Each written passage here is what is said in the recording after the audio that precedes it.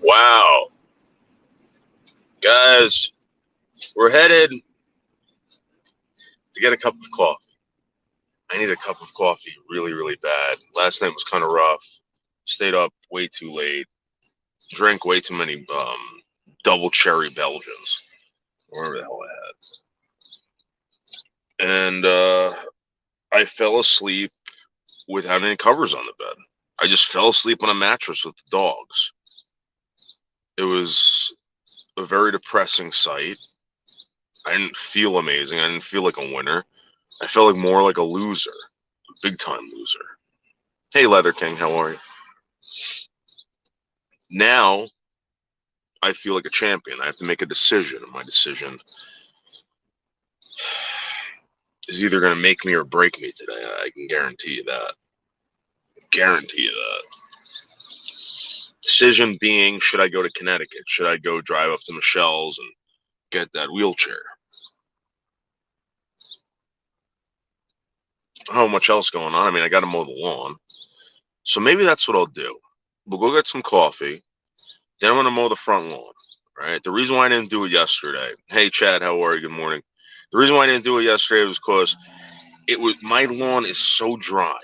So dry. It's the new grass that they put in there. This is the first year with the new grass, and I do not like it. And a lot of the rocks are coming up from the soil. And it's like, oh, I used to have such beautiful, lush grass up front.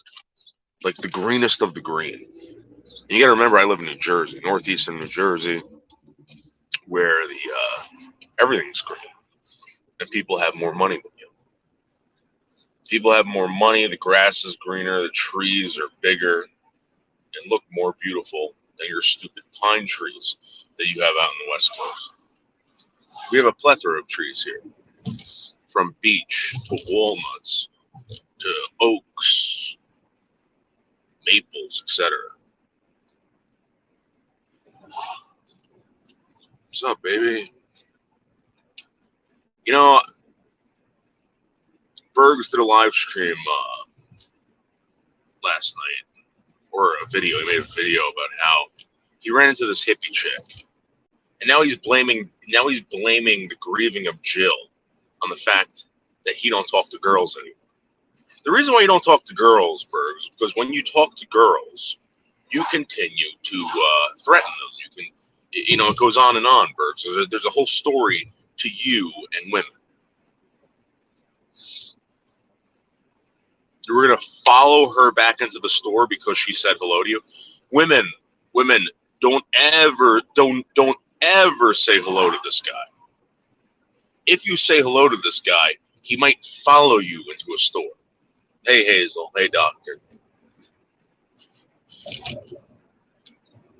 So right now, oh crap, why did I do that? I just passed this freaking place. See, I'm so tired. I gotta get this coffee. Now I have to make another U-turn somewhere. So easy. The Dunkin' Donuts was right there. I could have won it.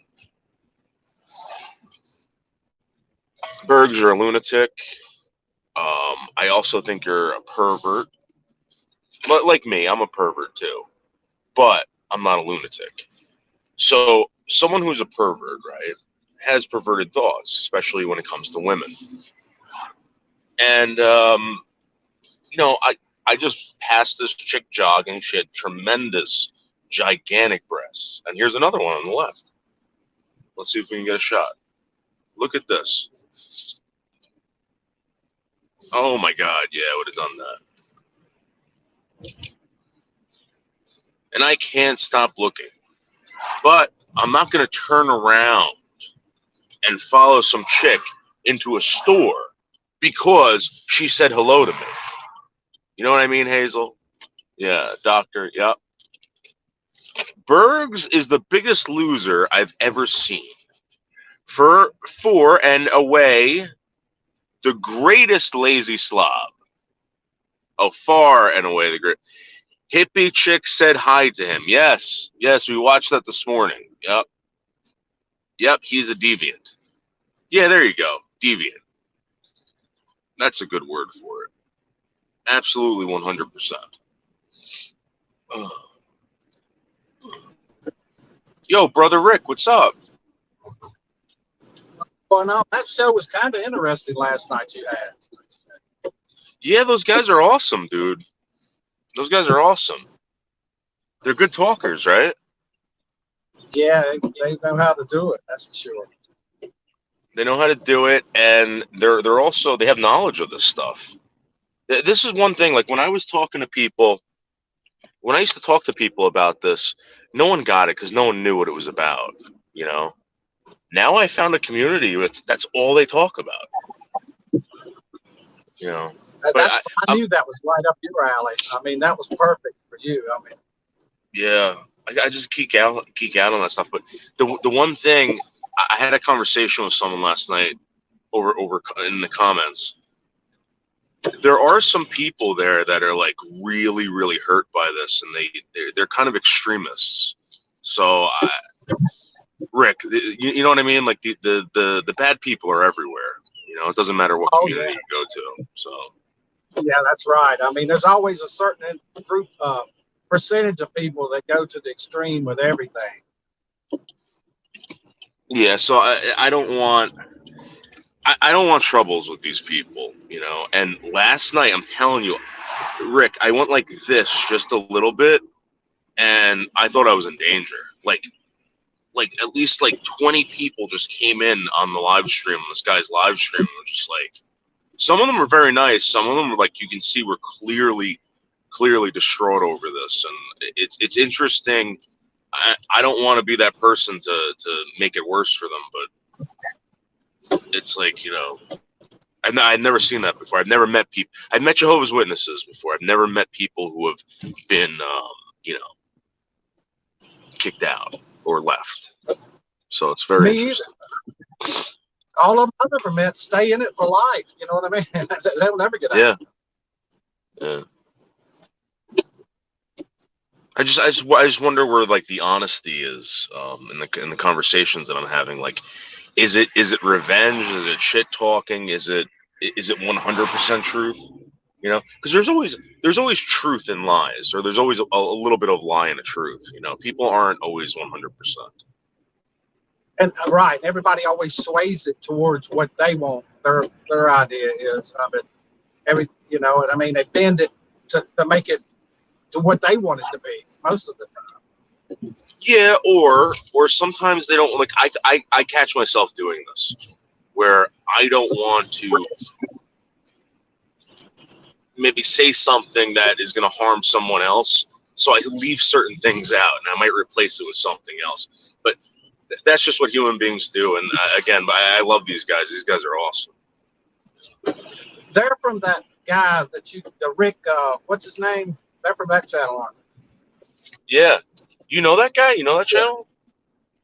Or did I introduce you to him? Said it 2 or 3 times, you know. Yeah. Yeah, that's his channel. The guy. So I don't really know the setup of the channel. I know that when I watched the live stream, it was this guy Rick, okay, and it was like a Paul Harvey setup. He had everything. He's an older gentleman. You know, he's not. I don't think he's wild or crazy. He kept his cool, and I don't see any kind of drug issues or alcohol issues or anything like that. So it seems like a pretty cool community, unlike the one that we're in. You know. Speaking of the one that we're in, did you see the comments at Zombies? No. Why? What happened? Well, there's this one guy in there talking about what all he was going to do to you. He had addresses still in there. I guarantee it's still in there. I just saw it about an hour ago. I went to Zombies to see if he was talking or anything. Was it that do not sub me asshole guy? Yeah. Yeah. I think it had maybe your mom's name in it or something. By the birth date, it would probably been your mom. You know? Yeah. Sorry, I'm backing up. Why? What did he say he was going to do? Oh, he's all kinds of stuff. Gonna make it hell. Then he was after he got through with you and your mom and sending emails to all your mom's friends. It reminded me of Botter, except it wasn't typed like Botter. It didn't look right. Yeah. I got through with her. He's gonna start on seasons next. Yeah. Yeah. So again, this is why you can't have zombies around. It's like these people, Rick. These people. When I started realizing who he was talking to, it was like, what are you doing? Because he was complaining about people like this. He used to call me up and complain about these suicide trolls and stuff like that. I'm like, zombies, that's who you're hanging out with. He was friends. Like, he started telling me, oh, yeah, I'm friends with Colton Wood. You know what I mean? I was like, what the f? Stay away from them fuckers. That's the best thing you can do, Yeah, that's what I've been doing. And it's just, it is what it is. I mean,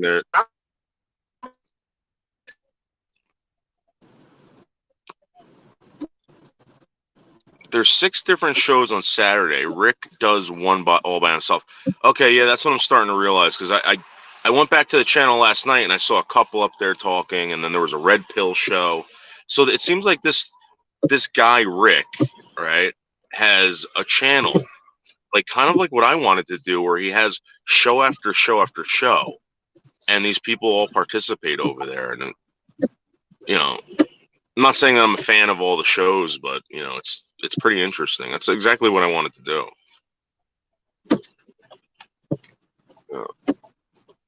Yeah, Lynn. Yeah. Hey, Hazel, Chad. Hello, everybody. I forgot that part. So, are you going to work, Rick? Or are you working? I'm working at Walmart today. Oh shit. Well, I got to go. I think I got to go to Connecticut. I don't know. I haven't contacted Michelle. So she DMs me and she goes, well, even if we get the wheelchair, I don't know where I'm going to put it. So I don't know.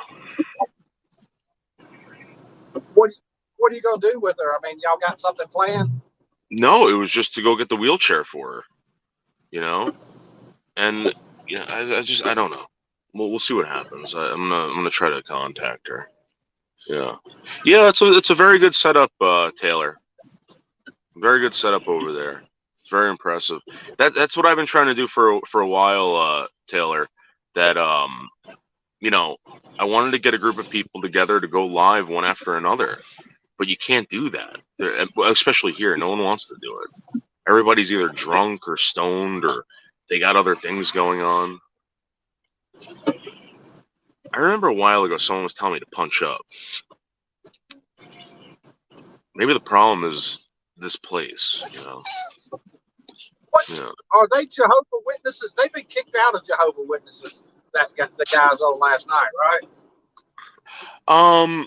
See, that's the thing. I asked them that. They said that they never got kicked out. They were never disfellowshipped. They just left. There's a lot of people who have left the congregations, and I guess they love to call it the organization. I struggle to understand what was the religion now. I mean, is it just Christian or what? Because you asked them one time and they kind of danced around that. That's the second time someone answered like that too. I don't want to push it, but it's the second time. There was a woman that I talked to. I asked her the same thing, and I said, "Are you Christian?" And she goes, "No." So a lot of them have even broken away from Christianity, or stepped away from Christianity. I don't know what word you want to use, but yeah. Dirk went up there to troll him, and he didn't know how to do it because he didn't know what the deal was. Yeah. So so in real life, if this guy, I believe this guy was an elder. All right. One of the traits these elders have, they don't get caught up in stupid conversation. They keep on track. Like, this is one when I started doing YouTube, I mimicked a lot of the elder, the way the elders went about things, the way they conducted their services and their talks. They're very good talkers, and they do not get sidetracked. They won't get sidetracked. They're very, very good at it. They're professionals. And I get that, why they're doing that. But how do you promote your religion if you can't even tell anybody what it is? That makes no sense. Yeah. Well, Taylor's saying I was born into a third generation. I'm Christian. So maybe there are people that stepped away from Christianity because of it, which is really, really bad, by the way. And that's one thing that I've always told people. I never want to drive anyone away from Christianity or even this organization. That's not my intent. And if you do that, if I do that, that's a big no-no. I don't think that's right. These people have personal stories and issues with this organization, and I don't doubt any of them, but I just kind of wonder what else was going on. I mean, for this Gigi was telling a story last night about a pedophile that was in the congregation, and it was all through hearsay. The cops never pinned it on anyone or whatever. There was no prosecution. And I think back to this community, and that's kind of like how it is here. Like, if someone accused Gigi of that without any kind of proof or evidence, like let's just say someone accused, nothing was ever done, he was never prosecuted, for the rest of Gigi's life, right? If he was over here, they would still call him a pedophile. You know what I mean? It's a good way to slander someone for life. Yeah, I tried every way in the world to listen to figure out what it was. I never did really understand what the religion was exactly. I never could get it. I thought that was intentional too. Yeah, you're a Christian, right, Rick? Yeah. If you ever left your church or you were ever kicked out of your church, would you decide one day not to be Christian, or would you go to a different church? Probably go to a different church. Yeah. So there's something with the witnesses that I'm telling you is completely different, where they're brought up in an organization. They live to promote this organization and this word and everything about it. And when they get separated from it, it's a humongous loss. And I think it creates something like Taylor saying, yes, a lot don't believe in God after they leave. That's what is that, tripping someone up or something like that? It's really bad. Yeah. Yeah. I remember one time when I was in my 30s, a guy came to me and said, "Hey, I'm into Masons. You've been doing this." He was coming to our business back and forth, and he said, "I'd like for you to join the Masons and come be with us." And I was 30-some years old, no internet. I didn't have any idea what he was talking about, really. I've heard of them, but I didn't know what it was. And a few days later, he come back and he said, "I need to ask you a question before you come to the lodge." He said, "Do you think there's one God or many gods?" And me being raised in a Baptist church, my whole life, I was like, "No, there's only one way. That's Jesus Christ. No other way to get there." And that dropped it. They never came back to me, never asked me anything. That killed it, because you got to be able to say there are many gods, and many different ways to get to heaven, to be in the Masonic Lodge.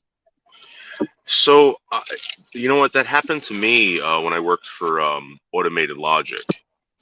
There was a supervisor who came to me about that one time, and at the time I was studying with the witnesses, and he knew this, and he asked me if I was interested, and I was like, "Well, what do you guys do?" And he goes, "David, we rule the world." That's what he told me. And that's kind of the way he explained it to me. We're kind of in charge of everything. I'm like, everything? Are you sick? Are you shitting me? Everything. The devil runs everything, Rick. The devil, not these guys. No. Yeah. And I actually said that to him. I was like, "No, the devil does," and he stopped talking to me. But anyway, again, you give your whole life to something, even a business, even a career, and it either that career gets rid of you or you get rid of that career. It's not good. It definitely causes some kind of issues. And these people are very nice people, in my opinion. I didn't have a problem with anyone, and they seem like this is their life now. It's affected them so much that now they're taking this on. So, right. Yeah. Save your Christian content for a Christian show. Most of us here are Jews. Yes. I don't know. Maybe. You can get kicked out of church. Yeah, I remember my mother getting removed from, I think it was like a communion or a confirmation I was doing, and yeah, I remember them removing my mother from the church. They escorted her out. You get For this what? fellowship, and you believe. So my parents were getting divorced, and I guess my mother initiated the divorce, and in the eyes of the church at the time, this had to have been in the late '80s, early '90s. That was considered a no-no. Oh yeah, that was a big deal back then. Yeah, Yeah, especially in the Catholic Church, they just don't put up with divorce. Years ago, you know. that's why some, unlike themselves, cause their doom. Yeah, I just again, I understand being upset and trying to right wrongs, but um, these people are also. And again, I don't want to speak for them, but this is what I got. I kind of got like they're fighting for families over there, families that have been torn apart because of this. So that is kind of a big deal. I saw that. I saw some woman come into the congregation one day while we were having a meeting, and everybody was like this, like they were talking to each other like this. It was weird. They sat down. The girl sat down with her family. Um, she got up during the meeting and left, and people followed her out the door. And I remember asking what happened with that, and they said, well, someone decided to come back that hasn't been here in a while. It was just it was very bizarre to see that when you see a group of people act like that, but they did. Dave, I got to run. My buddy's sitting here. He wants to talk for a little bit. So, All right, Rick, I'll talk to you later. Thank you for coming up. Yeah.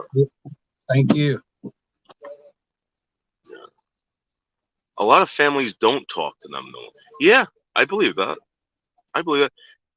There's certain family members I don't talk to either. And it has nothing to do with Christianity. I know for a fact a lot of people have those issues. It just seems like when you're throwing a third party into the mix, or maybe that's the reason why they don't talk to them. I could see that being a problem.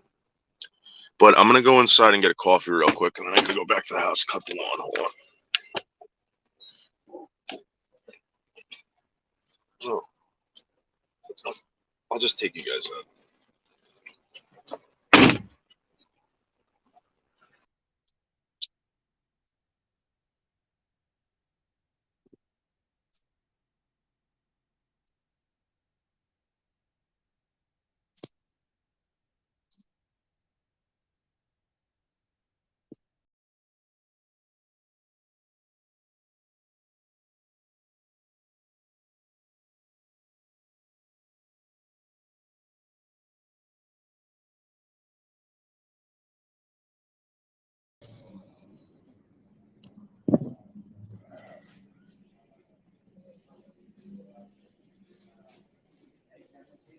Good evening. Ham? Okay. Go ahead, ham. We'll talk about ham. Sorry, you're about croissant stuff. Like croissants with ham and Swiss cheese. All right. Hey, all right. Can I get a large cream and sugar, please? Yeah, please. Celery cheese sauce with it. Sure. No. 520.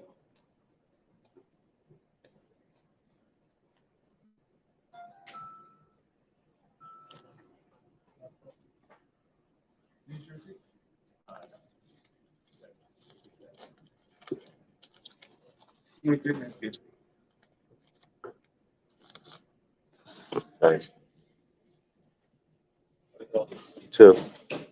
Thank you.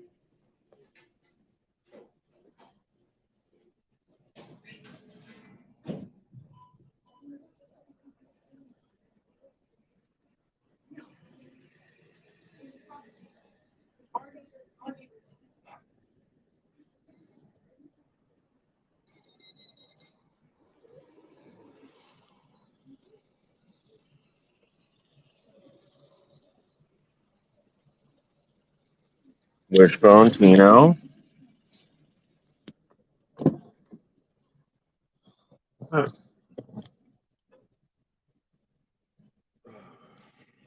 right, move over. Move over. Move over, bro. Move over. Oh. My favorite Zippo is the brass. I love the brass Zippos. Yep. You can't get better than a brass Zippo. Mine's actually starting to turn green. I peed on mine one time. Unintentionally. Hey, Sarah, good morning. How are you? My coffee maker doesn't actually make coffee. It brews coffee grinds. What do you mean it brews coffee grinds? Oh, thank you. Very good for you. Mike's impression of Johnny What is hilarious. Thank you, Dorian Gray. It is. Absolutely. Guys, Wishbone is out of control this morning. Out of control. Right, Wishbone? Yeah. Yeah, Mike and Dr. Mike and what have a long history. You're having Americano coffee. Wow. I'm just having some Dunkin' Donuts right now. You know what? I used to wake up every weekend and make my own coffee. I had a French press. I love that French press. I used to love making coffee. Now it's a big pain in the ass for me. I don't know if it's because I'm in pain constantly, or maybe I'm just getting older and lazier. I don't get it. But I used to love pressing the coffee. I used to love drinking the coffee. It was absolutely amazing. Wishbone needs a pup cup. What is a pup cup? Oh, you mean like a puppuccino? He's not going to get those. He's a very farty dog. And actually, when Seasons was here from Portland, when she came here in January or whenever she came, we had gotten Wishbone a puppuccino. And he farted for hours in the car. It was absolutely disgusting. Yep. Okay. Wishbone, you disgusting dog. Yep. I have just really bad sciatica. I got lower back problems. I slept with this egg underneath my back last night. It's oh shit. It's this thing that it's shaped like an egg. And it's supposed to, I guess, fix your posture while you're sleeping. But then your back just pops out and you have sciatica again. It really sucks. It ruins your day. Sometimes it ruins my week, or I still got to go to work. I still got to do certain things. It takes, when I get it really bad, if I got to urinate, I have to keep a bottle next to my bed. If you're laying in bed, to get out of bed with sciatica is probably about 15-minute thing. You can't just pop out of bed. And the severity zone. So right now, I'm probably at a level 5. Right now. 10, I'm out. I'm out of commission. Like there was one time where I could barely breathe. That's how bad it was. Back pod, yes, thank you. Taylor, it's okay. I've learned to live with it. I've learned to live with it. I know it's not going to get better. And, one day maybe I'll get a surgery for it, but not right now because I'm still hot.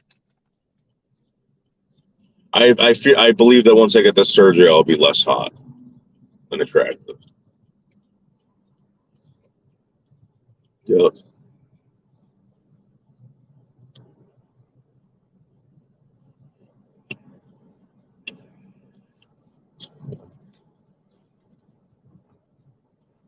Oh, man. Even older women are starting to look good to me. I don't know what it is, and I'm not getting erections anymore. Like I'm like, I think I've changed. I think my testosterone levels are really, really out of whack now.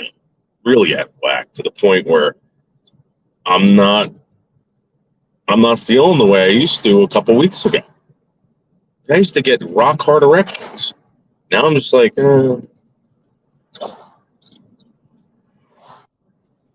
I think, wow, there's something about that woman that makes me attracted to her, etc. But I don't know what it is. and I just move on. Yeah.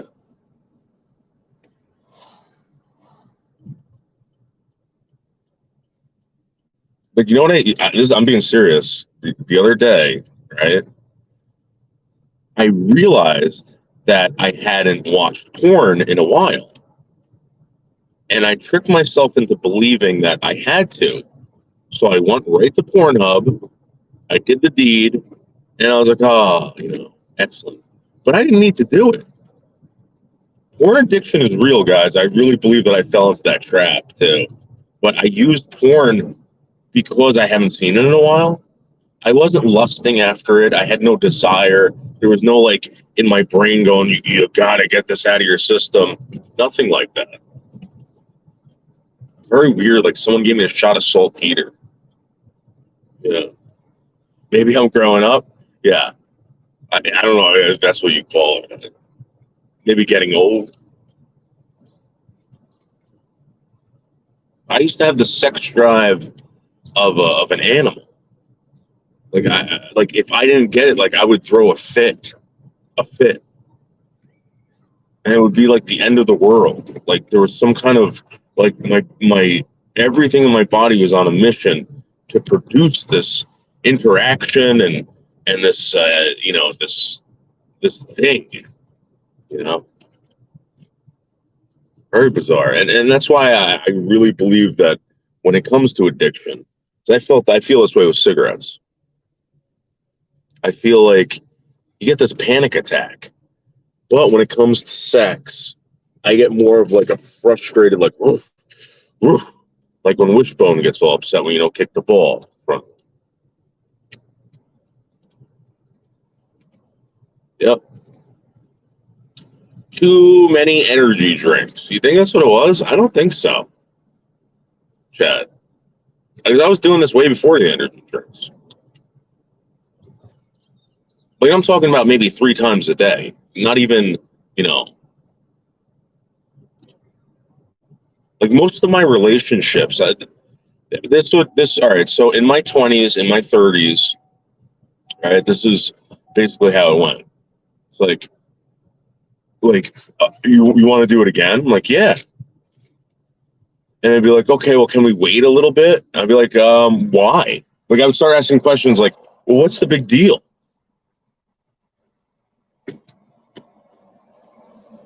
I'm gonna seatbelt on.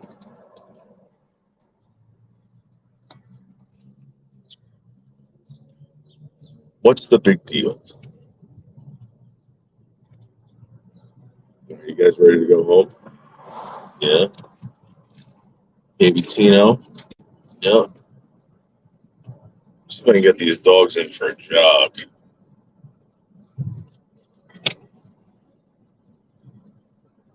So now they're starting to get frustrated. Yeah.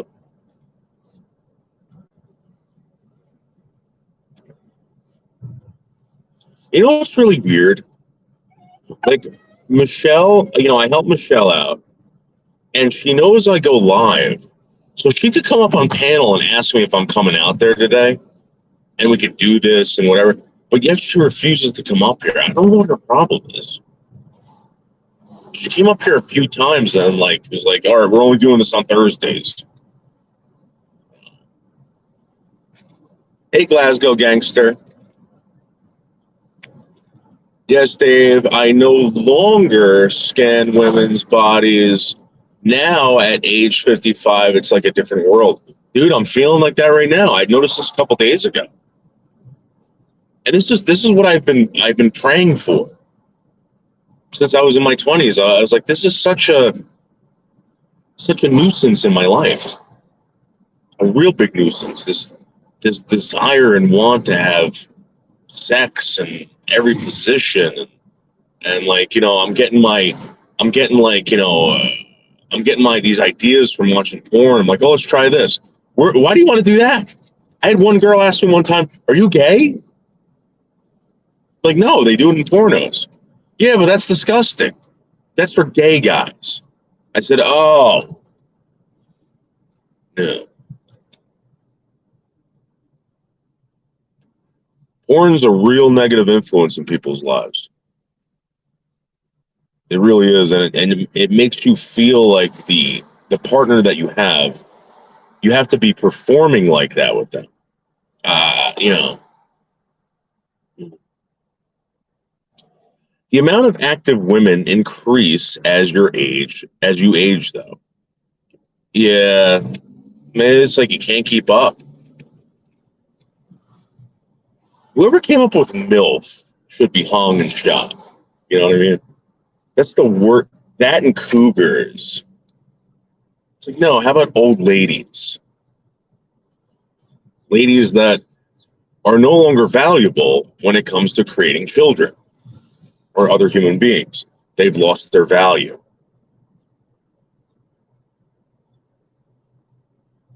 And you know what happens to things that lose their value? They usually get thrown the fuck out. You know? Who's double Nickel? What do you mean? No porn here, no FAP either. I guess my Jehovah's Witness friend Dan, he told me, he's like, it's not bad, like you don't have to do it. He goes, you know, you just live with it, and you think about what you're doing every day, and you work on it. And I was like, yeah, but like, there's got to be something, you know. There's got to be something that causes problems down there. And he was telling me everything that he's read is if you don't use it, you lose it in your urine. It just comes out in your urine. So you got a lot of spermy urine out there when it comes to no fappers. You guys are just urinating sperm nonstop. Yeah. Oh, right. Oh, hey, Dr. Yosef.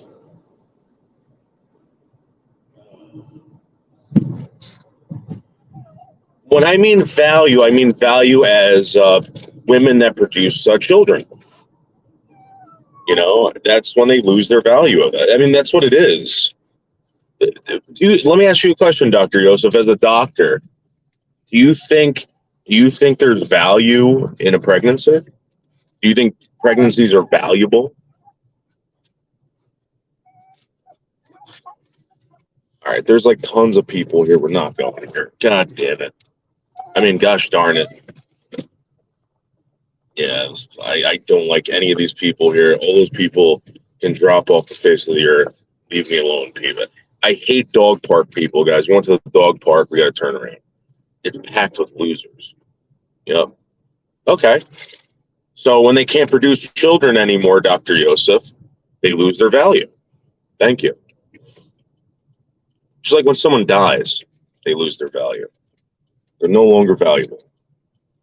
Something that was once cherished, shiny, brand new, ready to drink out of, is now cracked, stained. And every single time you go to sip out of it, it cuts your lip. Throw it in the trash. Throw it in the trash. Yep. Thank you. Value in the sexual marketplace, as it's called. Yes. Well, no, I mean, well, wait. You could still have sex at the age of 55. 100%. You could probably have great sex, and your sex life can be off the charts amazing. Okay? But as far as producing children, it decreases. You know, I mean, if the whole point of a woman to you is to be spry, young, and fertile, then they've lost their value. I want a partner. I want a helper. I want someone that's going to do everything for me while I lay around and do nothing.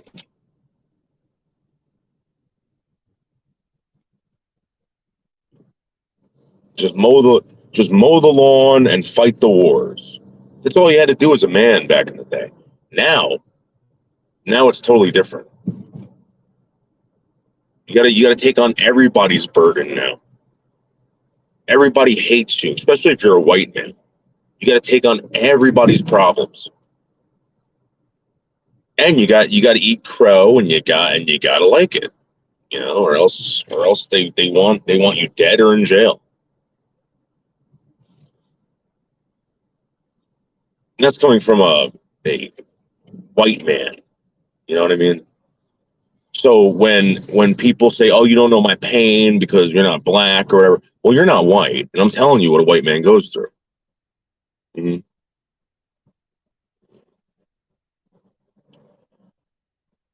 You get wiser. Yeah, I believe that, Taylor. I believe that 100%. Yeah, I still haven't seen that movie. You Yes, but value is the balance sheet. There's liabilities there. Okay.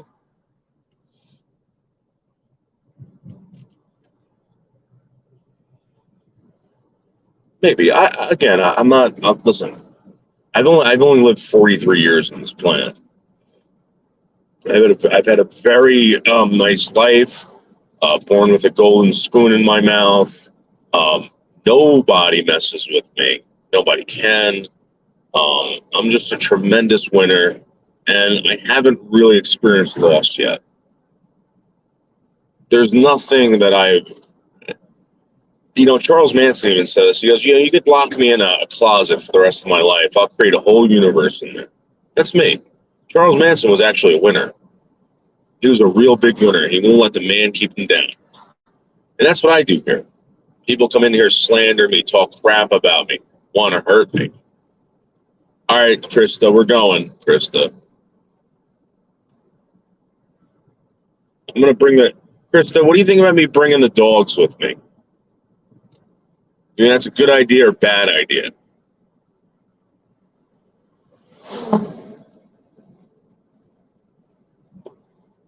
Oh.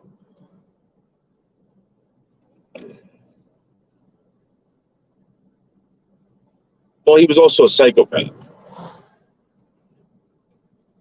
Listen, everybody with a good idea usually has bad intentions. Usually. And if you ask some of these ex-Jehovah's Witnesses, they'll even tell you, is worshiping God bad? Is getting together and worshiping God bad? They're going to tell you no. They're going to say, but when man starts running things, which unfortunately has to happen on this planet, because, unless you were around 2,000 plus years ago, you had someone there with you. You had the ultimate human being, Jesus Christ being the perfect human being. See, this is the thing. He was more perfect than Adam and Eve. Adam and Eve were perfect. But Jesus Christ had been living with God for a very long time. He had full knowledge. Adam and Eve could have asked God anything and gotten the answer, gotten the truth. But Jesus Christ had been doing that for a very, very long time, since the beginning. So this guy comes down in the flesh, right? He's like, listen, I know you're not going to believe this, but I'm the Son of God. I'm not the God. In fact, I pray to my Father like I would like you to do. And I want you to do it like this. Oh, by the way, I'm better than you at everything. That's telling you. It was 100% jealousy, and they hated this guy for this. They hated, because everybody was thinking, back then people were like, oh, when's the Messiah going to come? Who's going to birth the Messiah? Blah, blah, blah. Ruth was saying, oh, it's going to be my daughter. She's going to be the one that births the Messiah. And that's not the case. It was some woman, okay, Mary. And think of it this way. Think about how terrible Mary's life was when this happened. Even though it was the best thing that could ever happen to her. Because she's anointed forever. Mary is. Think about this. She goes and meets her aunt, who's like, listen, I've been trying to have a kid for a very long time, Mary. And this guy comes down. His name is Gabriel. And he talked to me and my husband, and I'm pregnant. It was an angel, Mary. Mary goes there to go visit her aunt, and because Mary wasn't the first Immaculate Conception, it was her aunt who had the first Immaculate Conception before Mary. So Mary goes and visits her aunt. Joseph's like, okay, listen, we're going to get married next week. See you soon, or next when you come back. See you soon. And Joseph was like a hardworking type guy. He was a carpenter. Younger guy, or younger guys have needs. Younger guys can't wait to get with their new wife. So this guy's counting the days, right? Joseph is counting the friggin' days that Mary gets back. She gets back and she's like, Joseph. She's like, I know you're not going to believe this, but I'm pregnant. And he's like, what? Yeah. Yes. It wasn't just Mary. You're right. It was her aunt, too. Yeah. Her aunt got pregnant before Mary. So Joseph's like, what are you talking about, Mary? How does this happen? Well, Joseph, you're not going to believe this. So I'm laying in bed, right? I just got done with a great conversation with my aunt. We had a beautiful dinner, blah, blah, blah. They told me all about this Immaculate Conception stuff. They're very, very happy. Well, one of the angels came down and talked to me, and they said, listen, not only are you going to get pregnant, but you're going to get pregnant with the Son of God, the Messiah. And I couldn't say no, Joseph. I couldn't. You weren't there. You don't know what it was like. It was out of control. I had to do it. Gabriel came down and told me to do it. So Joseph's like, I don't believe this. And you know what, Mary? Everybody in town's going to find out about this, and they're going to stone you to death. And Joseph went to bed that night being like, what? I'm sure he was calling her every name in the book, saying, I can't believe this is happening. Why is this happening? Blah, blah, blah. I'm done with her. I'm leaving Mary. I'm leaving this woman. Hey, Josh, how are you? I'm leaving this friggin' woman. This woman's no good, blah, blah, blah. Joseph goes to sleep, and all of a sudden he gets woken up by this guy, Gabriel, going, yo, bro, wake up. I got to tell you something. Joseph, you got to marry this girl. I'm telling you, if you don't marry her, okay, the son of God will not be born. They're going to kill this woman, and therefore they're going to kill the child way before it's supposed to die. Joseph's like, what? Like, Joseph just woke up. Joseph's got splinters in his hands. Joseph's got a sawdust up his nose. You know what I mean? And he just found out the love of his life, the woman he's about to marry, the woman he's been waiting for, comes back pregnant with someone else's baby. Gabriel finally talks Joseph into doing this. Joseph's like, okay, I'll do it. I'm going to do this for God. I'm going to do this for you, blah, blah, blah. I'm going to do this for Mary, the Messiah. Joseph's down. So Joseph's living with this, working every day really, really hard. Okay, really, really hard. The guy's a carpenter. And any union carpenter knows how hard you guys work. So imagine being a union carpenter without the drugs and alcohol. I mean, imagine that. Think about how terrible your life would be without the drugs and alcohol. So he gets a letter, or someone contacts him, and they're like, listen, Joseph, you got to go back to Jerusalem. The emperor over there, the Roman emperor, says if you don't go back there, they're going to kill you. You got to, it's some kind of like tax thing and audit. You got to go there and sign a book. Oh, and Joseph's like, are you serious right now? My wife is like pregnant with someone else's baby. There's, they're telling me it's the Messiah. This couldn't have happened at the worst time. Okay, Joseph, if you don't go, they're going to kill all of you. Okay, I'll go. So Joseph gets in a wagon, pulled by a goddamn mule, with his wife, who's pregnant, in the back, okay, with this other man's child. And he's miserable. I know this guy's miserable. I feel this guy's pain. If you're a man and you can't relate to this, and it doesn't. Your brain's not blowing up right now. It's not like they had a. They're stuck. He's stuck in a car with his 10 loud kids with air conditioning. He's stuck behind a fucking farting, shitting mule with a pregnant woman who he's not really, he's just like, I married you because I didn't want anyone killing you. Plus, Gabriel kind of told me not to do, told me to not get rid of you. He gets there, right? He gets to Jerusalem. Everybody's there. The city's packed. And I've been there. I've gone to New York City a bunch of times looking for parking. I drive around forever. And he's getting mad, He's like, all right, we got to go somewhere. We got to spend the night. Tomorrow we'll get this taken care of, and everything will be fine. We can go back to our normal lives, back to wherever Jew town we were living in, and we can live the rest of our lives waiting for this Messiah. So they get a barn. The only place they can go is a barn. In a barn, I don't know if you know this, there's animals in there. It smells like shit. It smells like whatever. These animals are, they're making snoring noises, crap like that, farting. There's no decency in a barn. So now he's dealing with this. He's got his pregnant wife, and he's got to worry about getting to this tax guy or this audit guy before it closes so he doesn't get executed.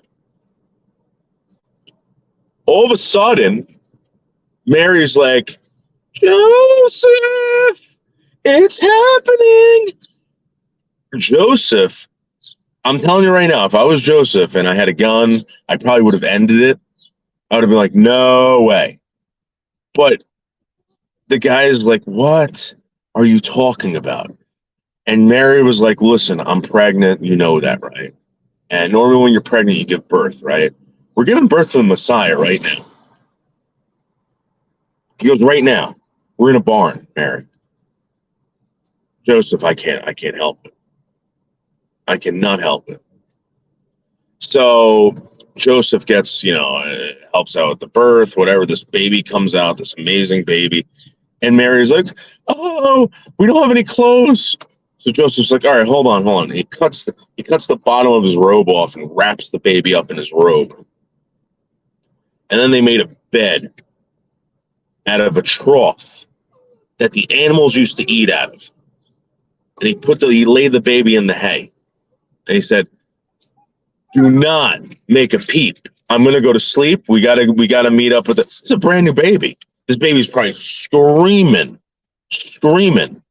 or maybe not. I don't know. Jesus Christ was probably a perfect baby too. But that's the story of Joseph. And then, he had to deal with this kid as he got older, constantly running away. Jesus, I'm going to tell you something right now. Jesus Christ, according to what I've read in the Bible, wasn't a brat, but he was a complete pain in the butt. If that was my kid and my kid was constantly running away, I'd be like, all right, there's a problem here. He seems like a real big pain in the butt for a human like me. Yeah.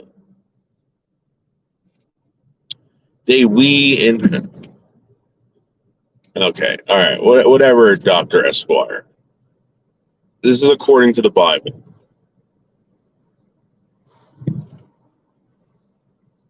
And that's the story of Joseph. If any man can't relate to that, if you're telling me you're a man and you can't relate to that, you don't feel that guy's pain, you're crazy.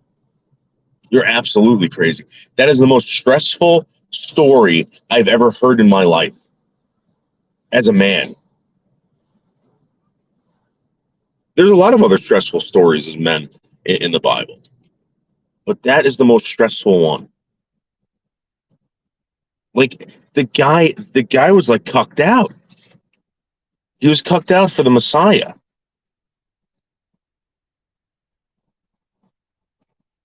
If that had happened, I'm trying to relate as a man of today. If that had happened today, they'd be calling Joseph a cuck. All his friends would have been like, that guy's a fucking cuck. People would not have been speaking well about them. Unless maybe someone had to have known. I mean, Joseph wasn't perfect. Mary wasn't perfect. So they had to have talked, you know. I'm sure Mary somehow told her aunt. Her aunt's like, Mary, I don't know if I believe you.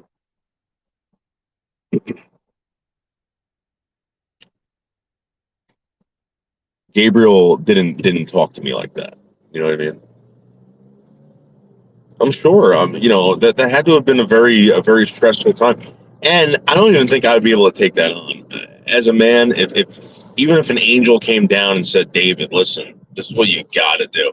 I'm like, okay, well, how much worse is it gonna get? It's gonna get a lot worse. In fact, this kid, you're gonna raise him and love him as your son, and they're gonna murder him. They're gonna kill your son. They're gonna murder your son. Not just murder him, but they're gonna torture him and then murder him in public.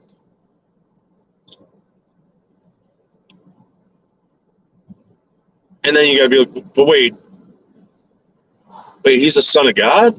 Can't he just like beat the crap out of all of them? And Gabriel's like, yeah, he could destroy many legions with just a whisper. But he's so devout to his father. You know, he's doing this for you, Joseph. He's doing this for everybody. But he's doing it because his father. He loves his father so much. He loves you so much because he loves his father so much. Or he loves you because he loves, yeah. Yeah. Thank you, Delicious Treats. I do have very good dogs. Yeah. A man takes on the yoke. A man is a man in harness of good deed. Yes. Speak English. You listen, Mike, I'm going to tell you something right now. When you talk like that to people, people think that you're crazy. When you talk like I talk to these people, okay, when you make them relate the story in a way that makes them feel compassion or maybe whatever, that's how you get them, Mike. You don't know how to get them yet. You just go outside with your goddamn kettlebells and your mace and you flex in the sun, showing off your legs.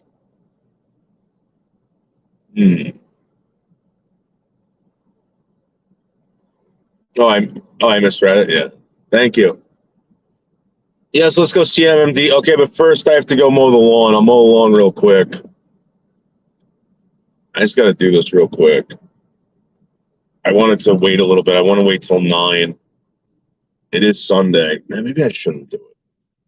Hey, Mike, you know how to start up a lawnmower, right? Mike?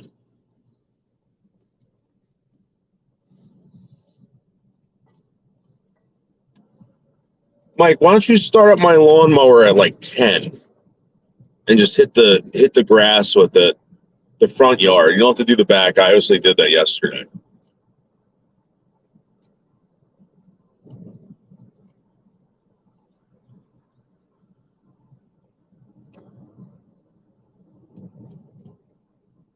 Oh yeah, we're getting a good soak in right now, guys. Look at this soak.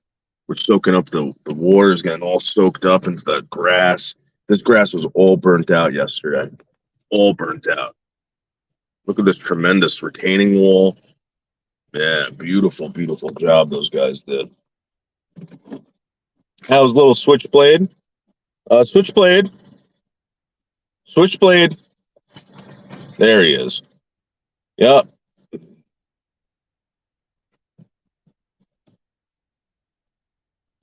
You're going to make him mow so you can see your giant girlfriend. Okay. I don't know why you gotta be so negative, Dr. Yosef. Dr. Yosef, what are you jealous of? Just out of curiosity, Dr. Yosef, what are you jealous of? Lay it on me, Dr. Yosef. Lay it on me. Who lives in that palace? A doctor, a prophet, and a YouTuber known as Noodles1980. Bobby Starr, and Leather King. Yep.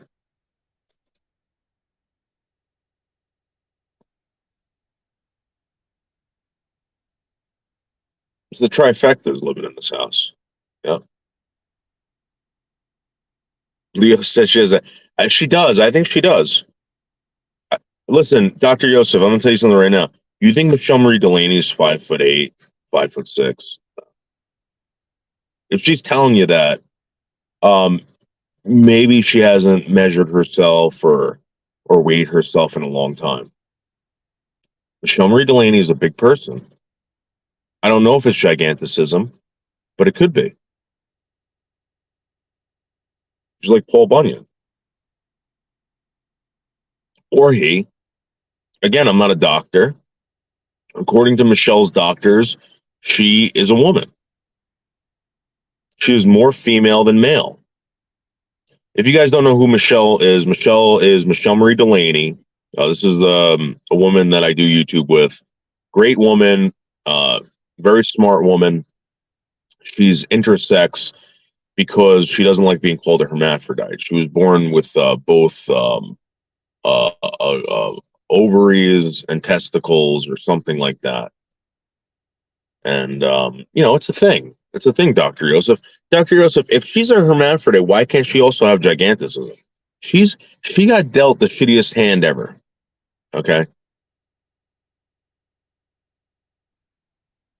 It's called fat. David, you're a misogynist, I think, sometimes.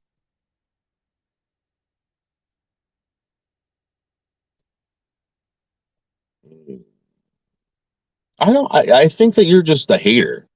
You're here to hate me. And again, nobody told you to come here. All I did was I clicked go live. That's all I did, Dr. Yosef. I didn't send you an email saying, get over here, light me up, do this. I didn't do that. You're here on your own free will. You feel compelled to be here, but I want to know what your intent is. Why are you compelled to be here, Dr. Yosef? Is it the good looks? Is it the voice? Is it the fact that I'm actually doing something today?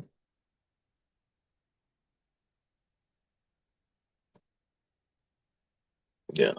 Thank you, Taylor. Thank you. She's not physically more female. Okay, whatever, dude. You're not a doctor. Well, you're not her doctor. Mike, if you want to come with us, do you want to come to Winstead with us this morning and help out? And you can check her out and find out if she's more female than male or more male than female. We'll get her on the table and you do a full exam on her.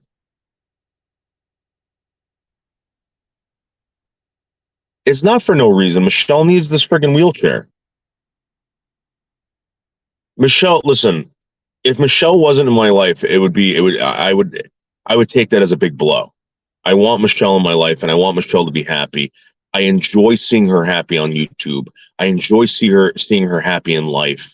And she needs this wheelchair. We need this wheelchair to get her out and do things. We're definitely going to need it next week. So I'm going to be rolling in the dough once you pay me. Dr. Esquire owes me a lot of money. A lot of money. I purely come here in the hope of seeing Sherman. Well, Buff, what happened to you last week? We saw Sherman. Wishbone almost killed Sherman. You saw that. Well, Krista, Michelle's also a good friend to me.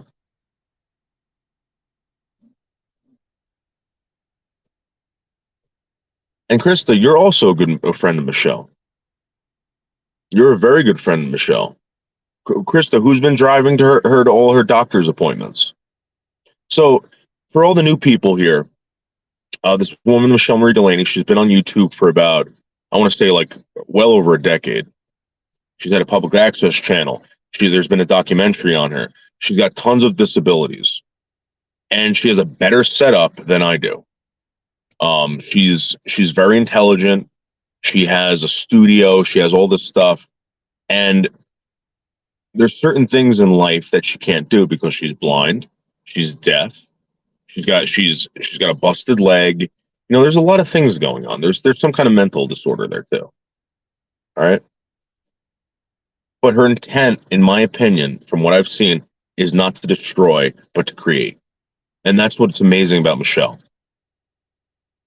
And people see that, and that's why people love Michelle. I think that's why people want to get involved with Michelle and help out Michelle. And I totally suggest everybody do that. Get involved with Michelle Marie Delaney. Help this woman out. Everybody needs help, guys. Everybody needs support. Even I do. She's a good friend. I know I'm a good friend. Yeah. Krista, I told you this. The devil hates you. The devil hates people like you, Krista. The devil's going to make your life super, super hard. Sherman, a small dog too. Never saw him myself. No, Sherman is a Puerto Rican schizophrenic that lives at the Rockland Psychiatric Center in Rockland, New York. We visit the Rockland Psychiatric Center every couple of weeks. We talk to the patients there. We drive through the facility. Guys, this mental illness in this country is a very big deal, in my opinion. And the way people are being treated is absolutely disgusting. And I didn't know that until I started working for the VA. Yep.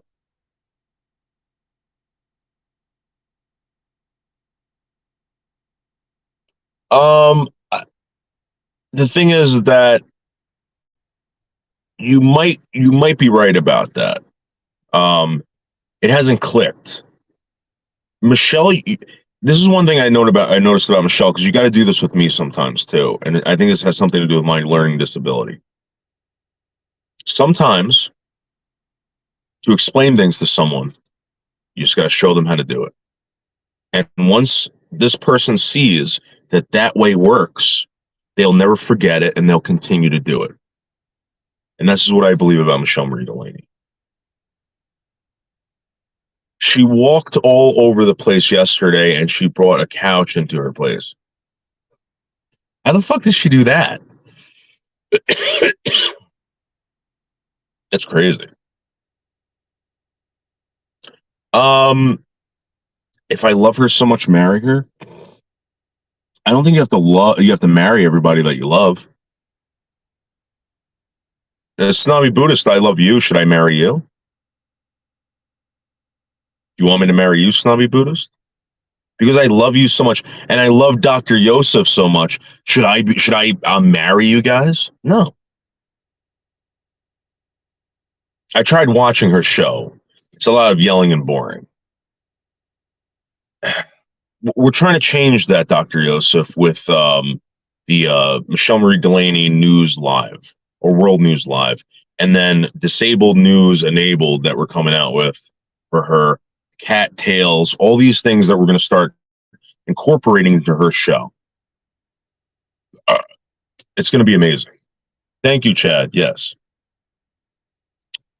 Have no idea, but she did it. Yeah, Krista. Michelle is amazing. Michelle is an amazing, amazing person, 100%. Kyle the Brat. There's Kyle the Brat. I get there's a lot of entertainment over there. There's a lot of entertaining things. All you got to do is pay attention. You pay attention once over there, you're hooked. You can love someone as a friend. Absolutely. Absolutely. Krista, I love you. Should I get married to you? No. Krista, you want to be able to handle me anyway. Krista, you want to be able to handle me. I'm too rough. I'm too needy. I might be too big. You know what I mean? You might not be able to handle me.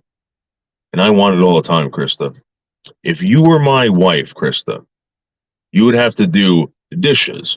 You'd have to take care of the children. You would have to do the cooking, the cleaning. And you'd also have to be with me at least 3 or 4 times a day. Are you willing to take that on, Krista? There's your motive. She's entertaining, dude. Again, I love creation. Michelle Marie Delaney is a creator. I think she's put it to this way. The stuff that Michelle comes up with, the cartoons, the stories, everything. You can't come up with that in a million years, dude. In a million years. This woman is so special. This woman is great, in my opinion, 100%. Hey, Leo, good morning. Oh, yeah, right. Yeah, right, Krista. Yeah, right. 4 times a day, Krista? Krista, I don't mean to pry, but how many times a day are you pleasing your man? How many times a day, Krista? I disagree. No content creation. I don't. Dude, try doing what she does. Reenact the Michelle Marie Delaney live stream on your live stream today. You can't do it. You don't have the green screen. You don't have the fucking call-ins. You don't have the soundboard. You can't do it. It's physically impossible for you.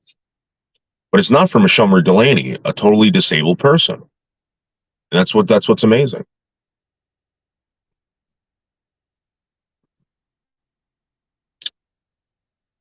Whoa! Really? All right, then I stand corrected, Krista. I stand corrected. You're a good woman, Krista. Yep. Okay, Dr. Yosef. I mean, not Dr. Esquire. Okay. There's too many doctors on this friggin' panel.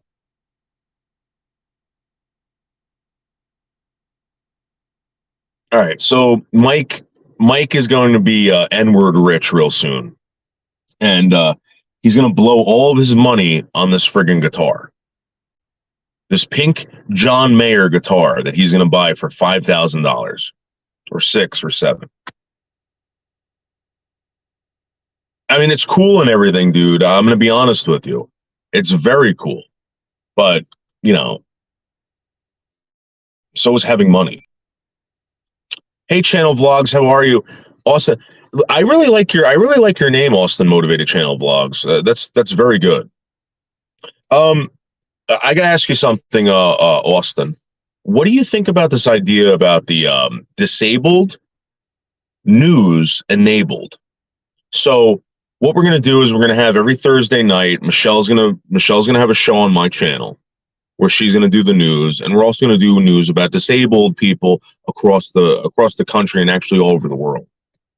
And I would like to have more disabled people up on panel when we discuss this stuff. Yeah, so that's disabled news enabled. Yep. That's got to keep your man happy. Yeah, you got to keep your man happy. You got to. I mean, you can't let your man, destroy you in a way, but yeah, you got to, Krista. This is one thing that I suggest this to every woman out there. All right. If your husband is going to go out with the guys, okay, he said, hey honey, me and Rick and Bobby and Botter, we're all going to go out tonight and we're all going to go to this bar. You got a problem with it? As a good wife, you're going to say no. You're going to say, everything's fine. Have a great time. But in the back of your mind, you're going to be like, well, that Botter that he hangs out with, and that Bobby, they're puss hounds. They're big-time puss hounds. And they might lead my husband into a conversation with a not-so-savory woman. And what happens if he's a little weak while this is going on? Women, take care of your man before he leaves the house. And take care of him good. Get it all out. Make sure when he goes out, he's totally relaxed. He's not gonna, because you don't want him, getting any kind of ideas when he's out with his disgusting friends, Rick, Bobby, and Botter. Yep.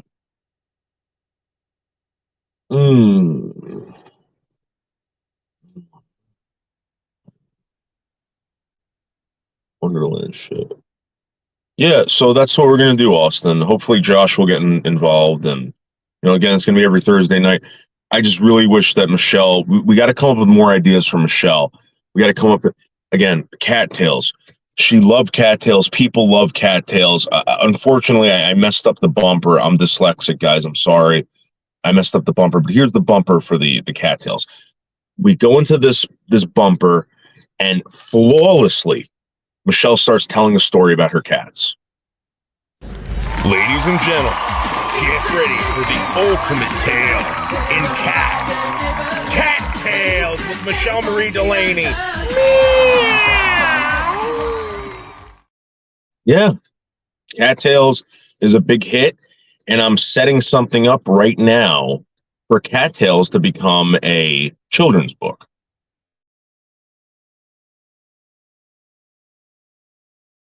As you know, Michelle Merlani books, she's a cartoonist, all this stuff, amazing. This woman is blind and deaf, guys. Yeah.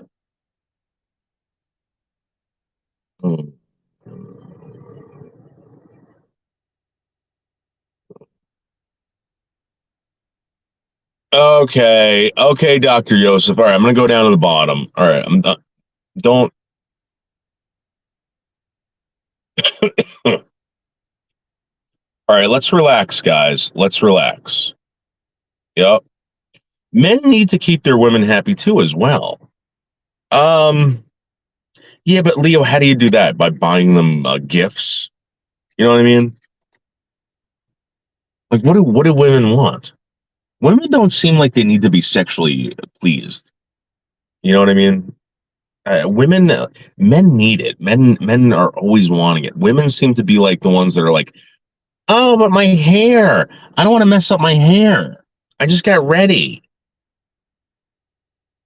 Like I'm gonna be honest with you. I would have sex in a suit. I don't care. Just as long as I have that sex.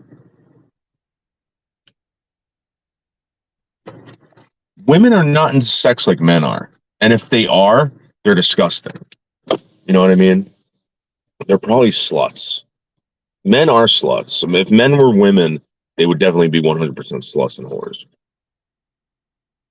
Yeah, cattails. It's the new thing.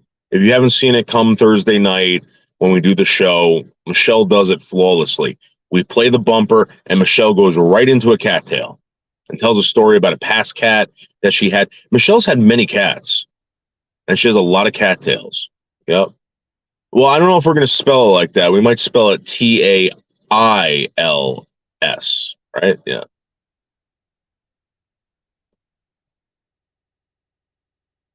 Beethoven. Yes, Beethoven's big and deaf. Yeah. You was fuck there. They've never taken a girl to outer space.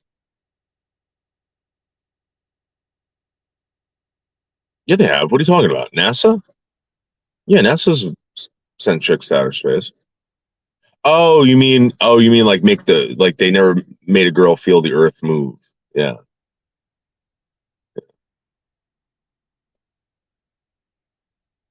I always say that. Like after I'm done having sex and I know that it was like terrible for them, it was just like like I'm talking about like wham bam, thank you, ma'am. And I'm like, oh my God, did you feel the earth shake like I did? And they're like, what? Like or I just get, because oral sex is a big thing in relationships, let's be honest. So if you were getting fellatio from your girlfriend or your wife or whatever, and then after you're done, you'll be like, oh, wow, that was amazing. Did you feel the earth shake like I did? And then you laugh and walk away. Yeah. I got to go. I'm going to Home Depot, baby. I'll see you in a couple hours. A couple hours? What are you going to do at Home Depot? Shut up. Bye. See you later. Yeah. Do a big burnout in the driveway, and you fucking blast in Paradise City all the way to Home Depot. Yeah.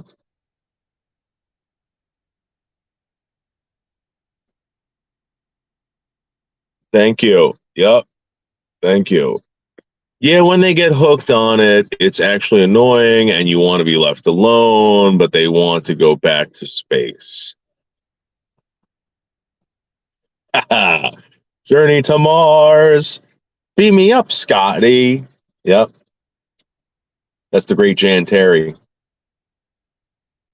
Great Jan Terry. Shut up, bitch. Go fix me a turkey pot pie. I don't talk to women like that. That's too much. Mud flaps. That's too much. Because you know what? Think of it this way: you're talking to someone's daughter. You're talking to someone's sister. You're talking to someone's beloved. I don't like treating women like that. I do like encouraging women to do disgusting things, but I do not encourage women to be treated like garbage, or I do not want them to be treated like garbage. Yeah. Yes, space sex. Yeah.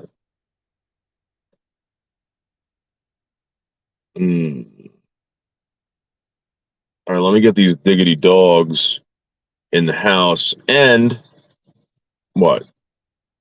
You want to go for a ride with me? All right, let me go get Mike. Can you do me a favor, Mike? Can you go get Captain America's harness, please? I just don't feel like getting out of the car. I'm so lazy right now. I'm about to go on a 2.5 hour drive to Connecticut to go pick up a wheelchair. You know what I mean? If you can do that for me, that'd be awesome.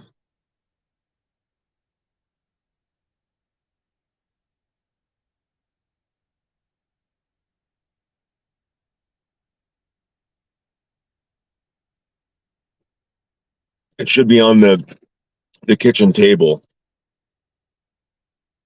Thanks. Oh, and when you come out, shut off the hose. I think we got enough water on the front yard, on the lawn. And then when you wake up from your slumber, just start the lawnmower, just fucking let it rip. Oh, you can turn that water off too, if you want to turn that water off.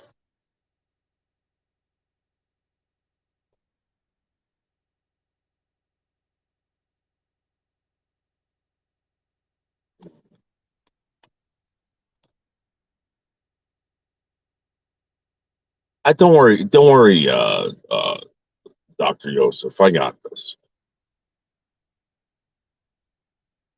All right, thanks. So I'll be back later sometime. Oh, can you go get me my weed inside? Huh? I'll go get it. Yeah, give me a smoke. I'll give you it. Where is it? No, I'll get it. Huh? I'll get it. Yes. Oh.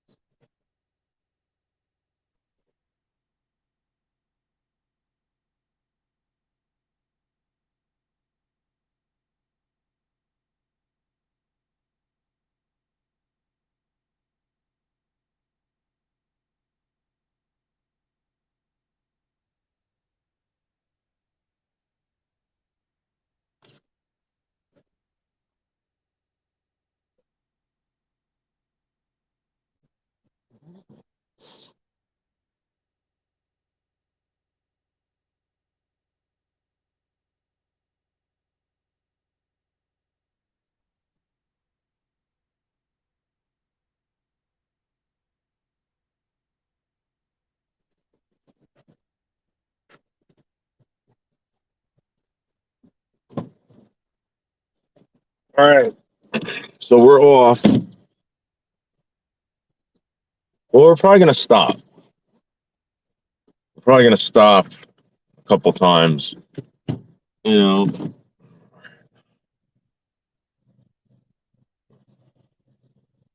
I usually stop at the Connecticut rest stop. There's one nice rest stop over there. I usually stretch and get out and do stuff.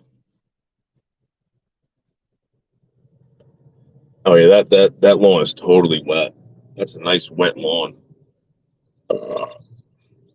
That's what, when you water your lawn, guys, don't really water it during the day. Water it in the morning or at night. They usually tell you like in the morning because what happens is the water actually has time to get absorbed by the soil. The roots start fucking sucking up all the water. They hold on to it. If you do it during the day, it just evaporates. It's just a waste of water. I did it yesterday for about 3 hours. I watered the lawn, and I did it because the lawn was so dry out. You know, the water wasn't even getting soaked up into the soil. It was just pooling up. It was incredible. I gotta get onto the Parkway North. Thank you, Chad. Yep. Thank you, by the way. Leo, I want to read that long post on zombies. Hook us up. Hook us up. Well, let's see if we can get the link out here.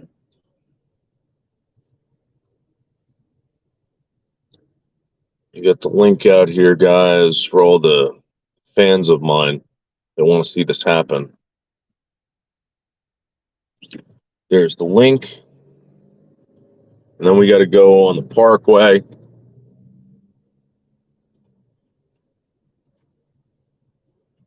Yeah. Thank you, Leo. All right. So, hold on, guys. Let me go to Google Maps. Hold on. Hold on.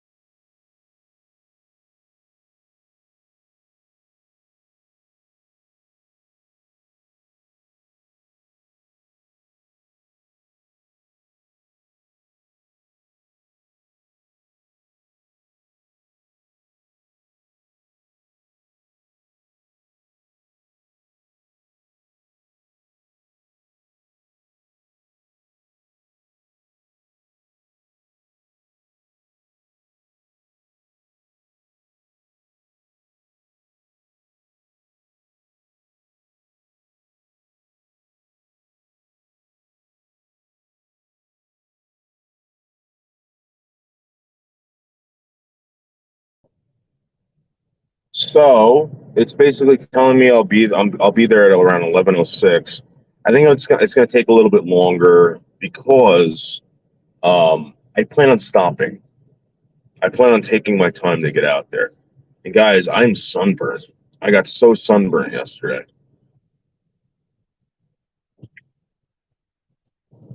Yep. Let's see. Yes. Yep.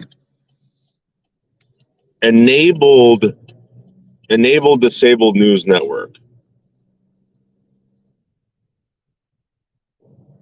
Well, what about disabled enabled? No.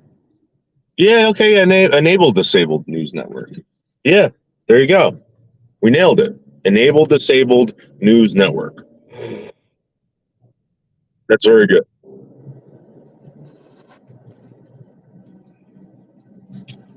Well, it looks like a clear sailing all the way out there, guys. All the way out there. I don't know what the ride's going to be like on the way back, but I'm telling you right now, it's clear. It's a smooth sailing all the way out there. An hour and 55 minutes. Of course, I'm going to take my time. I'm not going to go crazy over this. We're going to get there. We're going to get the wheelchair from Michelle Marie Delaney, and then I'm going to go home. Maybe take her out for lunch. Yeah. Thank you, Dr. Esquire. Yep. Yep. Josh went live. If people could go say hi to him. Guys, please sub up to Josh. The guy's a great YouTuber. He's one of the main reasons why I want to do this Enable Disabled News Network. Bringing awareness to disabled people and the stuff that they're going through every day in America and across the world. And I think the best way to show people that disabled people have a desire to live life and to be a part of life and to be a part of your life is by showing you these people who are disabled and who are amazing at being disabled. I'm gonna be honest with you. Bergs is not disabled. Bergs is horrible at being a human being, unlike Josh and unlike Michelle Breeden.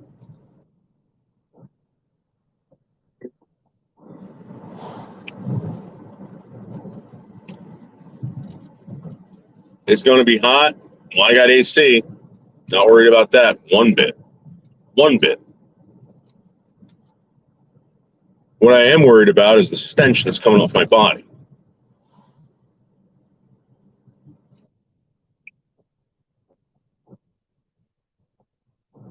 Okay. We're heading Garden State Parkway North.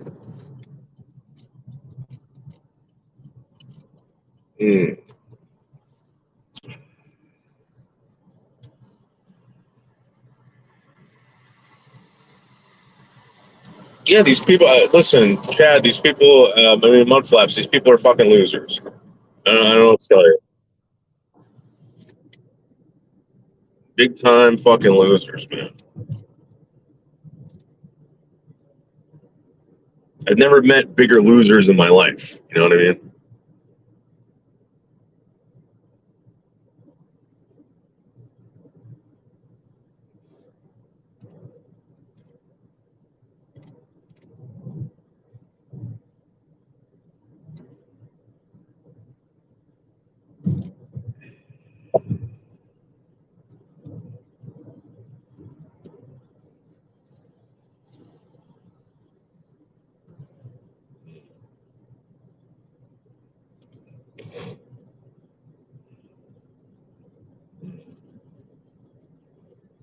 Let's listen to some stuff.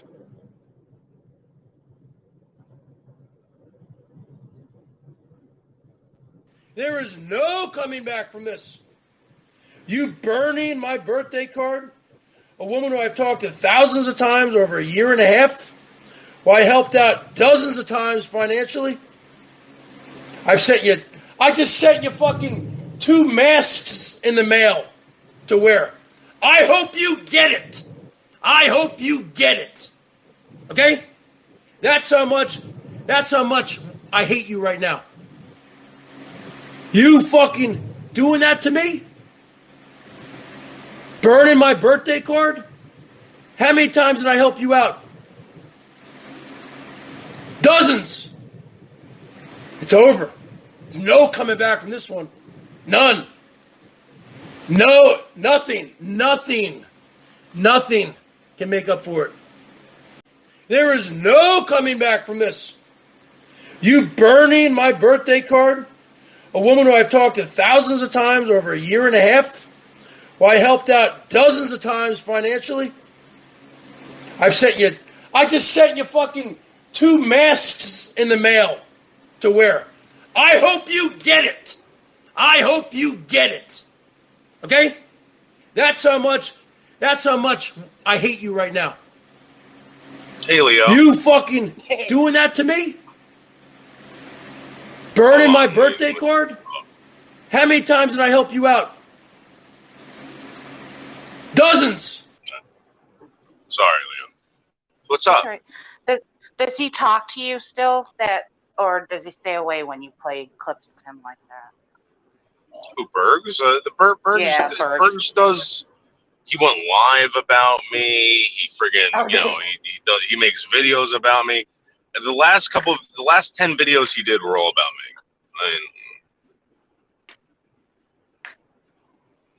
Are you surprised, Leo? No, but I don't watch him, so I don't know what he does. But it seems like whenever he runs out of content, he comes over and hangs with you for a bit. He uses me to resurrect his channel. Yeah, I think That's a what lot he- of people that's what he do. does. Yeah. That's what I get used for too. Isn't that weird? Even though their channels suck. Yeah.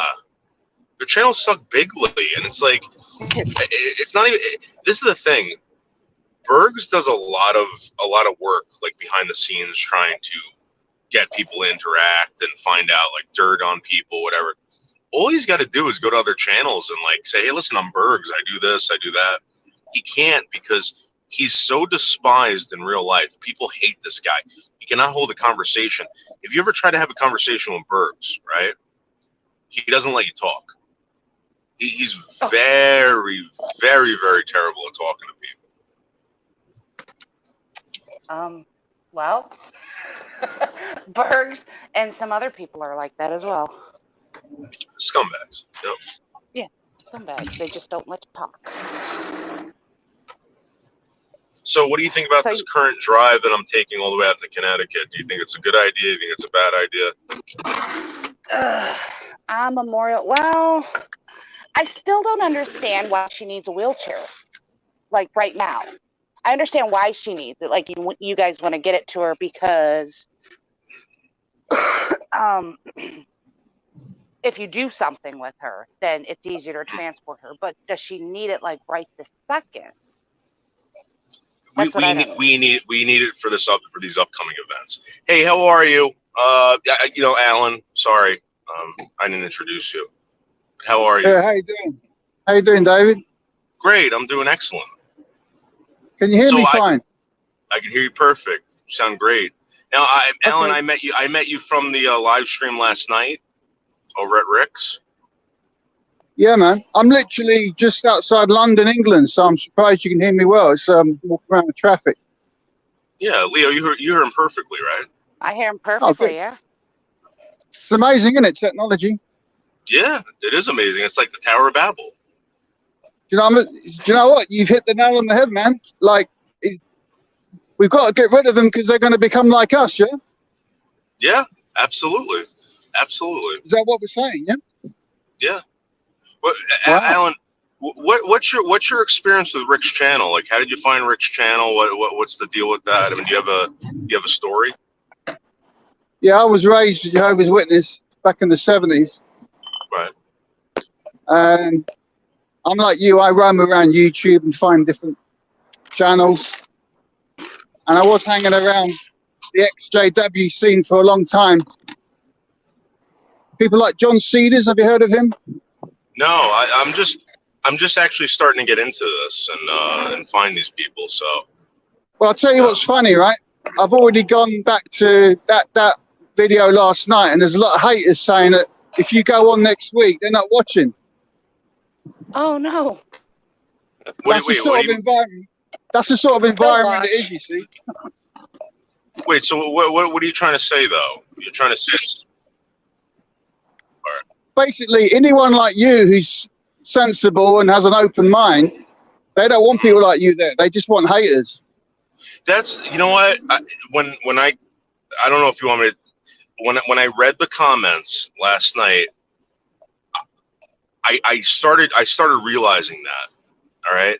And I told Gigi. Gigi was very nice to me. Gigi has a motive. Gigi has his thing going on. I get it, all right?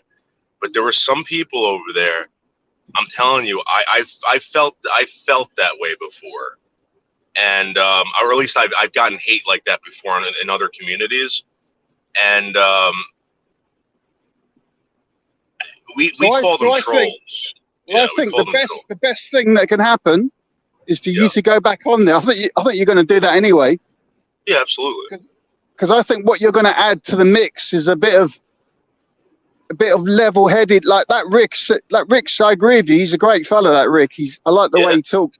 I know he's getting on in years. He must be in his 70s at least, but he's very slick, isn't he?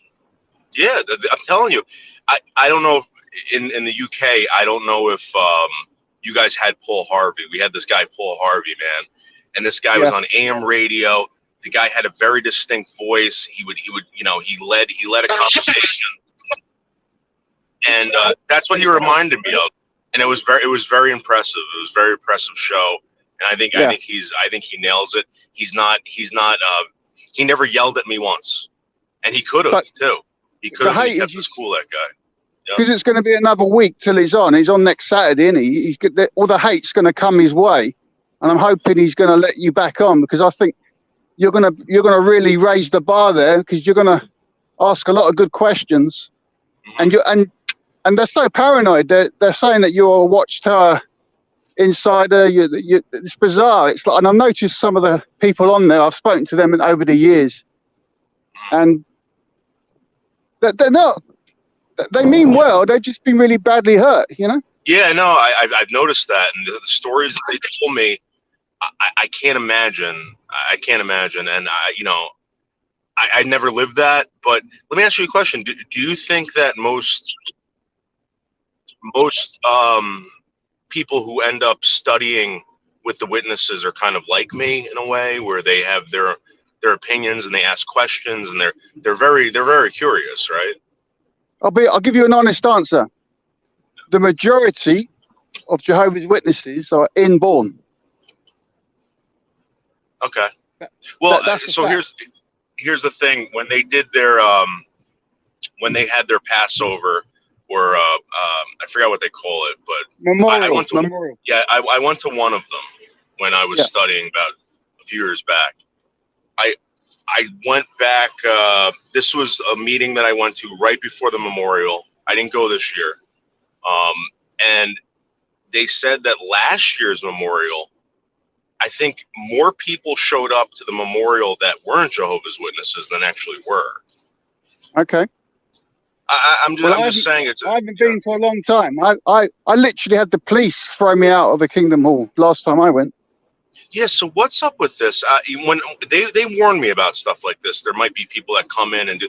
So you guys will go into. I'm not saying that you do it all the time, but there are people that go into these kingdom halls. They sit down, and then they cause some kind of disturbance. Like, what would you do if you were in a kingdom hall? Well, that's what you're right, but let me just clear that up. What I meant was that I was stitched up by a Jehovah's Witness, but. As you rightly said last night, there's a lot of people that go in there with bad intentions, who actually are active witnesses, and yet they're not really genuine, And unfortunately, a family of those were causing me a lot of trouble, and they were lying and causing me grief. It went to court in the end, and I was found not guilty. But that really hurt me, because I was genuinely trying to. I was disfellowshipped, you see, and I was trying to get back in. Yeah. And it was sabotaged for me. So, what is? Leo, this means a lot to these people. It means a lot. Right, but what is this channel? Is Gigi the owner of the channel, or who's the owner of the channel? Can I say the channel? Because you haven't said it yet, have you? No, because the reason being is because exactly what we talked about, and I don't want. Have to tell me.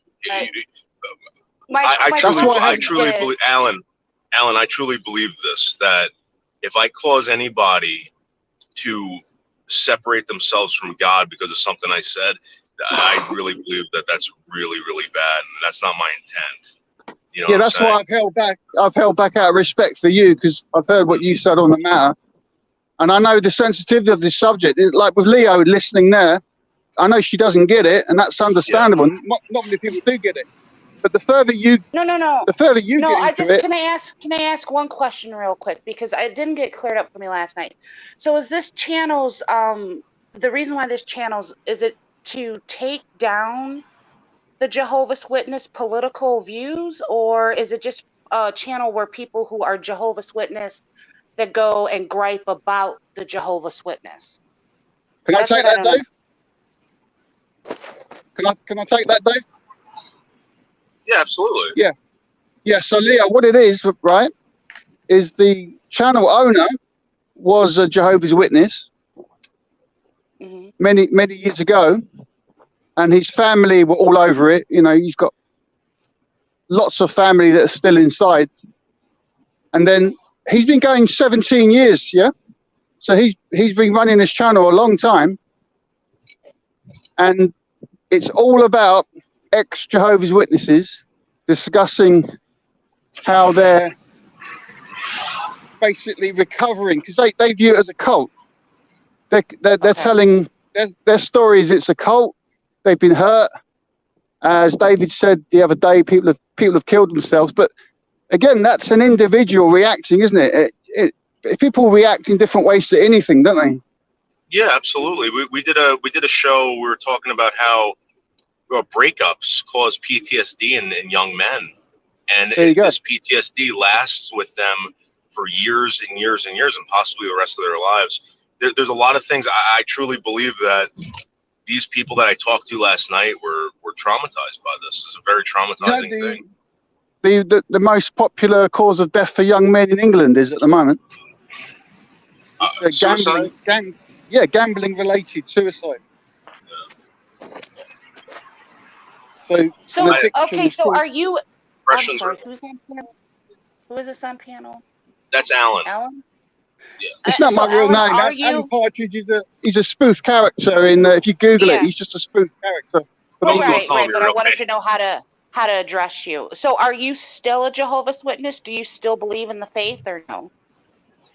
Well, as David will tell you, they were discussing disfellowshipping that night, and that means when you're like excommunicated from the Catholic faith, yeah. Right.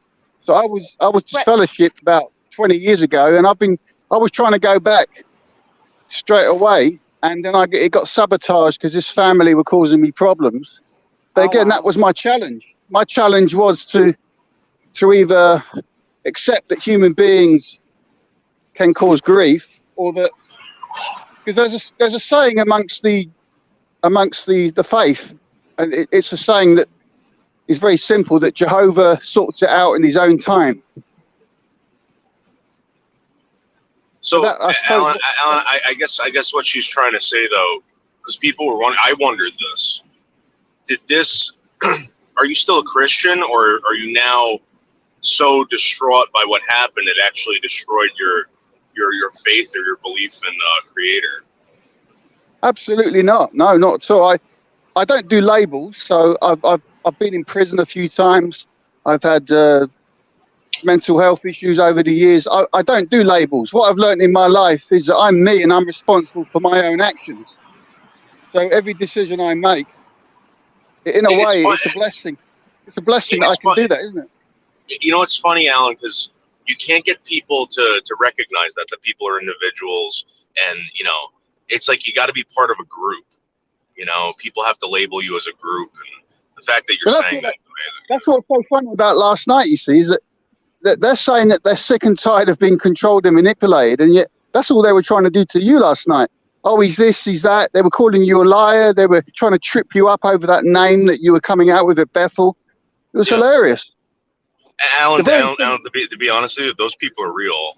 I'm telling you right now, those are Bethelites that I used to study with, that I had dinner with, and for them to do that, to try to discredit me because I had a good interaction with people, that's how I took it. You're an ex-Jehovah's Witness, right? I had a great conversation with you. I'm having a great conversation with you now. That would be like them saying, "Well, that guy is blah blah blah." I'm telling you the truth. I've never had. What I did was, because I've been on YouTube a few years. I've had all this done to me over the years. Yeah. As soon as people just play silly mind games. But what I did was I straight away clicked on your channel, and I flicked through a couple of your old channels. I worked you out within 5 minutes. I could see you were genuine. Yeah. But they wouldn't do that. You see, they wouldn't be interested in actually finding out if they'd got you wrong. No, I know. This is why when that guy came up there and he started talking like that, I kind of lost control. See, this is the thing. I used to be like that, where I would get in fights with people that when I knew I was right, I loved fighting with people. I loved it, But at the end of the day, I just realized what they're trying to do. They don't care about the truth. They don't care about this. They don't care about that.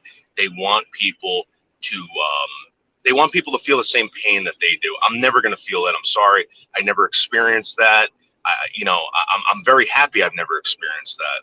And don't The be reason, mad the at me reason they're because I like did. that, the reason they're like that, David, is because you've made it quite clear that you respect Jehovah's Witnesses and you're interested in them and you like Yeah. what you see so far. And all that's Yeah, doing is a red rag to a bull, you know? They don't want to hear that because it's a hater channel.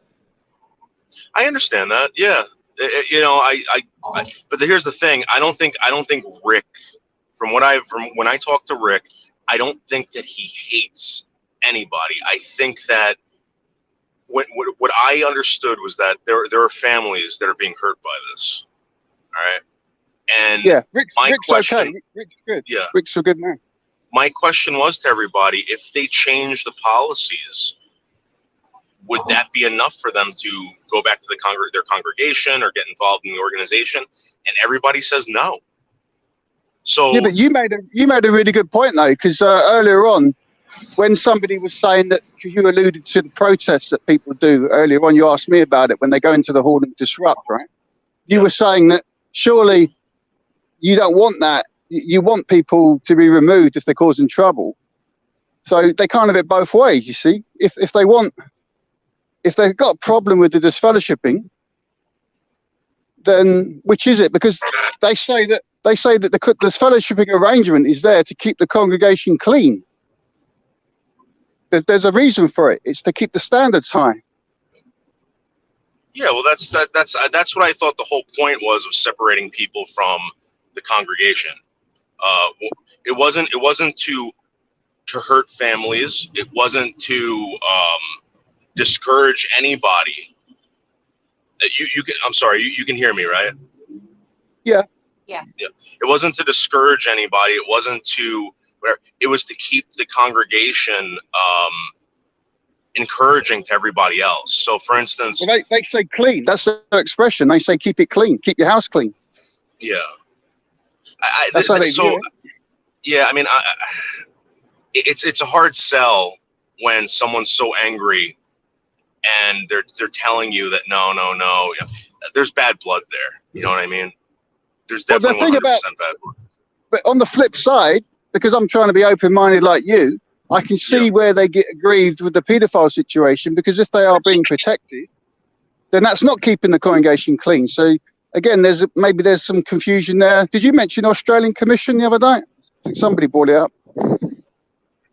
So my question is to you, right? This stuff happens all the time. The problem is with the witnesses. You guys are saying, sorry, I'm trying to look at this map while I'm talking to you. So what you're saying is that these people are hiding all this stuff and they're telling people to keep quiet. What do you think? What do you think the organization should do? Because I've heard that the organization, as soon as this is brought up, the police are involved. Again, you'd have to, if you're still studying, I suggest that you talk to the ones studying with you and ask them very clearly the question you're asking me, and then bring us back the feedback. That would be very interesting. Well, here's the thing I have, because I remember there was a couple of Bethelites that I used to study with, and you know how they do those little short films for the when they have their, not the memorial, but when they have the I think it's every 6 months that you go to convention. They have the conventions every 6 months, and they have those little short movies or short clips. I haven't been to one for about 15 years, but I'm aware of it because I've seen some videos. Yeah. Okay, so they play these videos, and they're kind of like short little movies. And one of the brothers and this couple that were Bethelites were in one, and it was on YouTube, and they were criticizing the movie. And I went to a meeting one night. I was like, "Hey, listen, so and so, I saw you on YouTube," and it was about how whatever. And he told me that everything that they do, as far as with the law and all that stuff, they are 100% for catching these people and making sure that they're brought to justice and all this stuff. They're not hiding anybody. So this is coming from a Bethelite, you know. Again, you're saying that that's wrong. You know, I don't know. No, I didn't say that. That's I didn't say it's wrong. I didn't say that's wrong. See, this is a very serious subject, and from what I know of you, I know that you do let people talk. So let me just stress that. I'm not saying you're wrong at all. I'm saying that it's a very sensitive subject, because when accusations are made, if there's no evidence, it's very damaging to that person. And obviously the child has to come first, but they have a 2-witness rule, and they have it for a reason. So let me ask you a question. If someone came and said, "Hey, you know, Alan is molesting me," blah blah blah, and the congregation just said, "Okay, well, you know what, Alan's out of here." All right. Do you think? And let's say it wasn't true. Would that be okay, or because that seems like kind of like what Gigi was getting at last night? Wouldn't do that. That's one of the things I know they wouldn't do. They would definitely ask questions. They would definitely try and figure out the truth. But whether or not they go straight to the police first, that's not something I'm 100% sure about. I'm wondering if they, because I've been told that they ring up the Bethel first of all and ask for directions. That's what I've been told, and it's also in their elder handbook, and that's something that isn't available. It's only available to the elders, but there are elders that leak that information. So it's in there. And if you go back a couple of videos, Barbara Anderson appeared on that channel, and she used to live at the headquarters and work there for 10 years, and she's got all access to all that information. My question to you is, if they had done that to Gigi, right, where they accused them of maybe rape or even murder, something really heinous, right? And he said, "Well, listen, I didn't do that, and you guys are going to kick me out of here because some guy is coming in the Kingdom Hall, you know, screaming about it, trying to cause a disturbance." You understand what I'm getting at? Like, there's just, it Well, doesn't seem right. But they wouldn't do that. That's my point. No, not at all. What they're more likely to do is the complete opposite. They're more likely to favour the man, the adult that's being accused. They'd start with that premise. They'd start with the fact that it's a false allegation and go from there. Because they want to keep their Leo, let me ask you a question. Leo, let me ask you a question. Do you think that if someone accused someone of rape, right, do you think that they should be found guilty right away, or do you think there should be a trial? Do you think that there should be an investigation? Well, obviously there should be an investigation.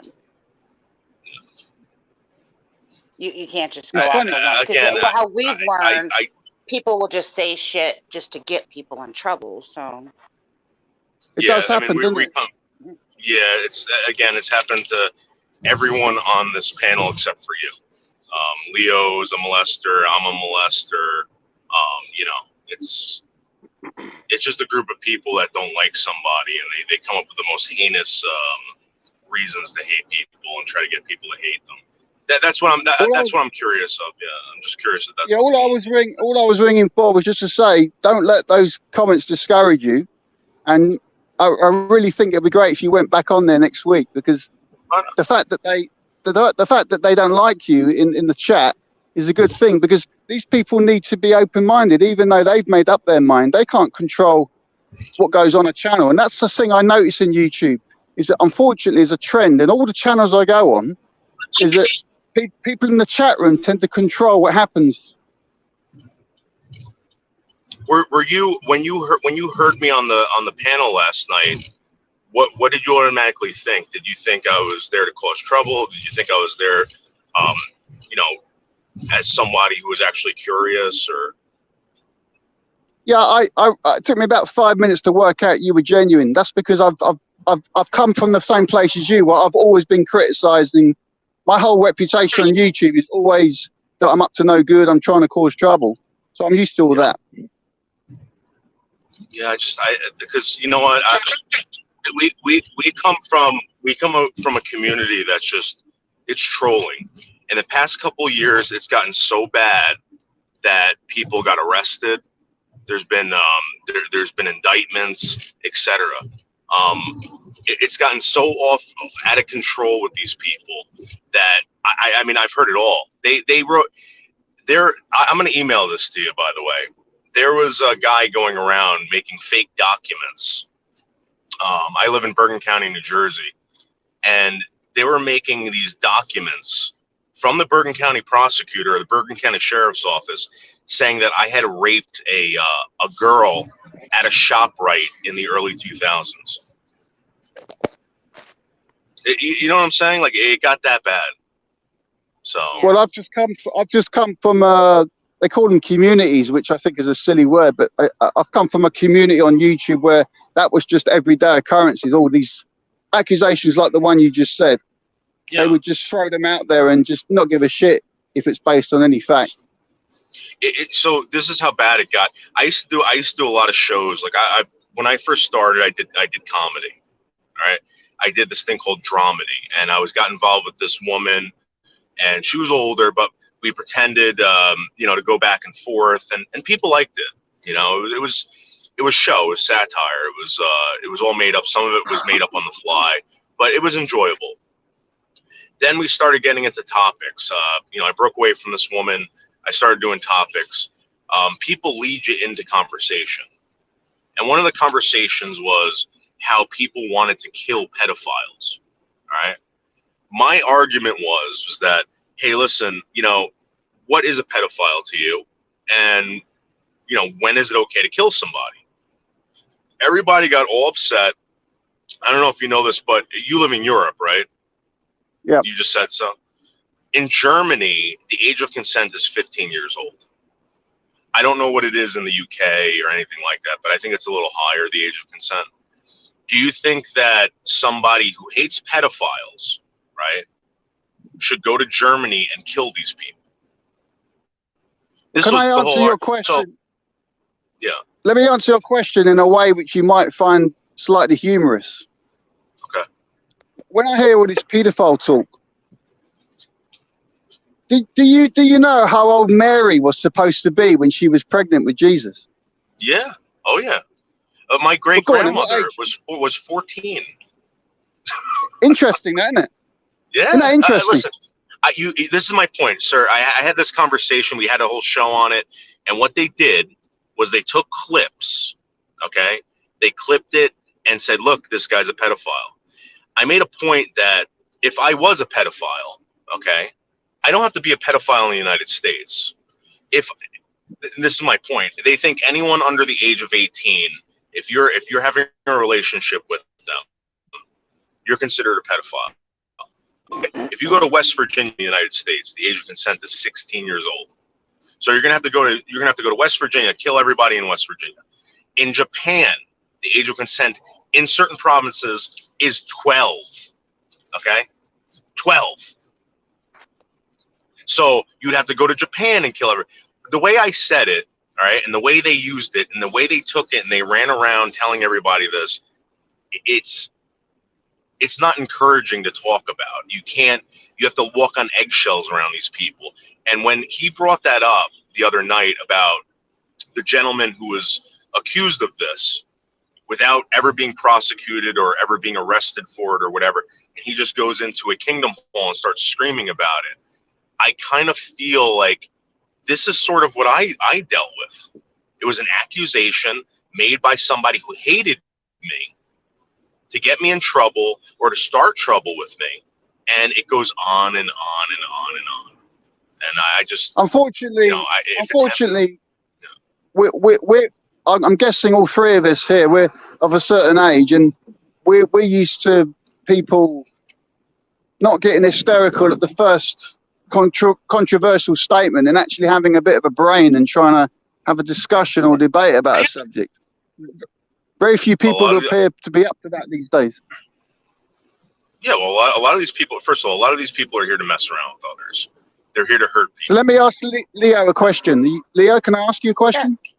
Yeah, sure. As a woman, how do you feel that most girls are capable of giving birth around the age of 13?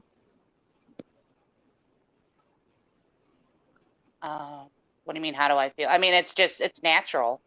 So I really There you don't go. have any feelings. Yeah. But isn't that interesting that you use the word natural? Yeah. So, but to become pregnant, you have to have sex. So is it natural for a 13-year-old girl to have sex? Right, but here's the thing.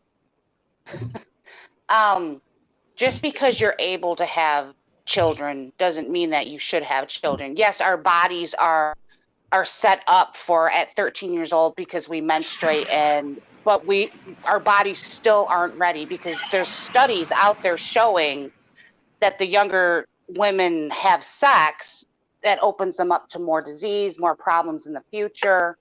So yes, they can have a child at that age, but it's not medically safe for them to have a child at that age. That's where I think where people get upset, like they're not ready mentally and their bodies aren't ready physically to have a child. I also think if you had a bunch of pregnant 13-year-olds running around, it would kind of disrupt society in a way where people might not be as productive. Right. I think that's one of the reasons. Everything like even like a man, when you're going through puberty, yes, you can produce a child at 13 if you gone through puberty. But your body, your mindset's not ready for it or anything like that. I think it's because it's a different culture, it's a different time. Like that's why it's a big no-no, So this is my next question to you, Leo. It's the one I asked Dave a few minutes ago. Does that make God a pedophile according to the Bible? No, I don't think so. So why did he enter a young girl then and impregnate her? According to the story, if you believe it. I don't know. That's why I say, like, the Bible to me is very fishy to me. Back in that time, and that time in that era, maybe that was socially acceptable. I didn't live back then. But from what we know today, the act of pregnancy is cherished. Some people hate it, but the act of everyone that I've ever met, all right, that got pregnant is very excited. They're taking care of themselves more than they should. Pregnancy is not the problem. The problem is the motive of a person who might have done that. And for instance, there you go. That's a good way to look at it. Yeah. Yeah, when God got Mary or gave Mary this child, all right, it had nothing to do with sex or immorality or whatever. He wanted this vessel, and the pregnancy was the important part. It had nothing to do with a sexual desire or a form of domination or anything like that. That's where I think people have a problem with that. If your daughter got pregnant at the age of 13, what would you do? You know what I mean? I would say, all right, well, listen, I'm going to be a grandfather. This is going to be great. We're going to get through this, and we're going to love this child. Blah blah blah. Is it going to be hard? I'm sure. I got 2 dogs. It's hard. We'll try to make sure we don't make this mistake again. Right. And the thing is, after I find out about it, I want to know who got you pregnant. Why were they talking to you? What's going on here? Did someone manipulate you into doing this? And if that's the case, then we got a big problem, because you took something that I'm supposed to be taking care of and helping out, and you just made this person's life a lot more complicated. You made my life a lot more complicated, and we're gonna have a wedding, if you like it or not. I think that's what it was back in the day. So you wouldn't want to get the man arrested then? I'm going to tell you this. It's not that I wouldn't want to get the man arrested, but let's say it was another 13-year-old boy. Yeah. I'm just saying, what if it's another kid? I mean, if it's a guy who took advantage of a child, okay, for the sole purpose not to get that child pregnant, but to use that child for sex, yeah, you're abusing a child, 100%. What if he says he loves her? So this is what I was going to get at. Leo lives in Michigan. In Michigan, Leo, right? There's still a Yeah. law on the books that you can marry off your daughter at the age of 12. Yeah, I think it's 14, maybe. I don't know. Or There's something, definitely- something like that. Yeah, it's young. There's definitely some countries in Africa where it's legal, and in Arabia. I know for a fact you can marry at 12, an adult male. A man can marry a 12-year-old. I believe in Europe too. Not at 12, but you know, I think at 14, the youngest, maybe 13. I know it's. I'm not trying to be anti-Muslim, but it's mostly in Muslim countries, the ones I'm thinking of, where it's legal. Well, yeah, this is one thing that you notice when you start noticing once you get into these Western countries, they raise the age of consent, and this is the thing. I researched this because of, you know, people were actually talking about murdering people over this, and I wanted to, before I spoke on it and before I had an opinion, I wanted to research this and say, why is this a thing? Why do people? Well, my great grandmother was married and had a child at the age of 14. Okay, I want to know what happened, what changed. It seems like the Western world, everybody started raising the age of consent because for society at the time, it was better for society not to have children running around being pregnant. And I believe that was the case throughout the entire Western world, all right? And in these Muslim countries, Asia, whatever, these women are viewed as vessels. That's it. You know, vessels to produce children, and they start producing very young. My father told me that my great grandfather, he had my grandfather not because he wanted a child for, you know, hey, listen, I want to raise this kid, blah blah blah. He needed help on the farm, and that's why they used to have kids. It would, in the Middle Ages, form of welfare. the Middle Ages, you only half the kids would survive, wouldn't they? The infant mortality was high as well because medicine wasn't as good back then. But I don't know, Alan. I had my family's from Italy, right? And I look at this family photo from 100 years ago. There's 20 kids. There's 20 kids in the photo. They're Catholic, aren't they? They're Catholic. People don't They do don't this use anymore. contraception. They don't use contraception, Catholics. But here's the thing. My grandfather told my father this, that the reason why my great grandfather had so many kids was to put them to work on the farm. They all became farmers. Andy was a Catholic. Yeah? I don't really know that, to be honest with you. He must have been in Italy. Yeah, I mean, the chances are very high, but again, I don't know if they were practicing or whatever. I was raised Catholic. I was baptized. I was told to do a communion. I don't consider myself Catholic. I don't practice Catholicism. I'm going to go because I've got to do some things. But the reason I called in was, first of all, just to let you know I'm here and I heard you and I liked what I heard. But also, I'm glad I called in because I've realised that you are somebody who likes to question things and likes to see what's really going on. And with your quest with Jehovah's Witnesses, that's what obviously intrigues me. And I'm looking forward to next week, and hopefully, are you still studying? That's the other question I wanted to ask you. Yeah. So I don't know if this is okay. The two gentlemen that I'm studying with right now. I'm studying with a Bethelite and another guy that lives outside of Bethel. I'm going to be honest with you. I'm not really feeling it with them. The guys that I used to study with before, I'm reaching out to Patrick, the guy I talked about last night, and I would like to study with him. He's a very busy guy, and it's one of those things. You know what I mean? So it's on again, off again, and But does it matter who the person? Does it matter who the person is? Or surely the information. Sometimes I don't feel comfortable. So, for instance, I feel comfortable with you. I like having a conversation with you. That guy last night that I had a conversation with on Rick's, I wasn't having a good conversation with him. You understand what I'm saying? Like, I didn't have that, and I wouldn't want to. Well, let me just say this. Let me just say this, right? Even though I'm not a Jehovah's Witness, I have a lot of invested interest in this. Yeah. Right. And any question that you want to ask, send me an email with it, because Yeah, I know absolutely. this faith inside out, because I'm just like you, yeah. I'm somebody that forensically goes into something, and if I do something, I do it completely full on. Yeah, that's what you have to do. There's no. I don't want to be a fence walker. You know what I mean? I want to know the truth. That's all I'm asking. And Well, they you call know, it the truth. See, that's what yeah, they call it. They yeah, call it the absolutely. truth. Yep. I believe that But there's truth in everything. I believe that there's 100% truth in everything. Will I ever find it? In this world, I don't know.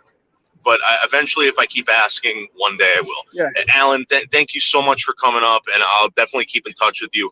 Please come back thanks. anytime you want. And I And I really, apologise to Leo for taking up, because I know that No, the other no, day you no. alluded to the fact.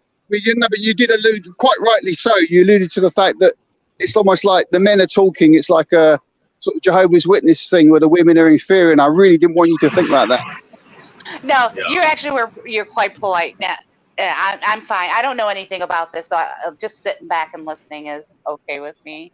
I just wanted to, first of all, just say, I just wanted to sort of break the ice with David, and then hopefully next time, you know, I'll sit back as well and be more relaxed. I just wanted to say, I just wanted to get that out of the way, you know? Yeah, absolutely, Alan. Yeah, I understandable. appreciate it so much. I appreciate it so much. You're a gentleman and everything like that. And I truly hope that you come back to the show and participate. I will, man. And Leo's, from what I know of Leo, she's a classy lady, so I don't want to insult her at all. Well, we don't know about that. Oh, You don't thank know you. about her. You don't know Oh, about her. listen, I'm nowhere in her league. I know that. I can tell. So, you know, Hey, you never know, Alan. You know. no, listen, I just want to show respect to people, because I know what YouTube's right. Yeah, YouTube can be a vicious place. And like you said earlier, terrible accusations are made.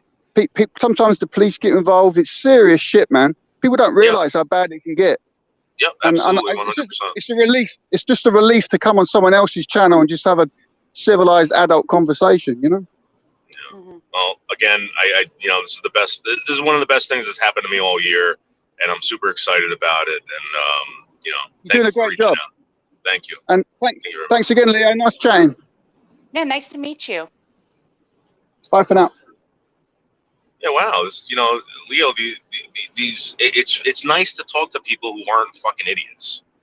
You know what I mean? I was just thinking the same thing. It's like, holy cow, we can have grown-up Yeah. conversations with people. It finally happened. Finally happened. It only took, how long you been on here? 4 years? It only took 4 Yeah. years. Yeah, but you know what? He's trying to point out something, that this crap is going on in other communities as well, even in this Jehovah's Witness or anti-Jehovah's Witness community. It's brutal. I mean, you can go back and I'll send you the link to the live stream that I was on, but there were people there that definitely did not want me asking. It was kind of like, how dare you say that? You don't know what you're talking about. Then it became, when I questioned them, it became a form of attack. Well, you're lying to us. You're not a studier. You are a Jehovah's Witness. It was like it was everything all over again.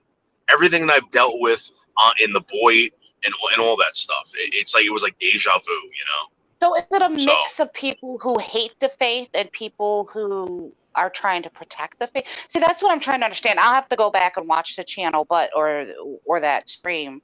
But because this sounds very similar to like excommunicated Catholics.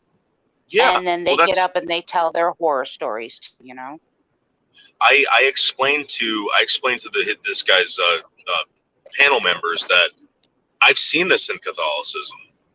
This isn't just in with the witnesses. I've seen it with my rabbinical friends. I have rabbinical friends that do not talk to me. They do not talk to their parents anymore. This is something that takes place in every religion. My mother was removed from the church when I was a young kid, right in front of me too. I mean, you want to talk about some brutal crap, and for a guy like me to see that, and then later on in life rediscover God again and want to ask questions, that's a very big deal. And they got very mad at that. They hated me for that. I believe they hated me for that. And that's not why I went up there. I just wanted to tell them my experience, and it turned out to be something else. So, yeah. Yes, that's the channel. Yeah. That's the channel. Exposing JW. God, who would ever thought there would be so much drama in religion? It's everywhere. It's not, it's not just on YouTube. It's not just on YouTube.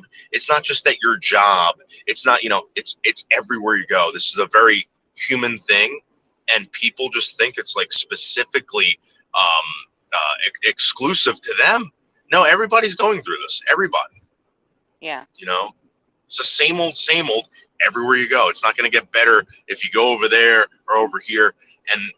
And it was like, Leo, it took me 15 to 20 minutes to realize that was the case over in this community. In every community I go to, it's the same crap.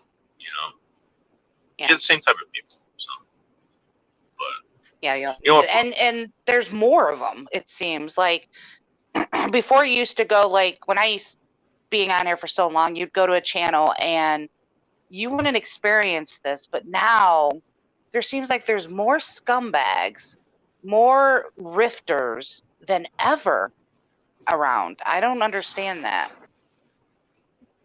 I do. There's more. There's going to be more unemployed people. There's going to be more people on disability this year. There's going to be, and the platform is getting bigger. It's growing. But that shouldn't make you a scumbag. You know what I mean? Like, I get everyone has bad days and everybody whatever, but there's literally like we're breeding scumbags on this platform. This is the thing. I again, when I came here, I played noodles, right? I was expecting everybody to understand that, and when they didn't, I ignored them, right?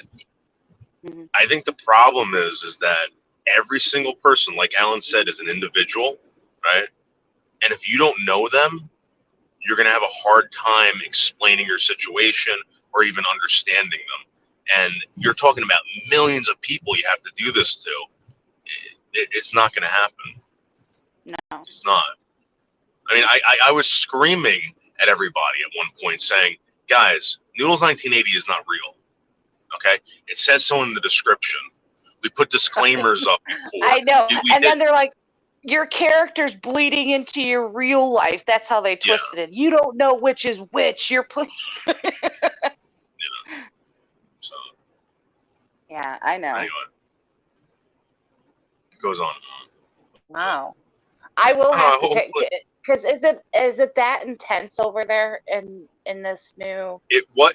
So again, this is the first time I was there, and anyone is able to participate over there.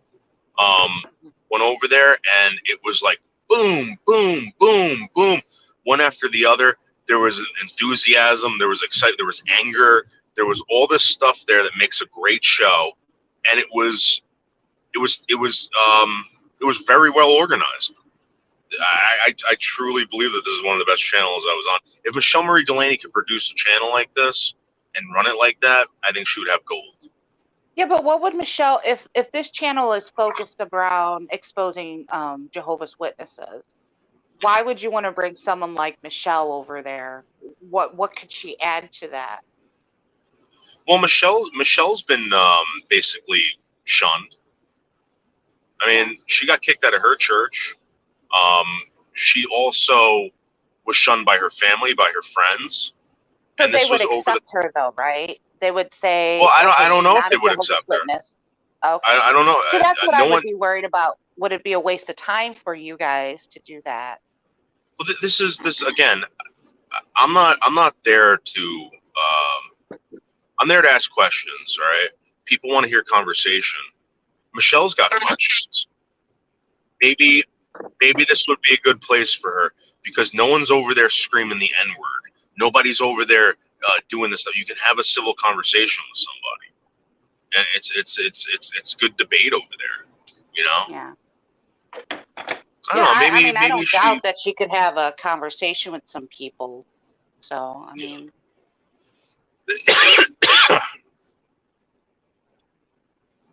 It's so sad to hear that people put their heart and soul and life into a religion, and then they just desert them. They desert them. Like even the Catholics, my dad got a divorce because his wife initiated it. He got excommunicated, and they said, well, we'll let you back in if you pay us. What kind of religion is that? Leo, I don't know. All I know is that I had a conversation with them about abandonment one time, the Jehovah's Witnesses, and how, some things you do, people won't talk to you anymore, right? Like, let's say I called you an asshole, and that was like a really big deal for you, and instead of arguing with me, you step back, right? Now, you do that to a bunch of people. Eventually, no one's talking to you anymore, and ipso facto, you kind of abandon people.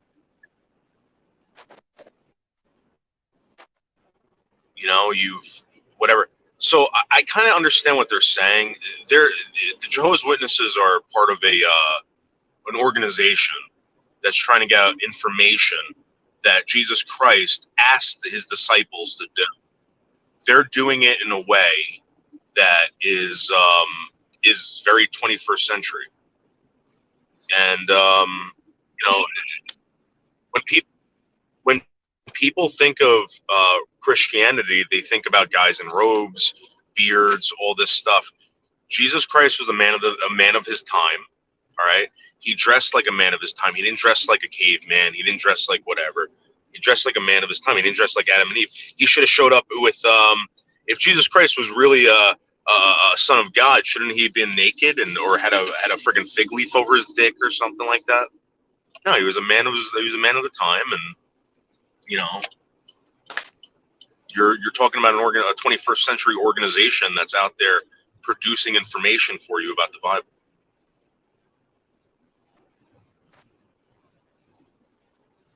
None of that made sense, right? No, I mean it does make sense. I still stand firmly though on my belief of I think it's a faith thing with me.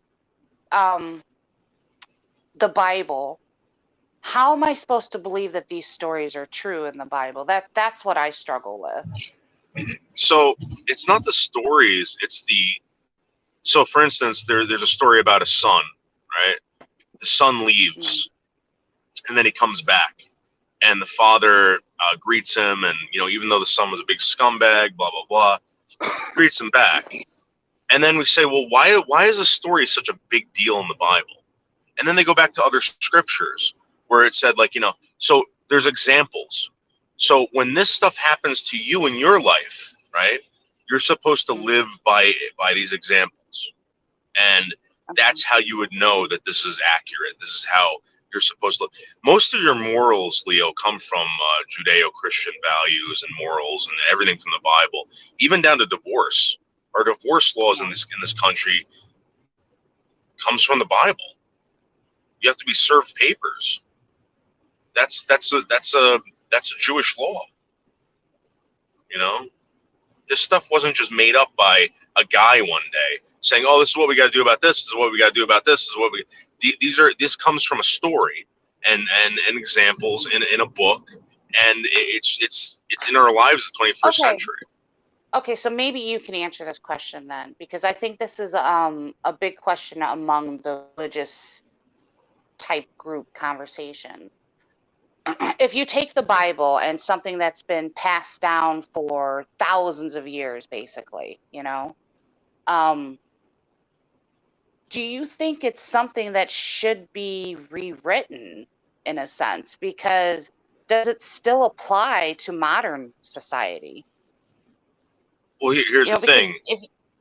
I don't even know if most people nowadays, when they pick that Bible up, if they would even understand any of it. And not because they're stupid, but does it really apply to us anymore? So, for instance, there were people didn't smoke cigarettes back then, right? You never heard about people smoking cigarettes. So, how do you apply cigarettes to your modern day Christian lifestyle? Blah blah blah. And how you do it is you say, all right, Adam and Eve, right? They had knowledge of something. They were told not to eat from this tree because God told them. God was their doctor, right? God said, if you do this, you're going to die. The fact that they did, that's the problem. They knew it. They denied it, whatever. Cigarettes. You know cigarettes are bad for you, right? But you still smoke them. I do. Yeah. That's the problem. And that's how you apply these things to your life with Christian scripture and, whatever. It's a way of life. And if you go back to the scriptures and read about all these accounts, it's basically everything that's happening in your life. You can apply this to anything in your life. In my opinion, you can apply it to anything in your life. But you know what's so funny about that is that you can say the same thing about tarot, like tarot cards, because eventually I could look at you and I can say, I can read your future and I can tell you something, and eventually it will come to pass. You can apply it to your life some way. Yeah. That's what I struggle with. It's like, how do these apostles that wrote the Bible? Right. What does tarot teach you? Tarot, well, depending on how it's used, usually I use it as a lesson thing. Yeah, it's hard to explain unless you do the tarot. But that's what I'm saying, though. How do we know that these apostles wrote the Bible, right? I'll put it this way: everything that your morals today, right? Where do you think they come from? The way you live your life today. Where do you think? I mean, you want to be a good person, right? Well, there were people. There were people before Christians or before these Jews that didn't think like that. There were people that were eating people, scalping people, ripping out people's hearts. Do you think that that's okay? I mean, could you apply the religion of these pagans to your life or Christianity? I mean, which one do you choose? Well, my personal self, I was raised with Christian values and morals, but I don't know why. Well, I'm not understanding your question, I guess. So my question is, do you scalp? Do you scalp or do you not scalp? And why wouldn't you scalp? Why wouldn't you scalp? Well, because you kill somebody. Why wouldn't you want to kill someone? In the commandments, for one, it says thou shalt not kill. Which so it's a Christian value that you still hold on to. Right. Yeah. Yeah, for sure. Is it working out? Because I mean, you can go scalp someone. Go scalp someone. Which one works out better? I have a whole other theory about all that, but no, I get what you're saying. I understand what you're saying. Like, you don't want to break the law, you want to follow these whatever, but I don't know. I'm lost now. You threw me for a loop with that one. Well, no, the reason why I asked that is because there's tons of religions out there that you could be a part of. Nobody's restricting you from anything. And in fact, technically, I'm sure you could become a Jew. I'm sure you can. I just don't understand why wouldn't you do that? I believe that there's things that make sense to people. They apply it to their lives. All right. And I also believe that there's some that are more popular than others. And I also believe that there's many ways to build a house. And this is what I've heard over and over again. There's many ways to build a house. But there is, out of all those ways, the best way to build a house. And you got to decide which way is the best. And the way to do it is to actually live in that house for a while, live in all of them, and see which one's the best and make up your mind. That's how I view religion. Which makes sense. I mean, that's what we got to figure out in our life, like what path to follow. But I don't know. Where were we even going with this? Well, you're saying that you don't understand why, like, how do we know that this stuff is real? How do we know this stuff? Everything that they talk about in the Bible, all right, it's a human experience. You've already experienced stuff like that, right? Right, but that's a human experience. I get that, right? But why? But What? How do we react why? to it? How do we react to it, and why? And why would we react to it in a certain way? And it all goes back to a belief in the fact that I believe that this was created. I never met the person who created this. I never met the thing that's created this. I've never seen the thing that's created this. But like when you find bones in the ground, you know that something was there. You know that something was there. I know that I was created by two people. You know that you were created by two people. All right. Right. We in the 21st century, immaculate conceptions happen every day. All right. People are creating so-called miracles every day. All right. And it's all knowledge based. You know, it's you're seeing something and applying it to your life.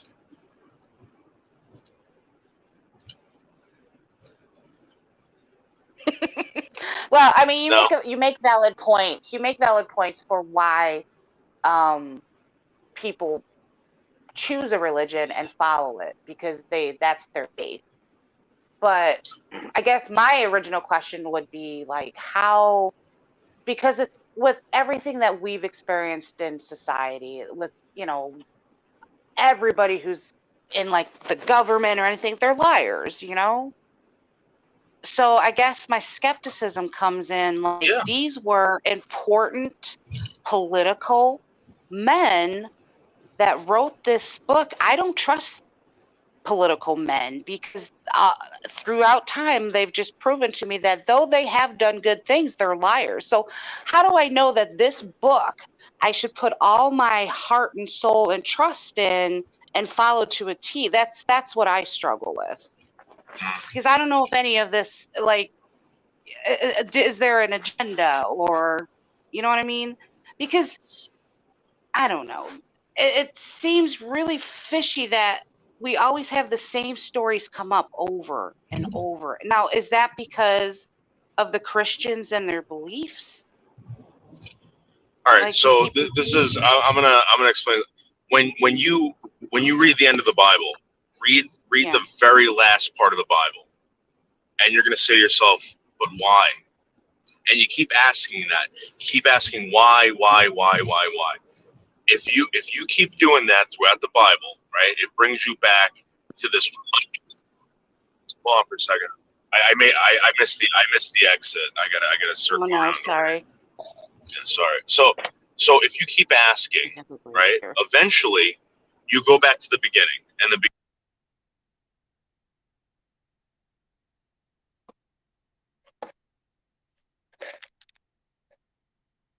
That's my Holy Bible with helps.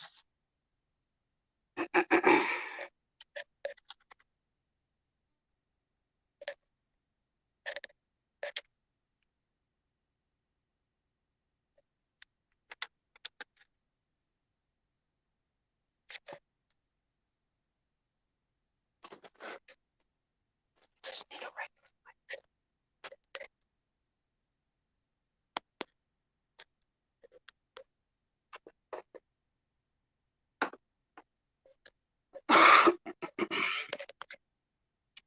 My goodness, with the alcohol, acid reflux is going crazy. I don't know if I sound like a complete idiot, guys, but Dave's the only one who will ever talk religion with me. So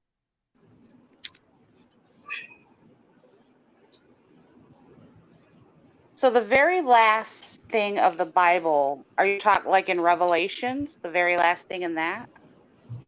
yeah, I mean, this is the thing. When I started with religion, I didn't really care about. I didn't care about the Virgin. I didn't care about the Messiah. I didn't care about the Creator. I didn't care about Satan. All right. What I cared about was I wanted to know why I grew up with the Easter Bunny, why I grew up with a friggin' tree in my house. You know what I'm saying? And when you realize that, hold on, Leo.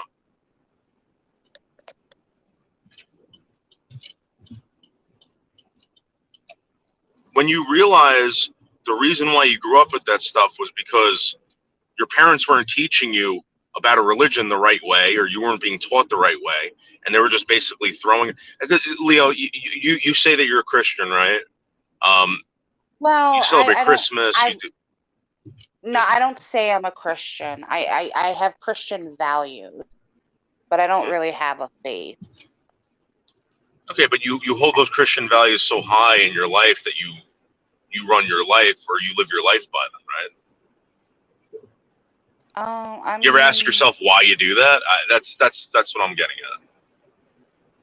at. yeah, well, I do. That's why I question things. I question things all the time. Like, why am I the way I am? Like, why am I a doormat for the mentally ill? And I'm okay with that. You know, I mean, I really am okay with it because I get that they're mentally ill. But I mean, I question everything all the time. So that's what I'm doing now. Why do I want to follow this faith?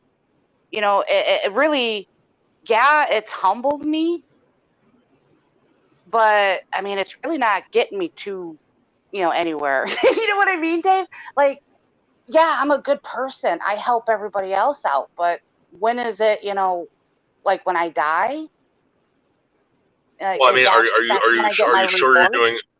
Are you sure you're doing the right thing? So what I would suggest is, people say this all the time, and it's become like something really gay. But like, what would Jesus do?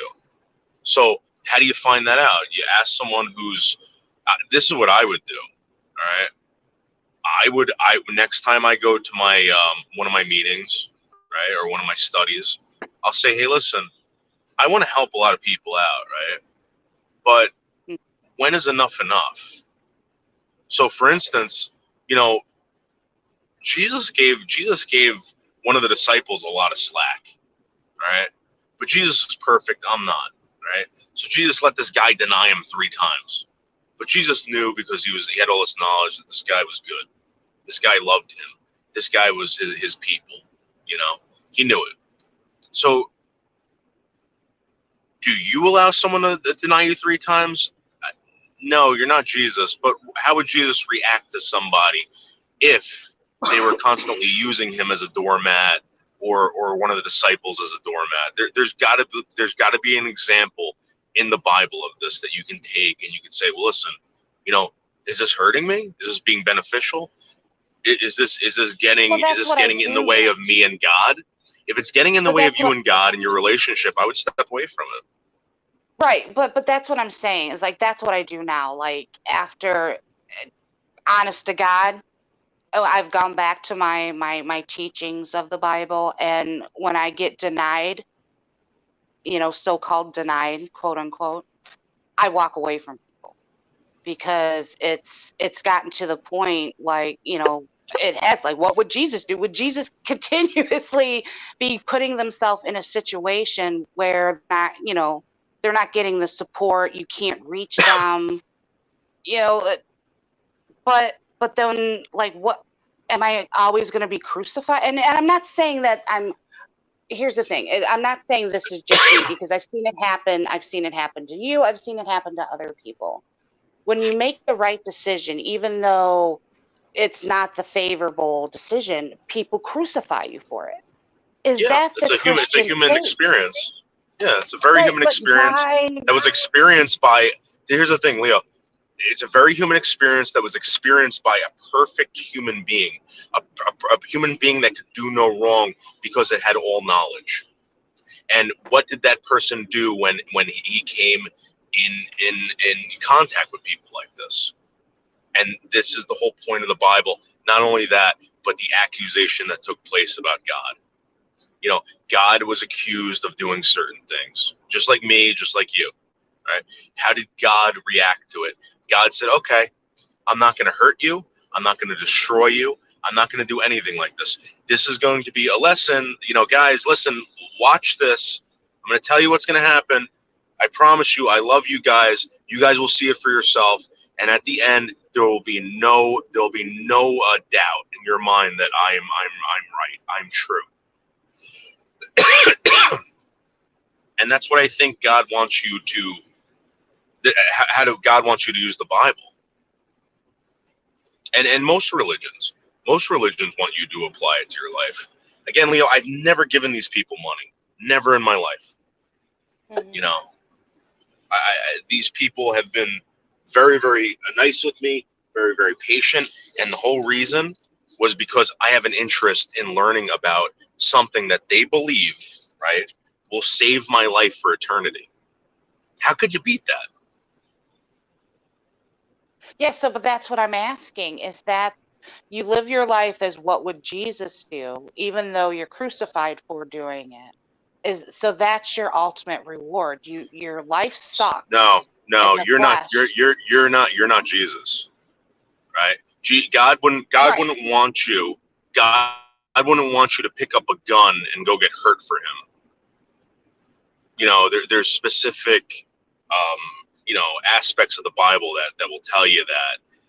In the beginning, that might have been the case, but when Jesus Christ came,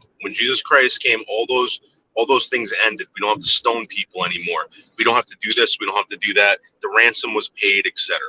So, as a Christian, right, you don't want to be crucified. That crucifixion already took place. You are here, and you are here to witness something that is going to be beneficial to you for eternity. For death. It's a witness. I truly believe that. Okay, so then I guess that's where I'm confused still, because then if we're not Jesus, but that's where I thought we're supposed to aspire to be like him. Like, we'll never be like him, but that's what we use him as a guide. If that's not the case, he doesn't want us to be like him, then why do we follow the Bible? No. You're getting it wrong. So, for instance, there's a lot of biblical reenactment. I know I am. So, there's people that will crucify themselves. They'll actually get on a cross and have themselves nailed to a cross on a certain day. Whatever. That's not what he wants you to do. He wants you to take certain situations and turn them into something that's pleasing to God. And for example, right, Jesus Christ he was the first Jew, right, to go out to these non-Jews and express interest in their lives. The first time. These Jews were very cultish and clannish at one time, right? Don't talk to those people. Don't get involved with those people. Jesus was the first Jew. It was the first time in Judaism, in the story of Judaism, that a Jew did this, and it was showing, hey, listen, everybody can have this knowledge. It doesn't mean just because you were born into a family that you can't be giving. You have, Leo, you have knowledge of something, and you see somebody about to fall off a cliff, or maybe they're doing it wrong. Go up there and show them a better way. Be productive. That's what he wants you to do. He doesn't want you nailing himself.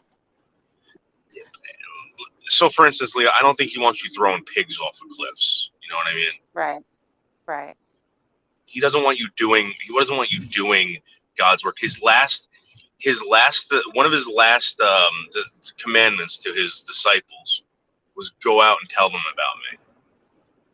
And as Christians, that's what we should be doing. You should be living the experience or living your life with this knowledge that you have and telling people about it. Hey, listen, this helped me out. This is the way to do it. You go down this street right over here, there's someone shit on the road up here. Don't watch out. But this one, if you take this one, it's a straight path, and nobody's gonna bother you. It's clean, blah blah blah, because you've walked it, you've seen it. It's just a common courtesy thing. Yeah. And you're actually saving someone's life for eternity. Right, and you do that, but then I don't know, Dave. I don't know. That's where I struggle with religion. You're gonna get hurt. You're gonna get hurt. I say. Right, yeah. I mean, and it's okay. Like, you accept that, right? Because I'm okay with myself. I know who I am. I know that I'm telling the truth. But here's the thing: if that is not, if that is not what Jesus or God or anybody like the Bible wants us to do, like aspire that, follow my lead. This is what I would do in this situation. And all it's doing right now is leading people to be crucified. I'm a living testament to this. I always do the right thing, or what I think is the right thing. I'm not perfect, but it always ends up the same way. So wherein lies, like, am I the one like in the wrong, or are So how like do you know what the right thing is? well, I would say that the right thing would be to not engage in anything that would make a situation worse, or try to help somebody out who you think is hurting, that those types of Okay, situations. so for instance, do you think if a drug addict's hurting or an alcoholic's hurting, they want more beer? Do you think you should be giving it to them? No, You think you should see, in buy that them drugs or situation, alcohol? I would think that in that situation, I would not buy them anything, offer them help, and maybe a sandwich, but But no. why But then there comes the not? hostility. What's your hang up on that? Why wouldn't you do that? Why wouldn't I buy alcohol for an Why wouldn't you alcoholic? buy the alcoholic or the drug addict the drugs or alcohol? Because I don't believe in that and supporting that habit. I know it, Yeah, it but can, what, it leads to for bad what things. reason? There's got to be an example. This is what I'm It talking leads, about. Like, it there's got to leads, be an example. It doesn't just stop with I don't do that. Like people, you have to well, explain to people because of why. because of my history with it, with my dealings with other alcoholics and drug addicts, and You've how they witnessed end up. something, right? Right. Okay, so this is what I'm trying to get at. There's a witness that you had, and you're going to tell your kids this. You're going to say, listen, I've experienced this. I promise you, this is the wrong way to go. I saw this, and it's a story that your kids hear, and your kid might tell their kids this, and their kids might tell this. It's a story that goes on and on and on. All right, and the reason why they tell it and they believe it's absolute truth is because it came out of your mouth, and you're telling them, listen, I witnessed this, and this is what religion is. And this is where all these stories come from. Oh, wow. I don't think anyone's ever explained it to me like that before. I get it. Okay. Well, see, I get that. But do we need more newer stories? You know what I'm saying? Do we? Well, I don't know. So here's the thing. According to if you're a Christian, if you believe in resurrection, if you believe in end times and all this stuff, and the Messiah coming back and whatever, you're gonna want to know why, all right? And there's some stories in there that have led people to success. There's been people that have been murdered in this story. There were certain things that happened to people that got them in big trouble. All right. There's some things that people didn't do wrong. They didn't do anything wrong, and they got in trouble. They got skinned alive. You know what I'm saying? There's a lot of examples in there. Bad things, good things, whatever. This is a story that's been going on for over 6,000 years, and it shaped a very large portion of the planet with this story. Right? Yeah, it has. Yep, it has. When people talk about religion causing wars, okay, in Christianity, if you're doing that according to the Bible and what Jesus says, you are doing it wrong. And there's examples and reasons for why they say this. All you got to do is keep asking why. And there's an example. There's a story that happened, and they put these specific stories in the Bible to show you. I mean, there had to have been like millions and millions and millions of stories of what happened to people 6,000 years ago. They picked and choose certain ones, and I really believe that God had a creator that wanted this to be created, just like everything else on planet Earth. Okay, there's a reason for it. They're just like the string theory. String theory. Albert Einstein believed, he would talk about this all the time. Every grain of sand on a beach is specifically put there for a purpose. If it wasn't there, it wouldn't say it wouldn't work. It's finely tuned, extremely tuned, to the point where it works perfectly. You might not, because you have free will, and your free will is influenced by evil, which leads you to do terrible things. Leads me to do terrible things. Leads the guy next door to do terrible things. Think about it. How hard is it not? I went to Dare, all right, and I smoked weed. They told you as a young kid it's bad, but you still did it anyway. People do heroin. People smoke crack. People do cocaine. They tell you about these stories, you ruining your lives over this shit, and people do it every day. It's just, again, it's a world that is perfectly tuned with imperfect people and evil influence in it. And your life is being ruined not by planet Earth, not by God, but by your decisions to go right, to go left, to go up or down. And somebody is saying, hey, listen, I've lived that life. I experienced that. Please don't do that. If you don't want to experience what I experienced, brush your teeth, floss your teeth, wipe your ass, don't eat this, don't eat that. It's just an ongoing story, Leo.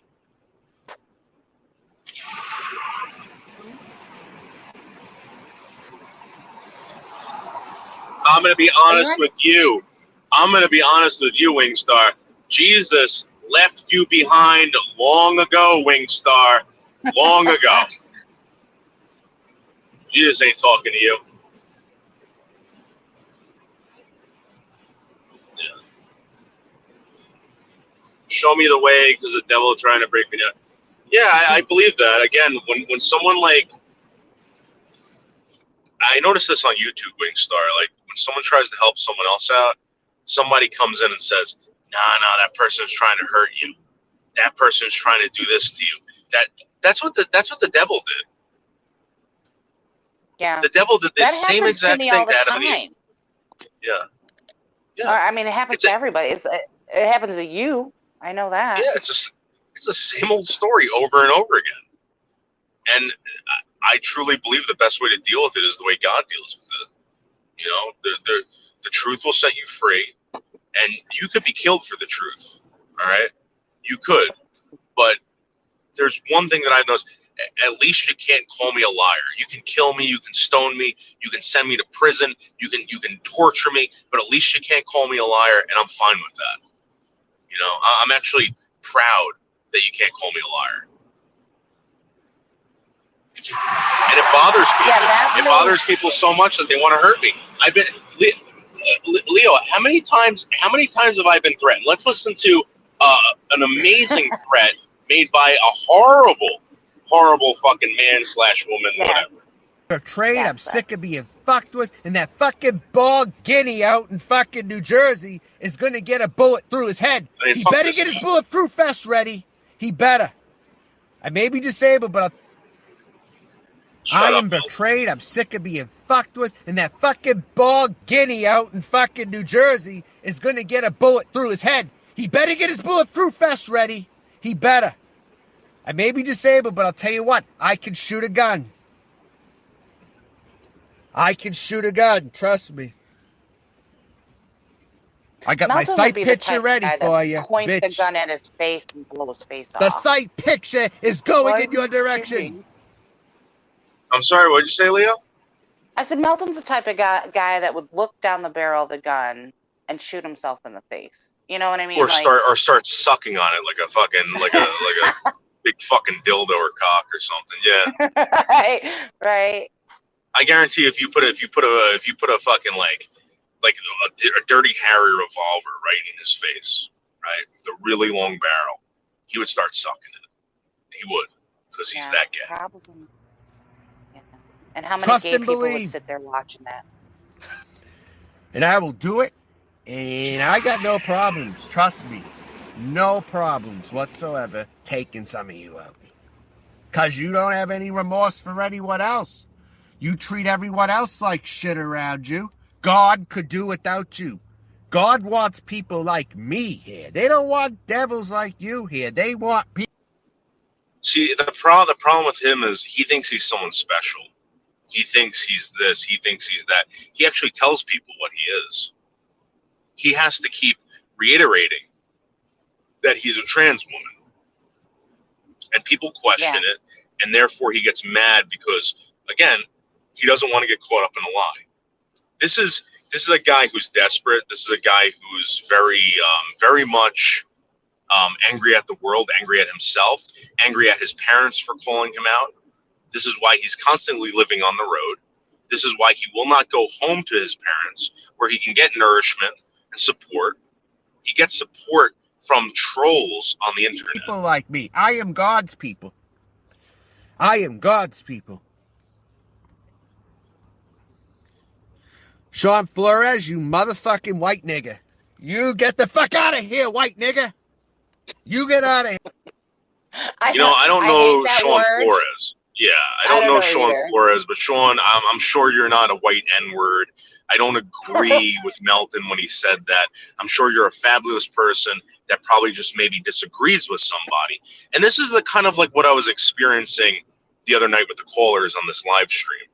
And I'm telling you, Leo, this stuff is everywhere. Yeah, I'm sick of you. Sick of people like you. Aggravating me. Amping me up all the time. Hi, Serena. I'm taking a hiatus after this. I'm not letting YouTube stress me out anymore after tonight. This is the last night. I think it's a little too late for that, Melton John. I think YouTube has stressed you out tremendously. I don't know why you're insisting that you're not going to let it when it has already done that and it's engulfed you in this kind of conversation you're having right now about killing me, about killing my mother, etc. I'm gonna be on here. Yeah. I'm just gonna have to take matters into my own hands in real life. And I am on the East Coast. Yes, I am. Not gonna say where, but I'm not as far as you think I am, fat boy. I'm not as far as you think I am. Jesus Christ. What would you do if you seen that thing coming up to your house?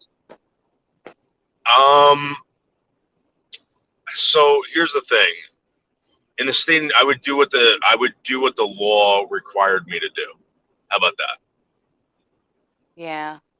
I would do what the law required me to do. Yeah, I would have to too. Yeah, I have no intent to lure this person to my house. I don't have intent for this person to ever come to my house, other than maybe saying, "Hey, Dave, how you doing?" Or maybe coming over for a barbecue and being a nice person. If he comes to my house with bad intentions, which again, after this audio that we heard, there's no way I could ever think he's not coming with bad intentions. Yeah, so if and he that's did what come I to would the be house, afraid of. yeah, I would do everything that the law requires me to do, because I respect the law. I'm gonna say right now. You wanted this? Well, you're gonna get it. You pissed somebody off enough to want to come for your fucking head. And to those of you that I don't have their address or place of residence, I'll get it. Why does he get so I'll mad somehow at get you?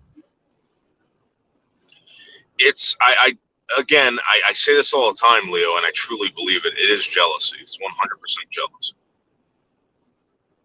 I mean, it's not people like before he would say that you were over there messing with his channel, and that's obviously not true. You wouldn't have done that, but right. But like, does he invent these things, or you think people are going over there and just making things worse? They're riling him up, and I think it excites him. I think that I'm a person that actually excites him. I think that he's invested in me this much. Well, that you give him. life, You are the only one that really gives him attention too. Yeah, I think he's an amazing Everybody else has YouTuber. forgotten him. Yeah, I think he's an amazing YouTuber. Again, I'm not there to hurt this guy. I've never shown that. I've never ever hurt this guy. In fact, I've given this guy money, donations, because I thought he was this great. I hold on, Leo. I guess find out where I am. I'm trying to figure out where I am.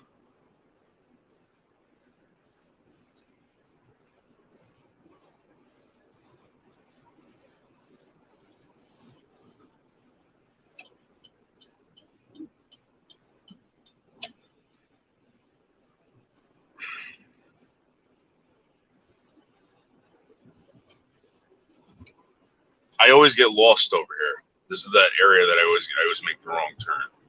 So we got to stay on 44 West South Main Street. We got to stay on this Route 8. This is Route 8 right here. Okay, I made the right. We're about 25 minutes away from Michelle's house, so we actually made good time. Hey, Barbara.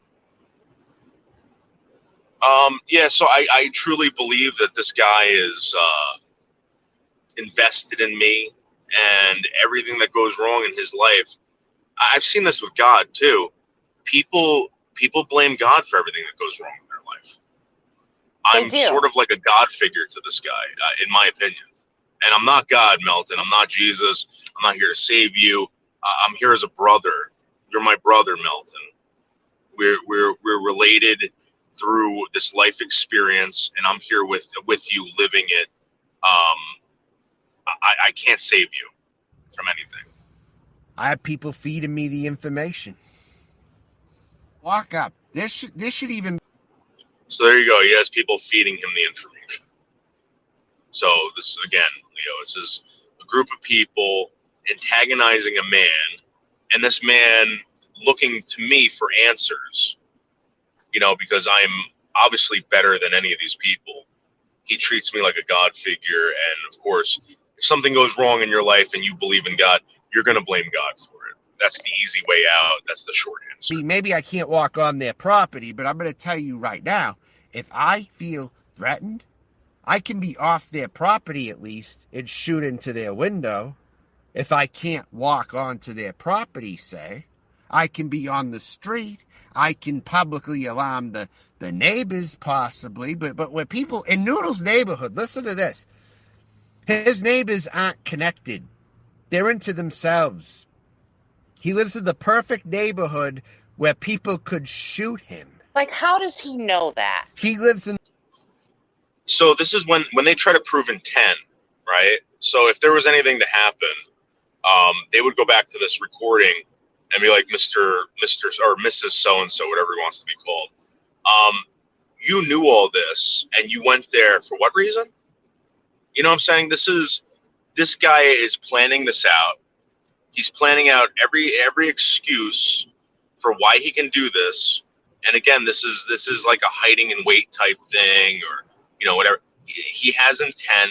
His intentions are to kill me. His intentions are to shoot me through a window instead of coming on my property. The whole point of him coming to New Jersey is to kill me and to kill my mother. In the perfect neighborhood where people could shoot him, and the neighbors wouldn't respond really fast. You know how it is. People like in those upper middle class neighborhoods, they won't always. It's the difference. I'm gonna show up and put some rounds through something that you love and own. It's so loud. I'm more dangerous than Craig. Someone's gonna have to drive there and put a bullet in his head. Maybe put a bullet in his parents' house too. Something to get the message across that this fucking guy needs to leave and fuck off for good. How about someone put a bullet in his mother's head? How about somebody kill his mother? I know how much your mother means to you, Noodles. How about if I kill her? Why do these people hate their mothers so much? Yeah, these are people. Everybody has mommy issues. Yeah. Craig wants to kill mothers. This is a guy, all right, who has every issue on planet Earth. Every issue on planet Earth.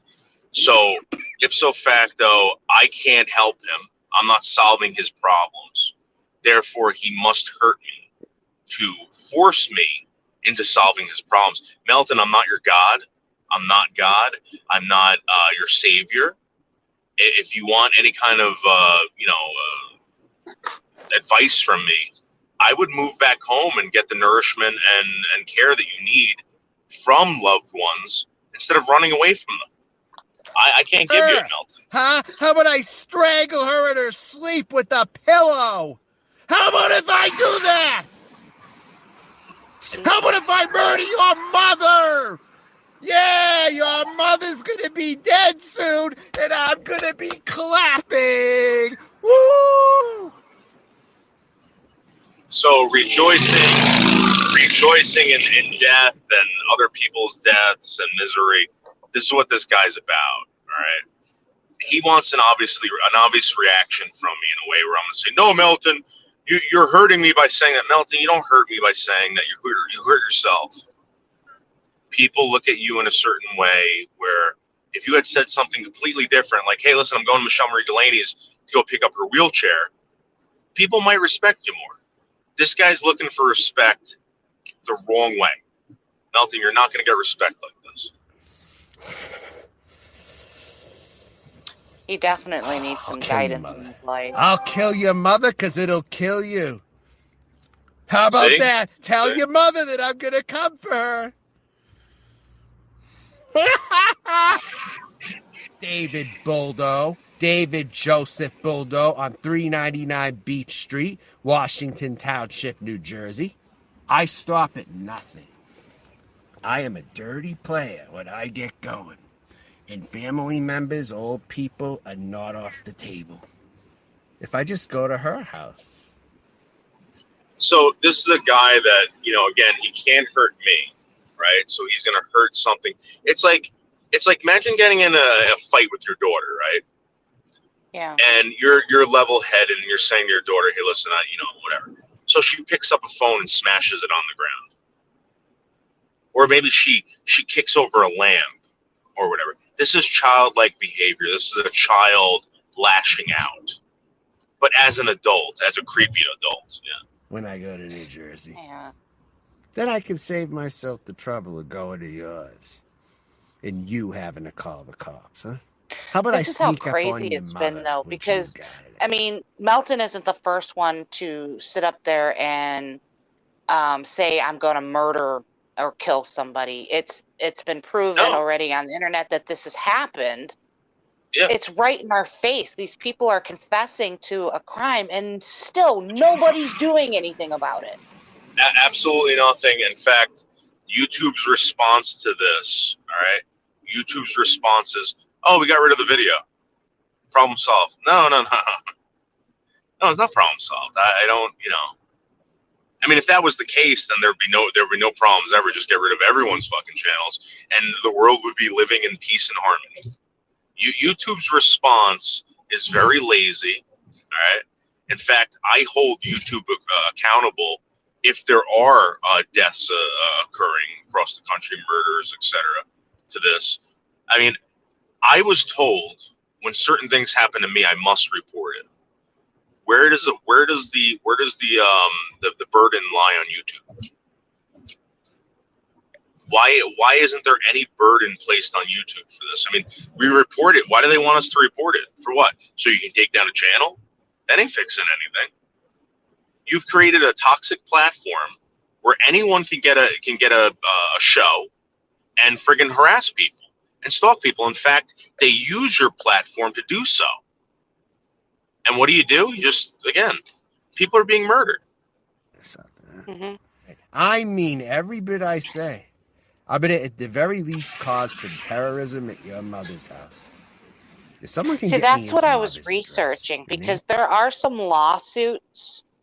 There are some lawsuits going on right now with YouTube, and I was trying to see what these lawsuits entail because some of them are, I think one of them is like a class action suit, but it has nothing to do with YouTube keeping like privacy and, because like in the world, we have law and order. We have the police out there, like if somebody threatens you, they can handle it. It's YouTube's responsibility as a business to protect the privacy, and they can't just say, it's freedom of speech on this end, and you can't, have freedom of speech on this end. You know what I mean? Like, because they terminated freedom channels. Yeah, right. You're right. There's no freedom of speech. They're making money off this. In fact, they make money off of me creating traffic for them, and I don't get paid for it. I don't know what business you can do that in legally, where you can get people to come work for you for free, and you can make millions and millions and millions of dollars quarterly. Yeah. And this isn't like some guy just making enough money to go on vacation each year. This is a $1 billion industry, multi-billion dollar industry. And I agree. Like, and people aren't making waves about this, right? They're accepting the rules of whatever YouTube has, but we're saying now, look, now you're breaking the law because you're not protecting people from crazies on here, on your platform. Like, what are you going to do about that? And it is weird that they're not stepping up. I haven't found anything. It's because YouTube writes the terms of service. YouTube is being held accountable by YouTube. That's it.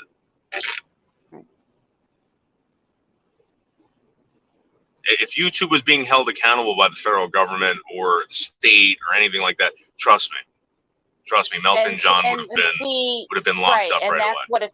That's supposed to be like that. So Google owns YouTube, right? So there's where my research kind of ended because I'm busy. I was looking into Google. I was going to give them a call and ask them about filing a complaint about YouTube and the fact that they're not protecting people's privacy on here. And and I understand, like, they can't foresee the future, but when they allow these people who have violated the privacy of people on here so bad to continue to use their platform, there's got to be like something in there. Like, these people need to be out of here. If you called me up about that and I was Google, I would say, no, it's your responsibility to protect yourself. We can only go so far. We can't. We can't and that's probably what it is. So that's why I was researching, like, is there a lawsuit or could there potentially be a class action suit against Google and YouTube because what they're doing, because there is enough evidence out there to support the fact that they are supporting a social media platform and they're refusing to do anything about it, to keep people safe. Well, here's the thing. Good. My argument would be like, well, if that was the case, right, you couldn't do it. Why did you take down Kiwi Farms? Why did you remove Kiwi Farms from your server? Right. What's the difference between Kiwi Farms and and some guy that's Kiwi Farms is a platform where you could like basically post anything, right? Right. That's it. Melton John is a platform for hate speech, potential murder. The threats. I asked the police this. I said, this was the detective I was working with. I was like, so if someone did this to your kids, right, what would you do? And he's like, well, I would tell them to get offline. It's okay. What if it happened to you? He goes, well, I'm a police officer. They would be charged. So there's obviously different there's different rules for different people. It's not everybody's being treated the same over here, and that's even with law too. In law, you're not everybody's treated the same, depending on what you do for a living, depending on who you are, and I think that's very unfair, extremely unfair. My life should be equally as important. My life should be equally as important as a police officer's. And they should be that's why they are police, to protect their society. So if they're not holding your life, or your threats as important as theirs, that's kind of hypocrisy. You're there to protect it's also very dangerous. It's also very dangerous. Listen, I would love for the state of New Jersey to say, hey, listen, this person's bothering you. When he comes over, fuck him up, and we won't prosecute you. This person's doing this. Go get a gun and go arrest this guy. I would love for them, but they're not telling you that. If it was legal for me, right, to go put on a bulletproof vest, right, grab a pistol or a rifle, get a couple friggin' zip ties or maybe a handcuffs, and find Melton John and arrest him for terroristic threats, all this crap, I would. I'm telling you, that's not what would happen. I would be arrested for doing so. Nobody's giving me the opportunity to make anything right. I have to go to certain people. I have to go through certain avenues to complain, and then just being told, "Hey, listen, there's nothing we can do about it." That's the reality. That's what's going on here. And again, we have to hear this shit. See this go down. I'll definitely be open for discussion. Like I said, I'll serve prison time for this if I need to. I am betrayed. I'm sick of being fucked with, and that fucking bald guinea out in fucking New Jersey is gonna get a bullet through his head. He better get his bullet through. Yeah, I better get my bulletproof vest on because he's gonna shoot me in the head. What a moron! What a fucking moron! Because that's how you survive a shot to the head, by wearing a bulletproof vest. What a fucking idiot! I know some of the shit these people say on here is just. It's dangerous. It's extremely dangerous. I had the police telling me that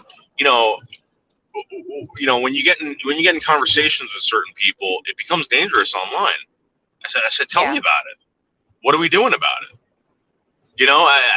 It's been going on for 4 years. I asked them this too. I said, am I doing something that can potentially come back and cause problem for me in my life with the law, as far as live streaming? If I am, right, please tell me, because and they told me, listen, we support freedom of speech, we support all this stuff. The only thing we don't support is you going out and screaming fire in a public place. You can't do that.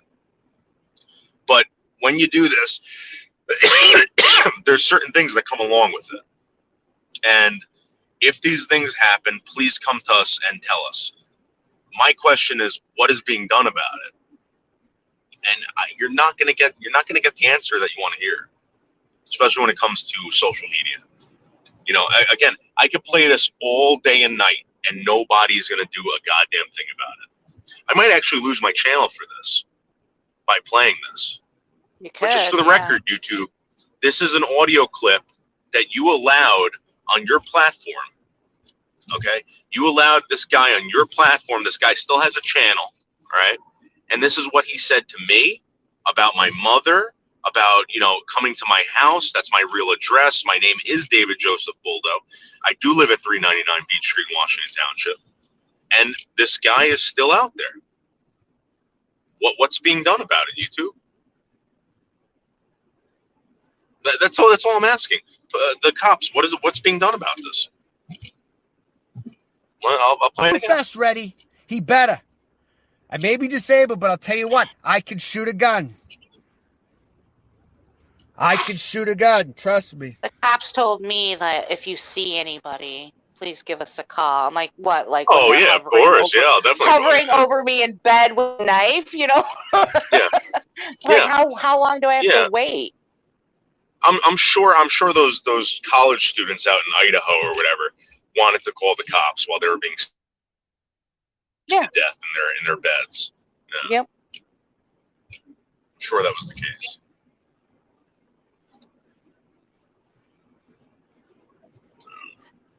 When again, it's so I in their just feel face, like this the fact that they can't. Well, when it's like you have the evidence, and the fact that nobody's doing anything about it is really, really strange. This is the thing. I don't know for sure if nothing's being done about it. I'm just pointing out the fact that no one's contacted me about this. This guy is still going around doing this stuff, and there's more people doing it, right? I just want to know what is YouTube doing about it? Are the cops aware about this?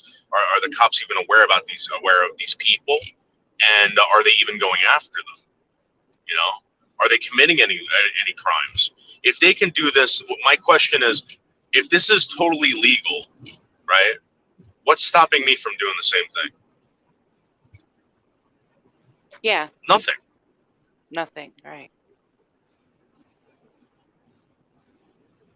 And everybody complains about it, but again, nothing's being done. I don't know. I got this one fucking scumbag that gets nailed, right? And then I got another guy up my ass. You know what I mean? It never ends. And I want to thank law enforcement. I want to thank everybody involved that got rid of this person, that stopped this person. Thank you very much. Listen, you did something that I couldn't do, and I truly appreciate it. But I'm just telling you, these people exist. They're still out there. What are we doing about it? Yeah. Just because you get rid of one guy doesn't mean that there's another one. We got to start going after these people. These people have to be evaluated. These people have to be arrested. You know, this isn't, I don't know. Yeah, because it's really even gone further than that. You know, YouTube is accessible for children. So, Absolutely. I mean, in a sense, he's influencing children too We had zombies exposing his genitals to a 14-year-old boy in West Virginia named Botter. For how many years? How many years has zombies been on YouTube exposing himself to this 14-year-old boy? And YouTube does nothing about it. It's all swept under the rug. You want to talk about shit being swept under the rug and how the Jehovah's Witnesses do it, or the Catholic Church, the Boy Scouts. Google's doing the exact same thing. 100%. 100%.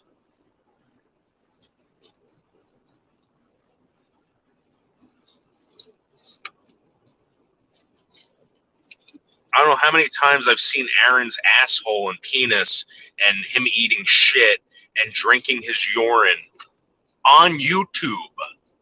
On YouTube. And they don't take him down most of the time. No. Hey, YouTube, there's a guy, right, on YouTube right now who you allow to live stream on your platform that urinates in his mouth in front of children. He eats shit in front of children. He spreads his ass cheeks open, stuffs cupcakes up his asshole in front of children. Just so you know. And they're sweeping it under the rug. They're allowing these people to get away with it. And that's one instance of that where I can guarantee you and verify that actually happened. I don't know how many other things happened on YouTube that were similar that have never been reported, you know, where YouTube has done the same exact thing by not doing anything about it. Yeah. If I would have known that he was like I never seen any of that shit that he was doing. Like, I wasn't there. Yeah. And when I started seeing the clip, someone's like, hey, watch this. Or he would play. Then I knew it was like real. I started looking at zombies in a completely different light. I was like, I thought he was like joking around, like playing pranks. No. Yeah, very innocent, right? Yeah, I thought he was a prankster. Turns out he wasn't, and turns out that he, again, if he knows it or not, zombie is Aaron. You were exposing yourself to a 14-year-old kid. But see, that's there was the a thing 14-year-old with kid in your live stream, and you were showing your penis. You were showing not pictures of penises, but your penis. Urine coming out of your penis into your mouth, right? Your butthole spread wide open, and you were sticking things in there. You supposedly eating feces in front of children. I mean, why isn't anyone talking about this?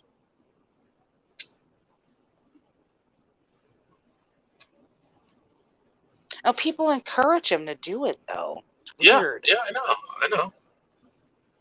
Yep. Absolutely. He said in a live stream his main channel got demonetized like a couple of months ago. He needed new ways of getting donations. Yeah. Well, Google, YouTube. There's a guy on YouTube that's getting donations through your platform. Okay, exposing himself to kids. I don't know if you know that. I mean, this is a very big story. How come nobody's pointing this out?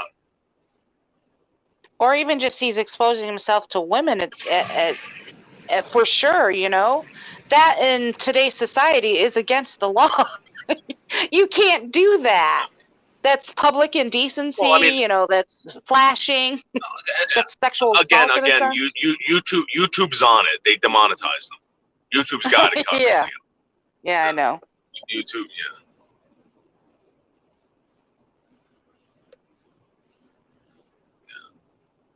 They are, just look it up. I don't know what you mean, Dr. Esquire. Guys, we are about 10 minutes away from Michelle Marie Delaney's in Winstead, Connecticut. We're about to go to Torrington, the YMCA in Torrington, and pick up this goddamn wheelchair. I got two luscious, precious dogs with me. One wearing a Spider-Man. Yes, we know where we are. Thank you. Kitten Cat is not impressed. Kitten Cat's like, no, not more MMD. Yeah, well, MMD, she takes a lot of patience, Kitten Cat. She takes a lot of patience. Yeah, Cat, we're doing this to help this woman, all right? This is all about help today. I'm donating my time to help. Put it to this way, Cat. 2 hours to drive to pick up a goddamn wheelchair, take this woman out to lunch, and then say sayonara. Have a great day. You think I want to be doing this, Cat? Of course you do. Cat, it's Sunday. Feel all fuzzy. Cat, it's Sunday, dude. I could be cutting the front lawn. Like, we're doing shit around the house. Tonight. Are you going to eat another steak tonight? I was thinking about actually getting a tomahawk. It's just like perfect cookout weather. It is. It's 79 degrees right now. It's getting a little warm for the Leather King, but I wish it was more like 71, 70. Perfect. All right, guys, we're heading into Cumberland Farms right now. The great Cumberland Farms in Winstead, Connecticut. Cumberland Farms. Michelle, I'm right down the street, Michelle. Yeah. I don't even know if I can make a left here. We're gonna have to cut some people off. Yeah, I'm gonna have to cut you off, dude. Thank you. All right, we're at Cumberland Farms, guys. This is where Michelle Marie Delaney hangs out. We're gonna go where she actually eats her pizza and does other things. Yep. Other things? What other things? I don't know. Can I lock my car with this?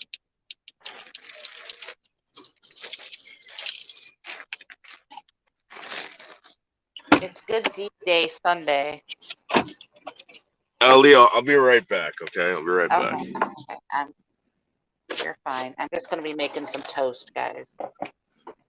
Soak up some of the toxins.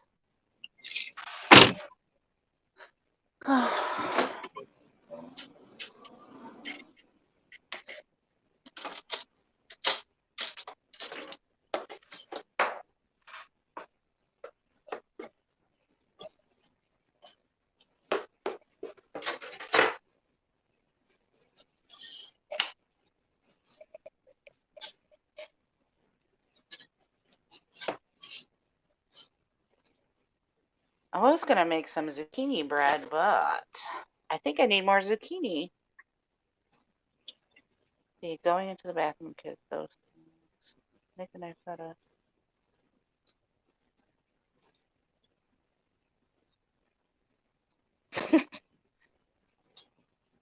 It is kind of strange, though, that he's over there. He's in society. If someone was running down the street yelling, I'm going to kill you, I'm going to put a bullet through your head, blah, blah, blah, he would be at least detained and questioned and like looked into. It's the fact that he's doing it on YouTube and nobody cares after all the shootings and stuff that we've had that kids have made YouTube videos about before they did it.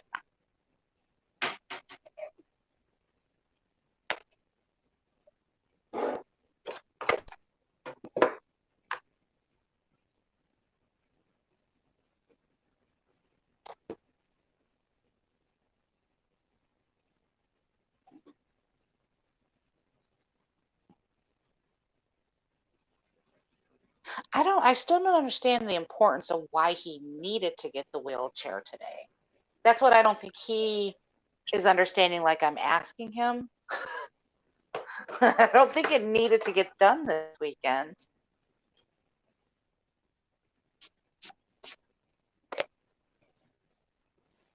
I wouldn't have done it this weekend.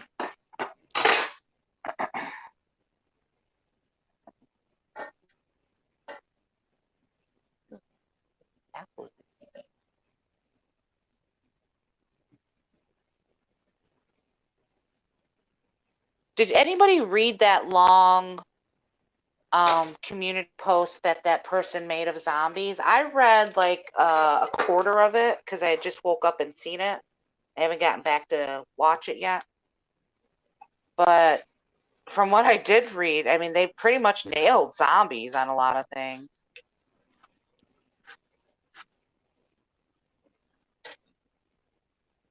I'm just curious if somebody read the whole thing.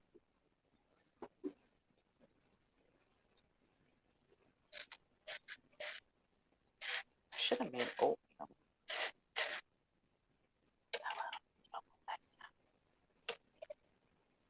Cat, what do you eat for breakfast? Or are you one of those? I'm kitten cat. Or are you one of those once a day eaters? I know you generally eat pretty healthy.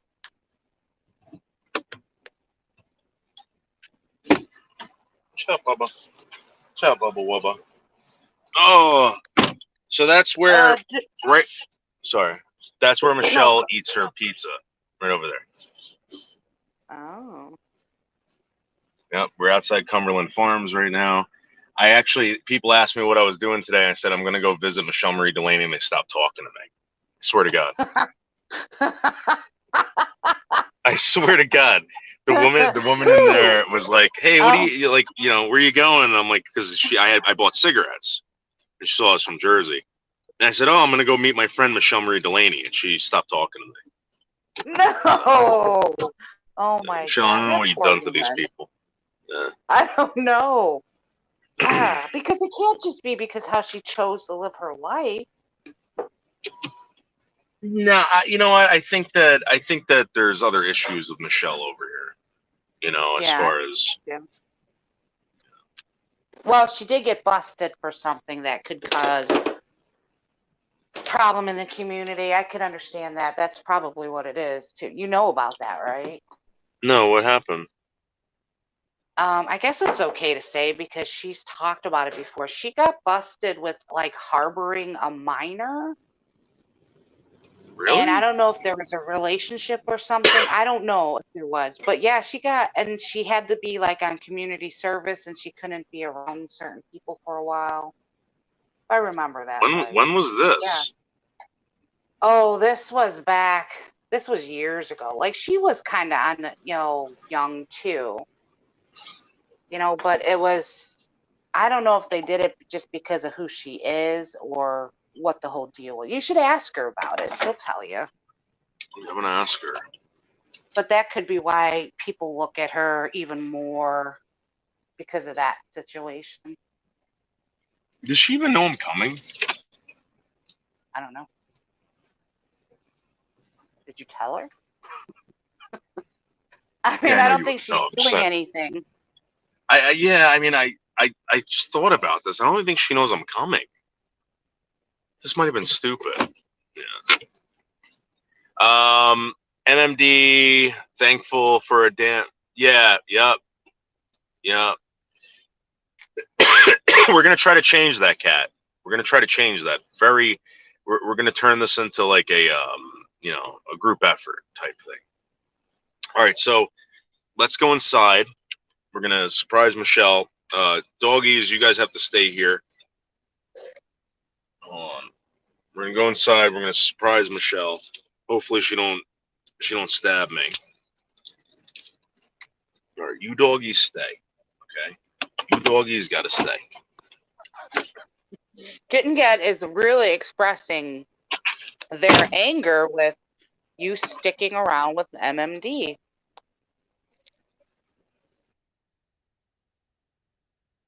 Yeah, Kitten Cat doesn't like MMD. Hold on for a second. Let me come right back in. Okay.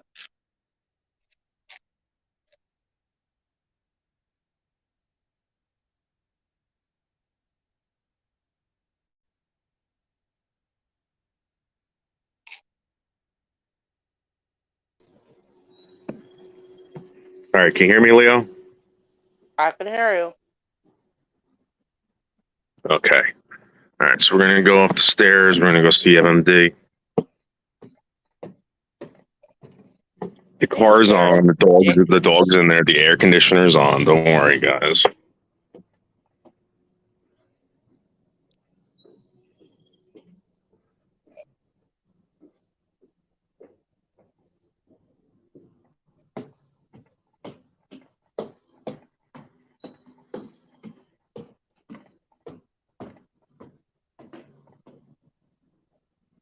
Was that place, Dave, do you think was originally a house, or do you think it was built to be an apartment? I think this was a tenement at one time. But I'll show you the inside. Look at this.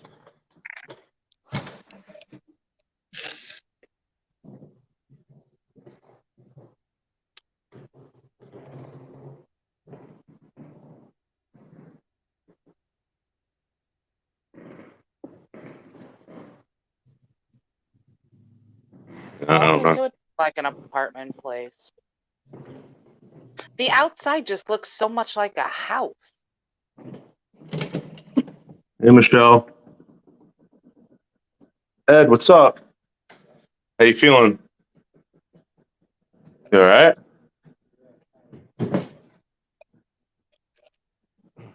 Michelle's here, right? She's sleeping? We're supposed to go get her wheelchair today. From that love person. All right, let me go get her. You need help, Ed? Yeah. Michelle? Michelle? It's David. Did you talk to Terry Love? Did you talk to Terry Love? Can I come in? Okay. All right.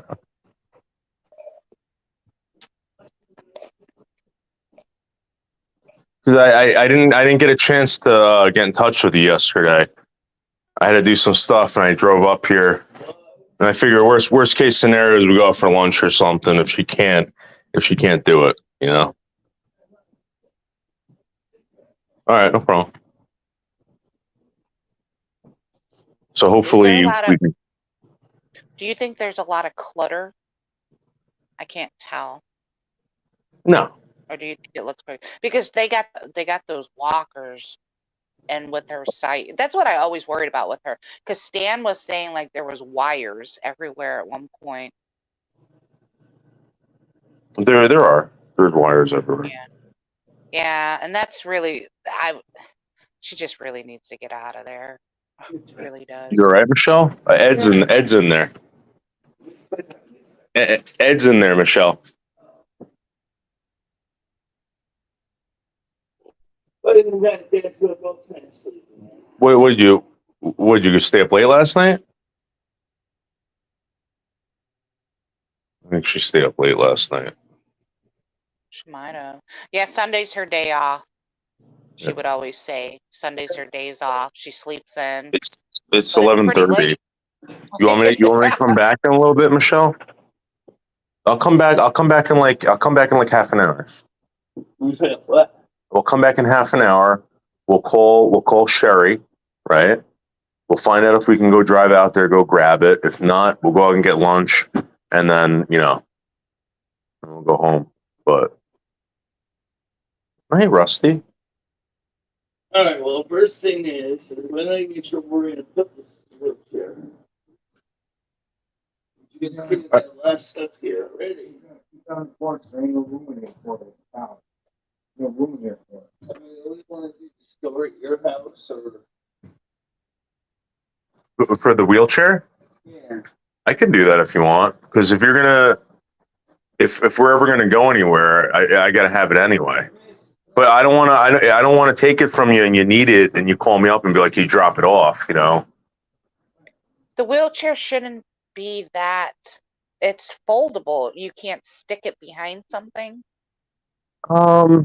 Maybe not. I don't know. Maybe they just don't want it here.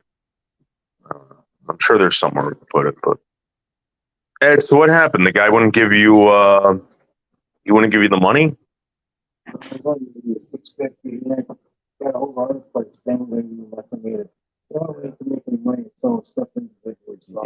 what it is?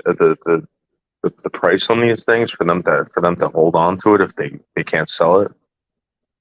Who's gonna buy it from them for that much? You know, nobody can afford anything.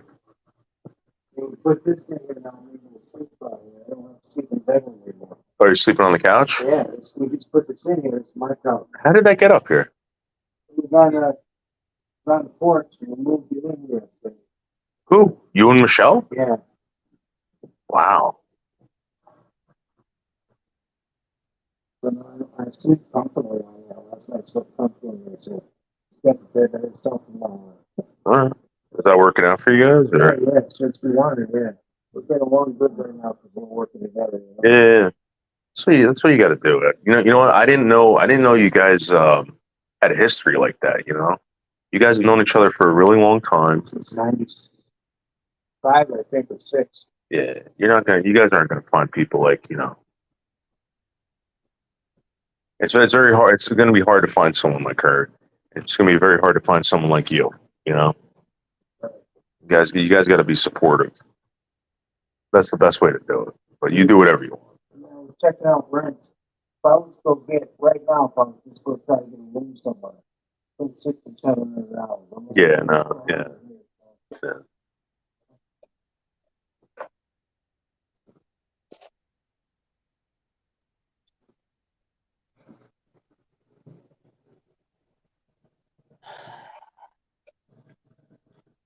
Maybe I should come back in a little bit. I don't know. What is she doing? She's getting ready, she said.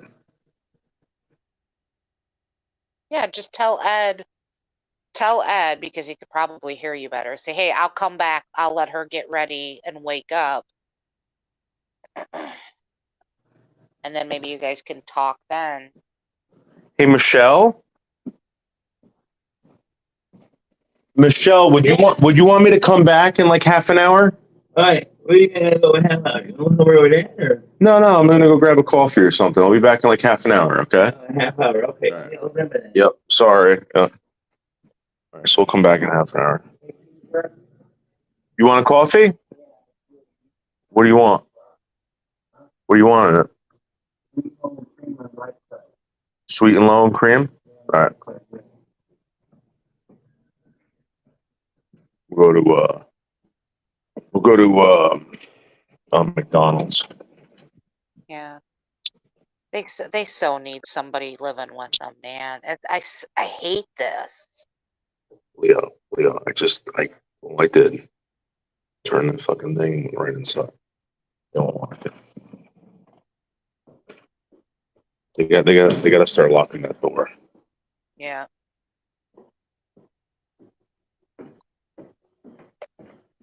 Well, I think she had that problem before because she's like, the door's unlocked, and she was just having people walk in and out. And I'm like, Michelle, is it safe to do that? Yeah, you know what she needs? She needs to tell it to Jimmy. Jimmy needs to put a new lock on there because I'm gonna tell you something right now. They locked it one night when I was there, and I didn't know that. I didn't know it was locked, and I just pulled on it a little bit, and the fucking lock popped. Like it didn't break or anything. I've tried talking to Jimmy. That guy's just an asshole. Yeah, he don't give a shit about this place. No. He's making money off of it, and that's it. So. Oh, do you? Okay, well that's good, Krista. So, Krista, they were saying that her and Ed moved that in there last night, the couch, and you know. They moved it in? That's what he said. I asked him, I said, who moved in here, Krista? He goes, no, me and Michelle. Krista, I thought he was going to say you moved it in.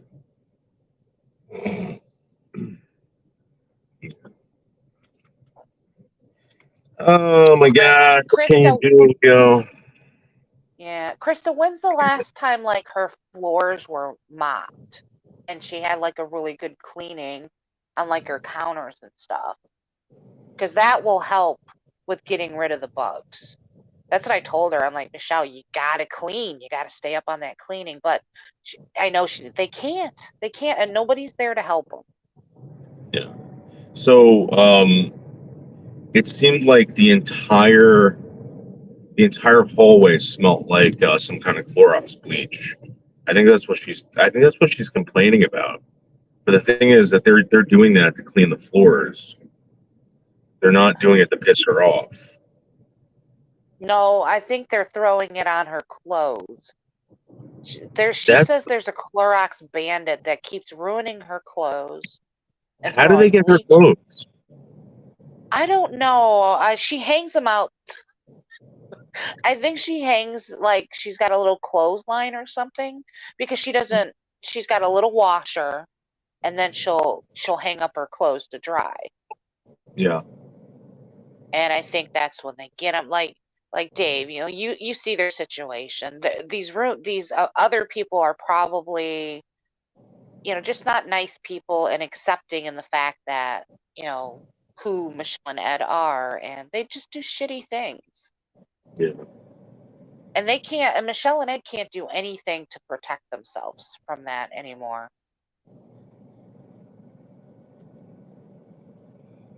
Is her mother still alive? No. Can I get a Big Mac and a quarter pounder with cheese? Yeah. Can I also get a large coffee with you have sweet and low? We have Splendor Equal. All right, can I get an equal? And can I get cream in that? How much cream? Make it light. Okay. Yeah. Anything else? And that's it. Okay.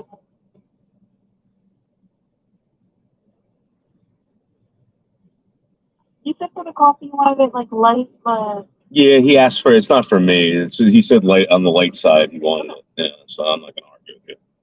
okay. No, that's it. Got it. Your total is $9.54 for this one, though. Okay, thank you. No problem.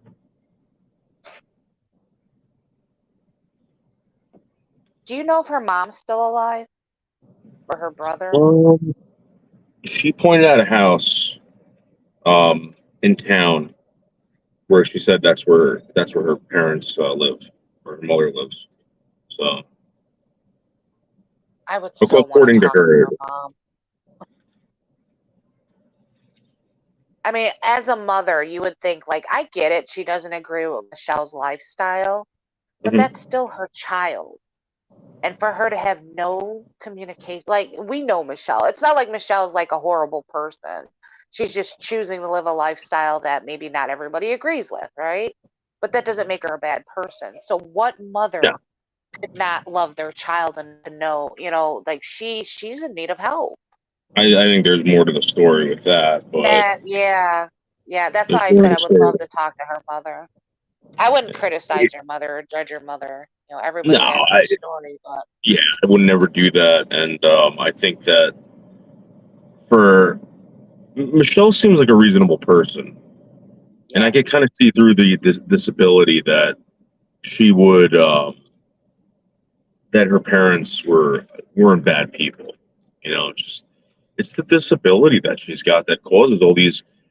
It's very awkward to have a conversation with someone who doesn't understand how to act a certain way or whatever, because you don't know if they're fucking with you. Michelle's not fucking with you guys.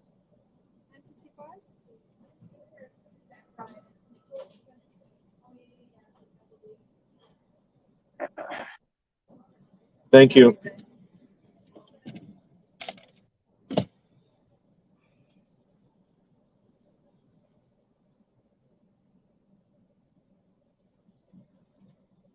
Okay, let me get this for Ed. Did you get him a sandwich too, or No. those are both yours? Thank you. Yeah, her mom's older. I think she told us her age, but she has a brother too. And as you know, we all have family. We all have rifts in our family.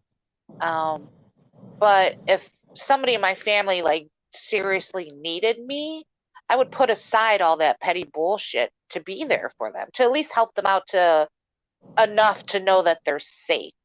You know what I mean? Like, I don't have to be in their life. I just have to make sure that they're safe.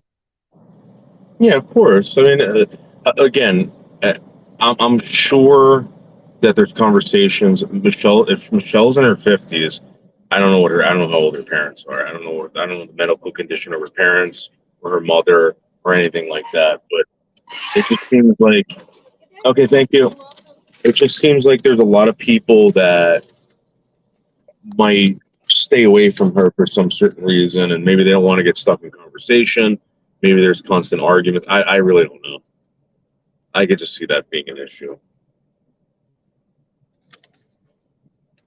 Yeah, and that's the thing. It's very hard to get Michelle to admit things like, Michelle, you gotta move. There's no, I said to her, Michelle, just think like you can do this now, right? Going up and down these stairs. When Yeah. the day comes, you can't do this and you're still here. Where's that going to leave you? Like, we got to be proactive about this stuff. We got to get you into a place that's safe for you. Well, And she won't admit it. Like, she won't admit that, you know, that's a good idea. Good. God damn it. Sorry, I just spilled ketchup all over myself. All over myself, Leo.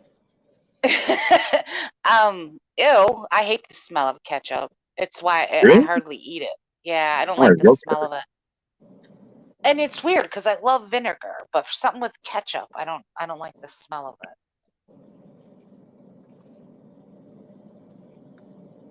Especially after you drop it on your clothes and it leaves a lingering smell. Like the same So thing it with gets in ranch. your mustache. Yeah, the mustache or your hair. Now, snobby Buddhist, I can't quite understand. I don't think he likes you or they like you. I don't know if it's a man or a woman. But why do you guys look at it like that? Like, you think that he's trying to prove to you he's a good person. He's just showing you what he's doing in his real life. How is that not proof that what he's doing is good? And here's the thing. Don't you guys want to be involved in this? Don't you want to help her out? Right. You don't have to show us this. You would still do this, right? You're just showing us what you're doing. You would still be doing it. Yeah, I don't have to show you guys that I'm here. I'd be live streaming. I could have this whole conversation about Melton and fucking whatever, and I didn't have to tell any of you that I was here. I thought that you guys find her interesting. You want to support her. You want to see her, get this. That's why I'm doing it. Uh-huh. I don't know if it's a troll or if they really don't like you, but sometimes people say comments in here, and I'm like, are you really? I really believe, Leo, gonna try to push that? It's jealousy. Again, I think that a lot of people wish they can do this. They can't. They don't have the balls to. They probably don't live close. I do. Sorry. Uh-huh. There were people that were here last time I was here that were from YouTube. You didn't see them. You didn't see them at all, but they were here. Uh-huh.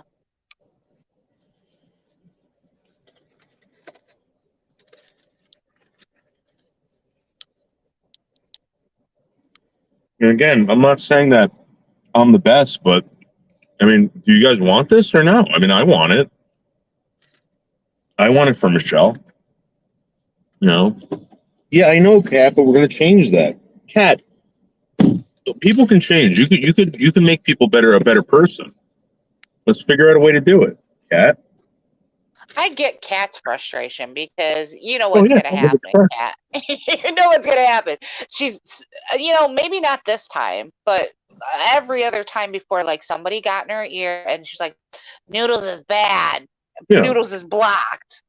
You know, and I don't want to see that happen because it looks like she's happier. You're doing I think that if you're fully capable of doing this for her, I'm glad that somebody can because she needs somebody. Ed needs somebody.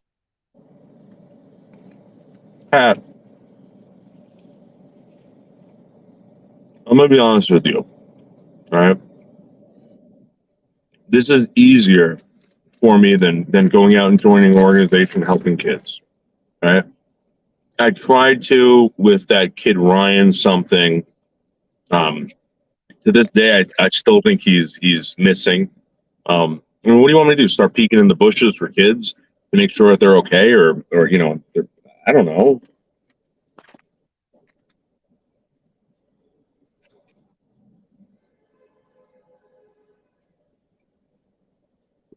You might be right about that, Cap.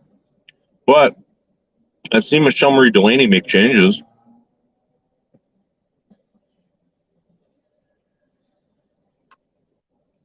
Maybe I should help retarded kids. I don't know. Let me be honest with you. I don't like retarded kids. I like retarded adults. I get along with retarded adults more than I do retarded kids. Mm.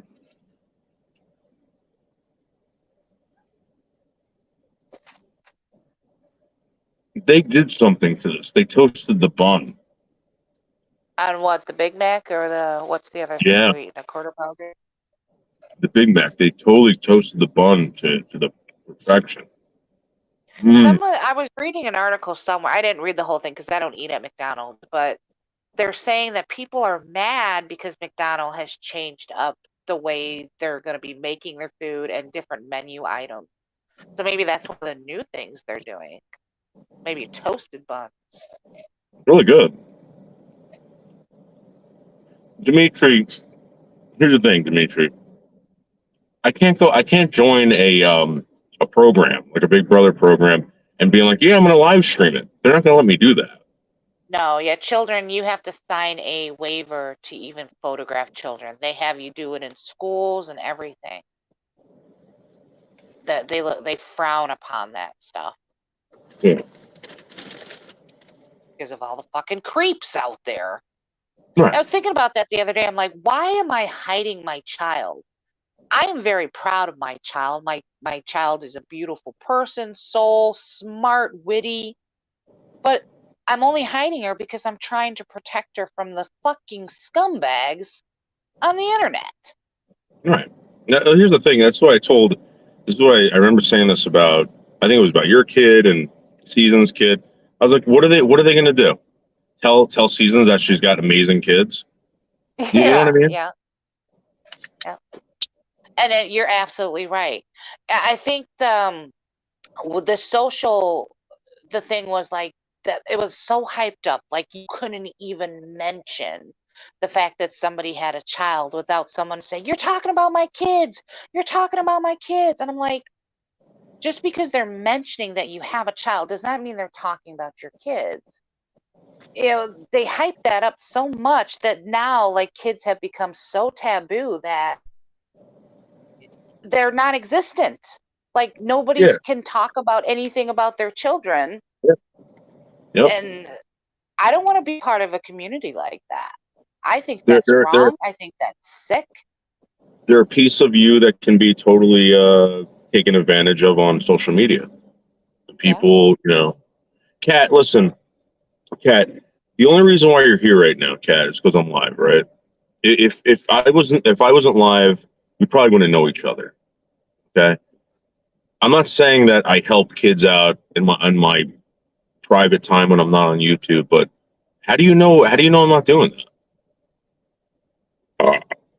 Yeah, you know what I mean? I mean, this is an opportunity to maybe inspire people to get involved with other handicapped individuals or adults or maybe even children. I don't know. It's all about inspiration. Wow. Well, I agree with Kat, but I agree with you as well. There are certain people that are able to handle children and guide them and teach them. And then there's people that maintain order in like with the older set of people. And I think everybody has their own role and their strengths. And I think what you're Yeah, doing is the right move. I I'm gonna be. agree. I wouldn't be good with like mentoring kids. Like, I'm not gonna do oh, let's play You this don't have a game. I'm lot not of gonna do that. experience.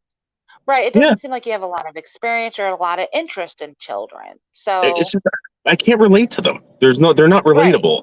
I don't Right. And you usually can't unless you become a parent and, you make that a priority. like whenever I see a kid, someone introduces me to their kid, I'm like, oh, hey, what's up? Hmm. You don't know what I'm talking about. You have no. I remember having these conversations with my parents' adult friends, and they would just be like, "Oh yeah, that's great. That's great. That's the conversation you're having. Uh, You're treating them like idiots because they are. So I don't want to have a conversation with your kid. Get your kid out of my face. That's all I'm here for. You say, hi, and then they're gonna I'm look at the me and same they're way, gonna but grab their parents and start crying. It's like, all right, fuck you, kid. they're mean. They're mean. Yeah. I'm the same. Like I was the same way with my nieces. Like I'd have a conversation with them, and I'm just like, "You're just stupid. Get away from me. I can't handle kids right now." And then you got to watch what you say around them, right? So Yeah. they ask you questions, right? So you got to know when to lie and when to tell the truth. And it's like Yeah. it's a constant fucking game with fucking And kids. I can't. raising I don't like it. children, raising children is hard enough, and in today's world, it's even harder Yeah. because of you're not even have to dealing with like the private like parenting time, but out in the real world, there's so much that kids today are like little shits. Like I don't This is know. the thing. In my experience in life, right? Your kids are your own. If you want me Yeah. to teach your kids something, you're going to tell me, oh, don't say this, don't say that. Why did you tell my kid? I don't want to. There's always a third conversation you know what I mean? I don't want that. Oh, so and so told me that you said this in front of them. Yeah, Santa Yeah. Claus isn't real. Yeah, I didn't lie I'm to your kids. honest with my kid. Yeah, Yeah, I'm honest your with my mother kid about stuff used like to be a that. coke whore back in high school. Yeah, Yeah. Right. I think it's important that we are honest with our kids nowadays anyway, but I don't know. If I was a parent to some of these children nowadays with how like I seen a kid physically assault like a 13-year-old physically thought like assault a 50-year-old woman wait, because they what? think, yeah, like that's the new thing. You're watching like all these TikToks and stuff, these kids, they get into their little groups and then they start a fight with like somebody who's like in their 50s or 40s. They'll sit there and say, "Oh, it's a Karen." And then Yeah, they whoop on them. They knock them down, they punch them. Like these yeah. are our kids of today. They have no respect for Yeah, the older because they've generation been or coddling them. They've been coddling them and basically lying to them about fucking Santa Claus, lying to them about freaking the Easter Bunny, lying to them about all this crap. They're not special. None of these kids are special. You're special to your parents. That's it. That's it. yeah. I don't give a shit about your kid. I mean, Yeah, I and care. I nobody care should. that. And if you did, Dave, if you Yeah. did, I would be there would be a red flag. Like why would Yeah, you I want to care? know everything about Leo's kid. Leo, Yeah. do I ever discuss your kid or anything? No. This is what I'm trying to get at. I don't have a relationship with you because you have a kid. I talk to you because Right. I talk to you about YouTube. When people start talking to me about their kids, my eyes glaze over. I don't want to hear about your Right. fucking kid Right, because unless it's nothing. Yeah. there's some kind of drama. What I'm saying is like when people start telling me how great their kids are, how they're overachievers, they're this, they're that. It's like if your kid's sick, of course I want to hear about it. I want to hear about this. Right. I want to know that there might be a chance that you might need something, you might need help. I want to relate that way. But I'm not going to relate to anything. Oh, my kid painted me this awesome picture. You want to see it? Yeah. No, But I really. yeah, because that's parent talk. I think people need to judge the room sometimes when I'm talking to you. I don't like to talk parent talk with you because you're not a parent. Yeah, whatever. And Yeah. Yeah. Right. So it has nothing to do with the fact that you hate kids or that you know, blah blah blah. You're not a parent. It has nothing to do with you. You have no clue what's going on. So why would Here, I talk to you Michelle. about that? Yeah, I just again, like I want everyone to be happy, but for me to be happy, I'm telling you, it's not a conversation about what your kid's doing in school Yeah, or I your get kid's it. struggling with whatever. I, Yeah. and I'm not complaining about you having conversations with your kids. You don't have conversations like that, but when people do this and they want people to believe that their kids are special. How is your fucking kid special? How? They're not. Because they're part of you. You're an individual. You hold them up to this higher standard. You're supposed to do this, not me. Not me. But I mean, Your kid's gonna end up with a phone in my face one day, punching me in the neck, calling me a Karen. it could be. See that, but that's the thing about parents. Like we do gloat on our kids. Like my child she's a pretty smart kid, but if I'm not the proper parent she needs, she will end up just like one of these losers on the street. Yeah. So it's not so much as like, yeah, we can gloat. They're not special right now. They're on their way of possibly being special in our future because isn't that what a parent's supposed to do? Yeah, Raise absolutely. them. Yeah. You're supposed to So raise them so that they're productive and they'll help other people. They'll eventually help me in my life. They'll eventually yeah. help you. They're the future of everything. But do you really want me to give your kids advice? No. Keep your kids away from me. I don't want to hear them. I don't want to talk to them. I don't want to hear about them. Leave me alone with your children kids. should be seen and not heard. I Yeah. grew up with Bye bye that. right Children here. should be Bye bye. seen and not heard. Yeah. Go Go. outside and play. This has Yeah. nothing to do with you. Yeah. Oh, this is very good. This is a very good ghost drink. This is the blueberry. Yep. Very good. Yeah. Blueberry. They have a blueberry now? Oh no, I'm sorry, raspberry. Oh, I never had the blueberry. They have blueberry? Or are you no, talking that's why I asked. raspberry? The blue raspberry? Yeah, I like the blue raspberry. Have you tried the sour watermelon one yet? That one's pretty good. Yeah. Yeah, I didn't really care for that much. They're all pretty good. Yeah. I enjoy these, but there's something about these that I think they're lying to us about. This Yeah, they're too this good. right here. It says They're right too there. It good. says it says 5 calories, okay? It says 0 grams of sugar, right? But there's 5 Yeah. where is it getting the calories from? Is there real fruit juice in it? There's sodium, 35 milligrams of sodium, and 1 gram of carbohydrate. Maybe it's the carbohydrates. Yeah, it's the carbohydrate. It's got to be. They might maybe use a part of a fruit in it, and that's where they're getting the carb from. It's But such it's a still sweet too flavor, good too. to only have 5 calories and 1 carbohydrate. Yeah, it is really good. It's really, really good. Wow. That's the That's one I amazing. go to now, like when I look for an energy drink, because I like the flavors. I have to try that. There's so many other ones that I should try, but Cat, the negativity today is off the fucking charts, Cat. The negativity is off the charts. Cat, listen.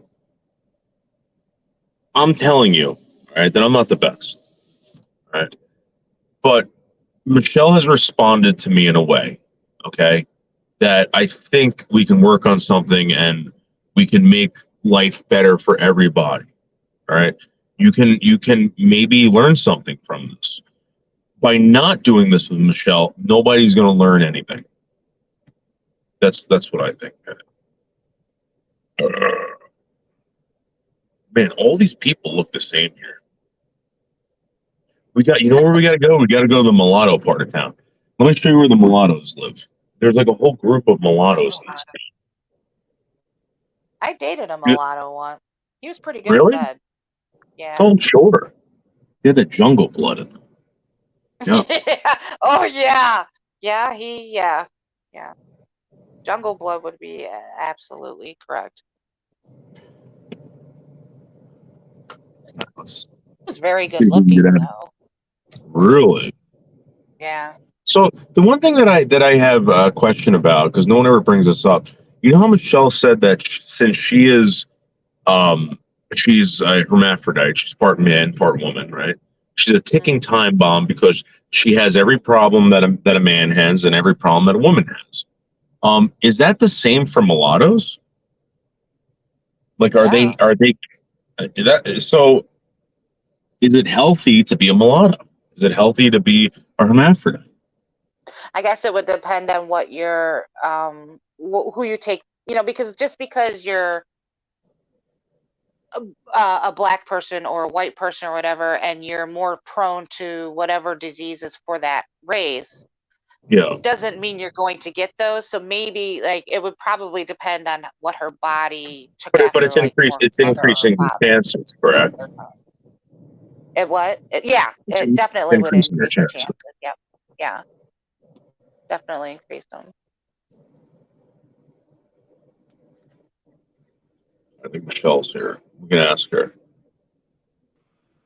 Hey, Michelle. How you doing? I'm sorry I was a little bit late. So when are you gonna be heading back here so we can call Sherry and let her know about the wheelchair? Yeah, call her now. Okay. I'm gonna take Leo and everybody here to the mulatto side of town, and I'll be there in probably like 15 minutes, 20 minutes. Right. She's on Water Street in Torrington. So what I'll do is I will call her up and let her know we'll meet her on Water Street in Torrington at the YMCA. And by the way, it's a kitten cat. I never denied any of the things that Noodles has given. I'm just saying is I don't know why you got something against me, kitten cat. I never did anything wrong with you. I've always respected Leather King Noodles for what he's done. But Michelle, remember we talked about how we were going to work on our social skills? That's all we got to do. And I'm telling you, people complain about it, Michelle, but we're going to work on it. We're going to work on it today. And everywhere we go today, I'm going to have you introduce yourself. I'm going to have you talk to people, all right? In a way that I think you should start doing. I wanted to know if he could go with us to do some activities today, too. He's right there. Yeah, I don't smell at all, Dave, either. I got clean clothes on and everything. Oh so my God, that's so clean. sad. Well, Ed, I have my dogs in the car, and we got to put a wheelchair in here. All right. So let me call Sherry now, and then I will try to come back on the stream so I remember the link. All right. Okay. All right. So I'll be back shortly. Okay. If not, I'll just text you. Okay. All right. Yep. Thanks. That's so sad. So wait, what did he say? He said, Dave, I don't smell today. I wanted to come with you.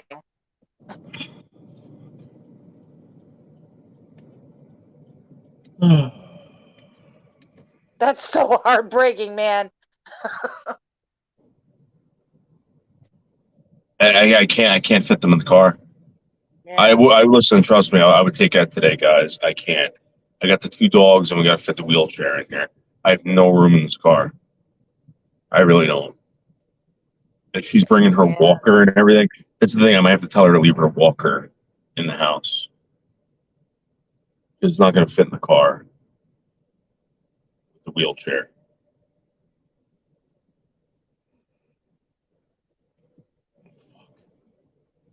So this is a place where I think Michelle could live. I'm going to show you something right now. And tell me what you think. And this is I'm being serious. I don't know why. I don't know if this is. Here we go. I don't know why she's not here. We'll go take a drive through here.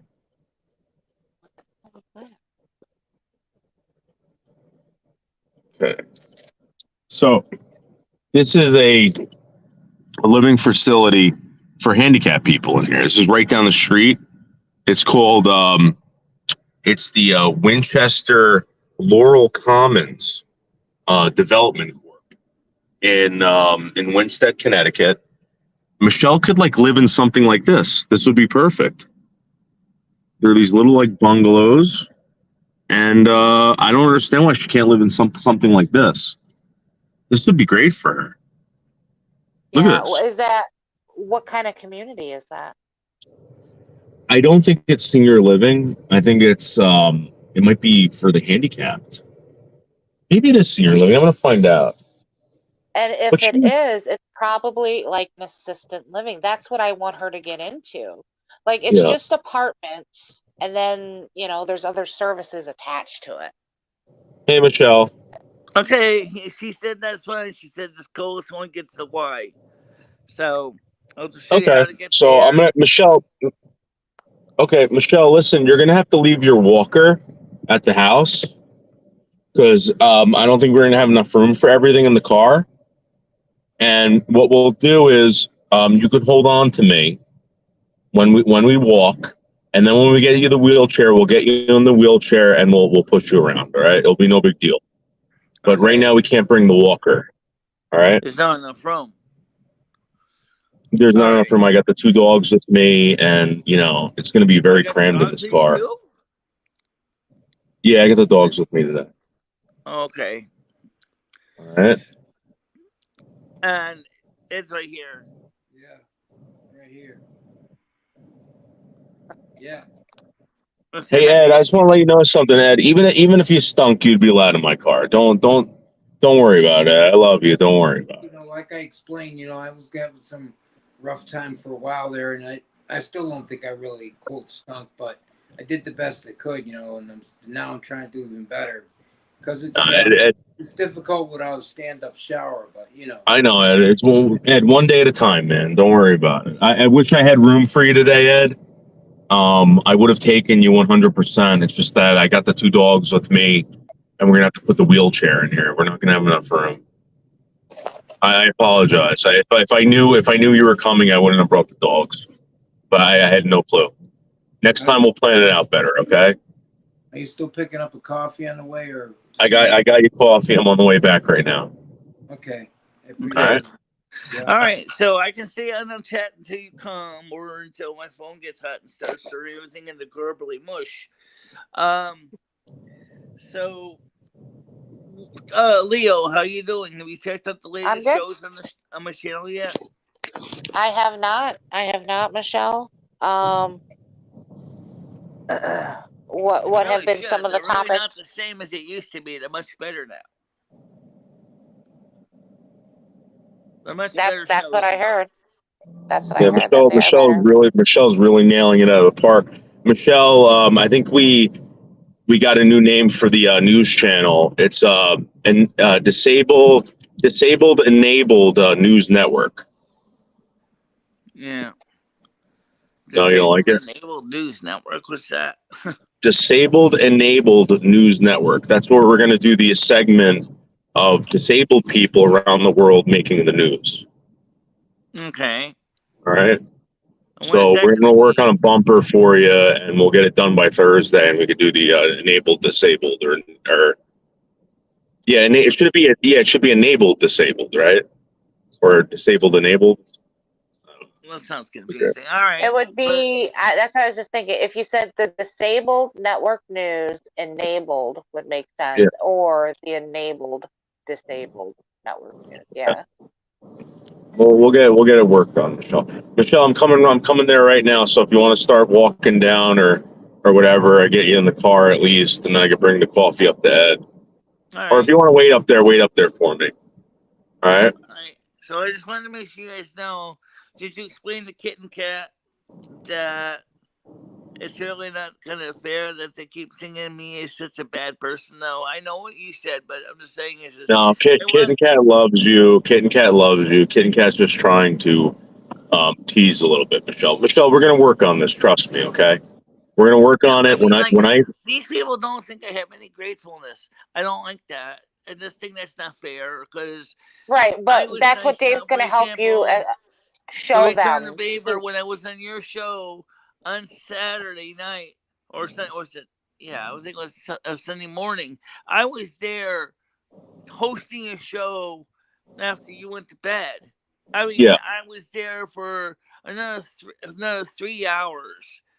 And you were, Michelle. I know you were. You did a fabulous job, Michelle. You did a fabulous job. we're trying to tighten everything up, Michelle. We're trying to make it work like perfectly, you know. So it's going to take a little time, Michelle. Don't worry. As long as we keep working on it, we're building. Your channel's getting better. Everything about your channel is getting better. Don't worry Yeah. about it. You're gonna have naysayers, Michelle. This is where you prove them wrong. Yeah. Michelle, the only way you're going to get me to stop helping you or whatever is if you tell me you don't want my help anymore. That's the only way I'm going to stay away from you. I promise you, Michelle. I never promised you something and I didn't pull through. Okay, trust me. Yeah. You got to trust me, Michelle. All All right, I'll right, be there. I'll guys. be there in I'll see 5 you when you minutes. get up here. I'm gonna Yep. just get ready to and put a little bit of foundation on and be ready for you guys when you come back up. At least this time I'm dressed and cleaned up and so yeah, I can make it down the stairs without the walker with some assistance, but Ed may need some too. So Wait, Ed's not coming with us. I can't go because he's got the dogs today. oh, I I got see. the He said he dogs. can't go this way because he got the 2 dogs, right? All right, so we'll meet. We'll see when you guys come up here. Okay, All I'll be right. there. I'll Okay. be there in a couple of seconds. Yep. Okay. All right. End call. Bye bye. Bye. And Hey, we're gonna work on this. We're gonna work on this. You know. yeah. Thank you. It's a very simple thing to say with all the things Dave has done for you. You have not one. We're going to work on that, Kat. We're going to work on that. Kat, you want to I know think something? didn't she say thank you to you? I thought I heard Yes. her say thank I you. got her to start saying it. Kat, let me tell you something. The day that I went over here, right, and the day that we live streamed, she was smiling. Okay, and I said, Michelle, are you happy? And she goes, yeah. And she smiled even harder. All right, That's and thank you enough. that's amazing that she did that. I haven't seen her smile like that in fucking 2 years.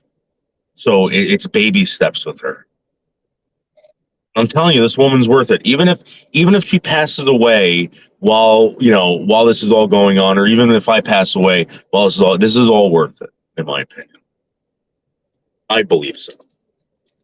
I think it is too. Because that's what I fully believe is that's why we're here to help, fellow man. And like you said, it's some people are better dealing with others than most, and you have a gift to dealing with people like Michelle. You have the patience. I have a lot of patience when it comes to this shit. A lot. I just gotta get some stuff out of the front seat. Wishbone is acting like he owns the whole fucking car. Well, I'll be right back. I got to throw this McDonald's away. I'm surprised they don't have to go to the bathroom. Or did you already let them go to the bathroom? Here, I'm gonna let them out. Well, they were outside before we left. I'll be right back.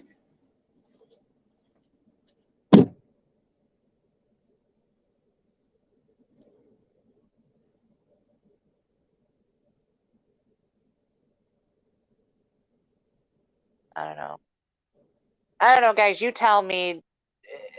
Do you want me? I can jump down when he's with Michelle. That way, then he can be full screen with her. I just don't know what to say to her other than Okay. good luck. Stay.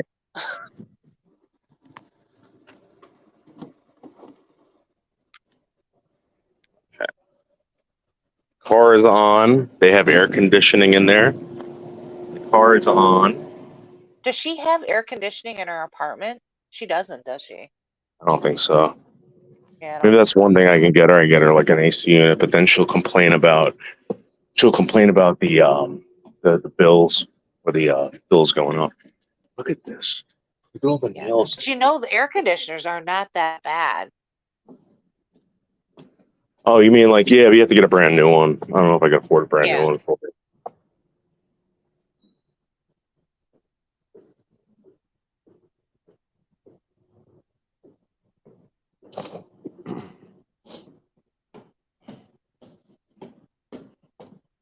I was wondering, like, why isn't East Coast Ghost doing something like this?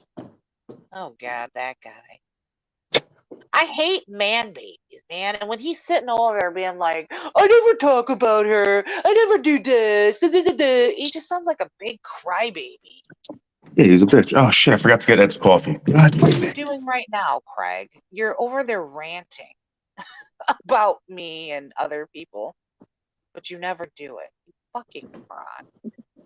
Leo, why don't you tell me to grab Ed's coffee? Oh, I forgot. Fuck.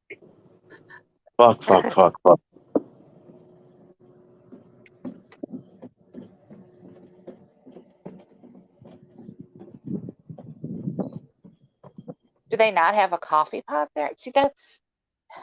Wow. I cannot believe they do these stairs. No wonder why Ed is like half dead by the time he gets up them stairs. Yeah. I really didn't want to come down here to get this shit, but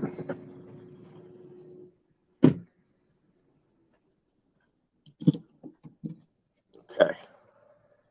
Here's Ed's coffee. We got it for him.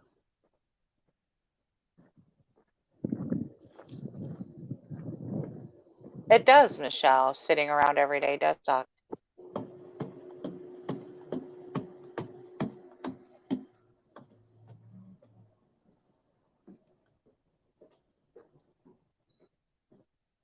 Yo, I'm gonna go drive around in my car and bitch about Dave and Leo. Yeah.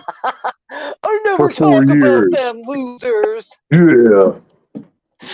I go live and he's mocking you like he's saying like he watches you because how does he know you go live at 6 in the morning every morning? Like I have no clue when that guy goes live because I don't give a fuck. He gets notifications. He's got that bell ticked. All right, so Jerry said call her when we get to 5. All right. I thought it was an accident, Sarah. You got timed out, so you got 5 minutes, but you didn't do anything wrong. That's right. Sarah's being All right, sad. so what we're planning on doing today, right? We're gonna get the wheelchair. Right. All right. Is there anything else you want to do today? You want to go out to Sports World or whatever? Excuse me? Do you want to go to that Sports World place? Sports World. You mean which one? You mean Going down the street. Oh, the bar, the Metro Bowling. No, the place. Arby's. Yeah. Right, Arby's Sports World. Yeah, I don't know if they're open Sunday or not, but All right, we'll find something to do, Michelle. We'll test out the wheelchair. We'll see the pros and cons. There's also a Renaissance Fair in Harlingen too. Today? Yeah, it's Sunday. Shit. I mean, it's open for pretty much for 2 months on the weekend, so can't do it today. They always do it later, All right, we'll figure it out. Is that good? Was that all right? The way they made it? You suck, cat. That's why they're like, you want light? I'm like, yeah, light. They had equal. All right, let me go get some things. Put some things I don't think are going to be helpful. I thought you said you were ready. I pretty much am. Just going to get something.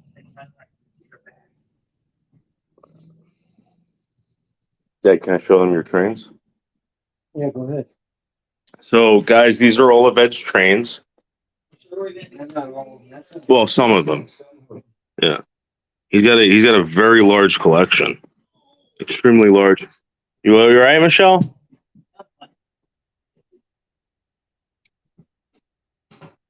Yeah. My grandfather used to work on the I think is the Chicago one the B&O railroad?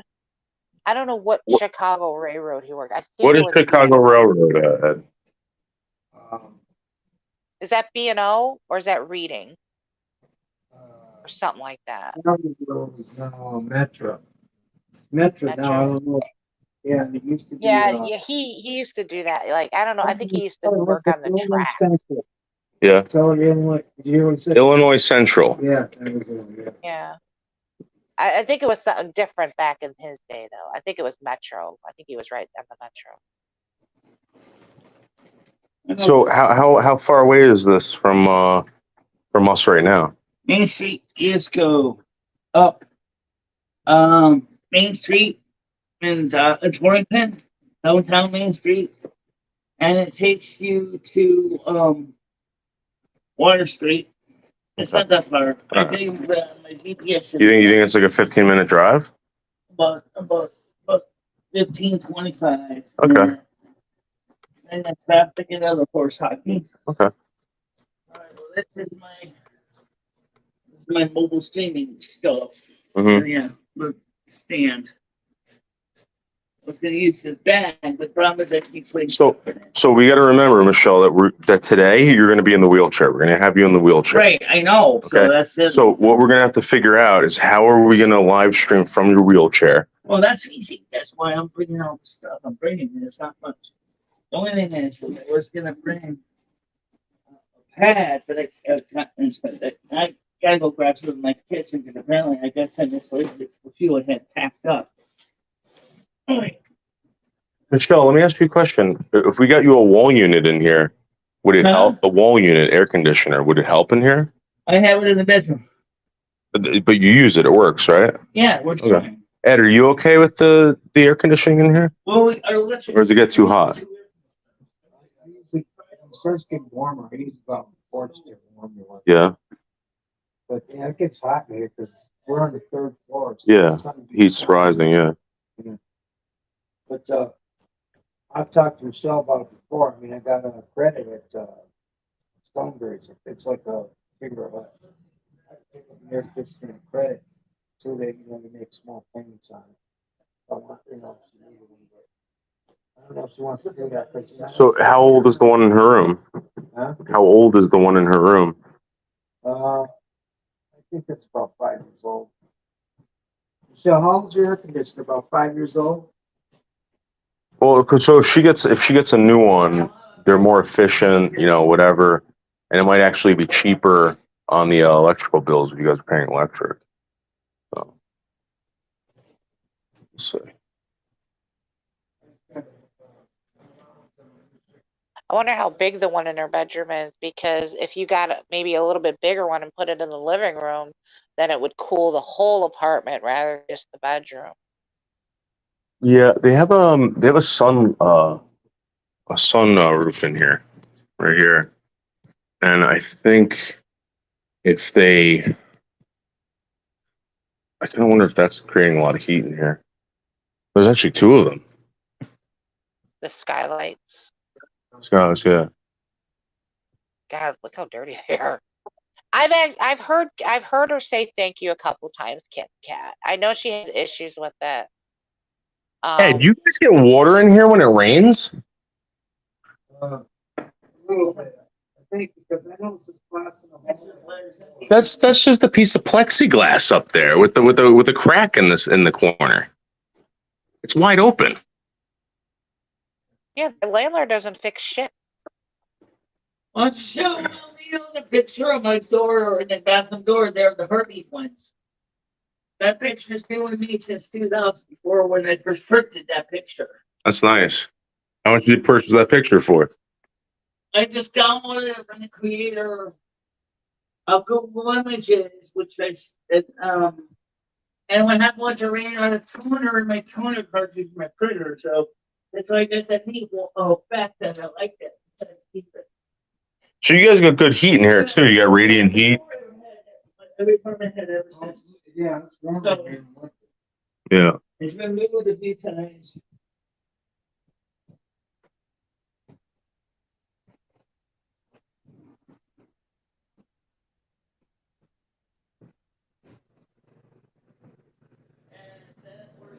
This thing, I don't know what to call this. Yeah, I just showed everybody that. Sure. Demetrius says the house has better decoration than Corey's. Yeah, it is. She shouldn't have to live. Nobody should live in these. Well, to be fair, I've seen people living in worse than this. Yeah. But this is something, Yeah, it sucks. Sucks. I remember living in houses with those old ass doors. That's an old house. Yeah, this whole part of the house is slanting. that's why. I think that's why they got a problem with the ceiling. Yeah, well, look, you can see the shit separating the wall. Get me back. You want me to grab it? Which one you want to grab? Both of them? The one that's over right there. The This- one that's got just the power cords, and the other one that's got computer and stuff. Oh yeah. All right. So this Yeah. one. Yeah, this one. Yeah, just the cords in the stand.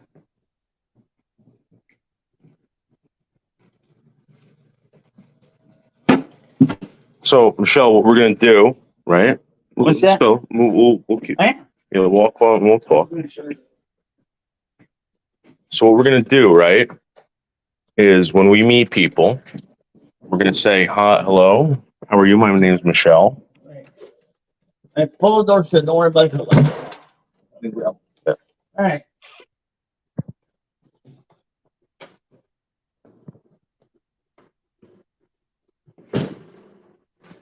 All right. So you want to hold on to me, or you got to going down the stairs? You're fine going down the stairs like that, right? Yep.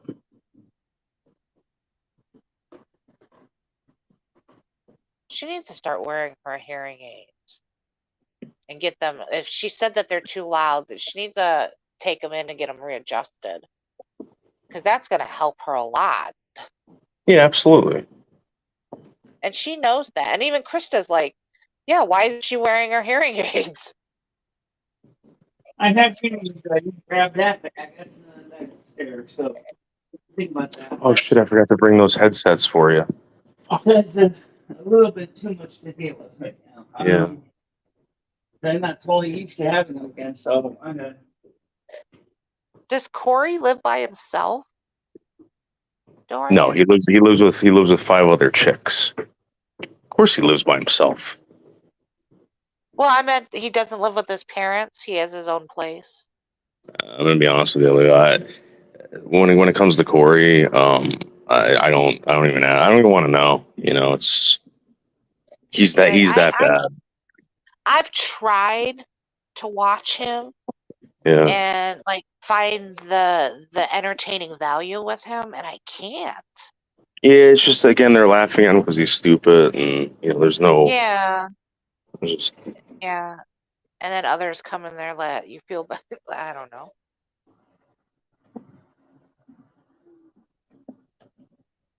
head and shoulders, I bet. But Michelle is frightened to death that there will be reprisal. All right, so once you get down there, Michelle, you're going to hold on to my hand. We're right over here. No, Michelle, we're over here. Michelle, we're over here. Over here. The car is over here. Oh, you're over there. You know, Head, that she, and you know what, Head? I have explained that to her, and I've gave her the numbers to the people to call to act in her defense, and I can't get her to do it. And I think it's because she's scared, because she's got that hearing problem and this and that. So that's why it's important to get somebody there that. All right, so you stay right there. I'm going to open the door for you. Hold on. Yeah, no, hold on. And I could have helped her eventually, but she needed to do the initial talking with the lawyer and let them know, hey, this person is acting as my advocate because I have hearing impaired and stuff. But I can't get her. I couldn't get her to make the initial phone call. Get in the back. Because she's definitely living in unsanitary conditions. The landlord's taking. The landlord's not doing his job. Ow. He's Wishbone, stop. Stop, Wishbone. Wishbone, sit back. Uh-oh. He's attacking her. Oh, she's pissed off. No, I'm not pissed off. It's dogs. That's one reason why I like cats. I don't see Rusty do this. She needs head and shoulders. She needs a social worker. She needs somebody who's going to dedicate time to her to get her. And Ed, let's be honest, they both need somebody to get them situated. She needs the help. But unfortunately, no one ever gives me the help. Yeah, but I've tried every community access agency and I never get help. Yeah. Right. It's almost like they almost been already directed never to give me help. Yeah, that's but I think she needed this handicapped lawyer. I can't even remember. I might have it down written somewhere that she needed to call and talk to, and to open up a case because I was I gonna have tried for I was over gonna 20 go after the years to get landlord. help I need, and they keep brushing me off. Okay, Who over 20 they years, and they keep brushing the me lawyer off. though, the handicap point of I have to look Right, it up. the handicap lawyer, who's going to pay them? Oh, No, yes, and that's it's a lawyer that it's paid for by the state because it's a disability. I can't remember the fucking name. Michelle, I'll tell you what. If I find the information again, I will send it to Dave in an email, and then maybe he can give it to you, and you can call again. Or that's who you need to call. Not these agencies. You need to call a lawyer now. Your You case know what I is think it so, is? I think, I think important. she's leaving voicemails for them and asking them to contact her on her like Instagram or something like that. No, I call them on the phone. It could be. They give me a paperwork, I fill it out, and they never call me back. I'll be right back, Leo.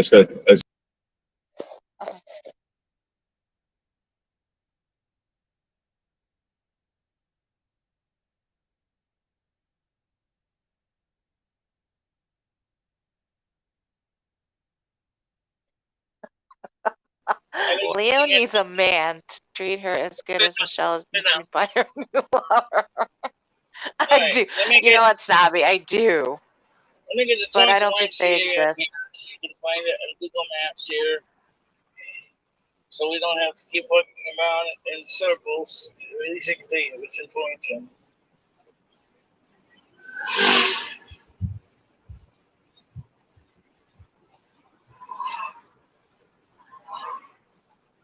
So, guys, we're about to go get Michelle Marie Delaney's wheelchair.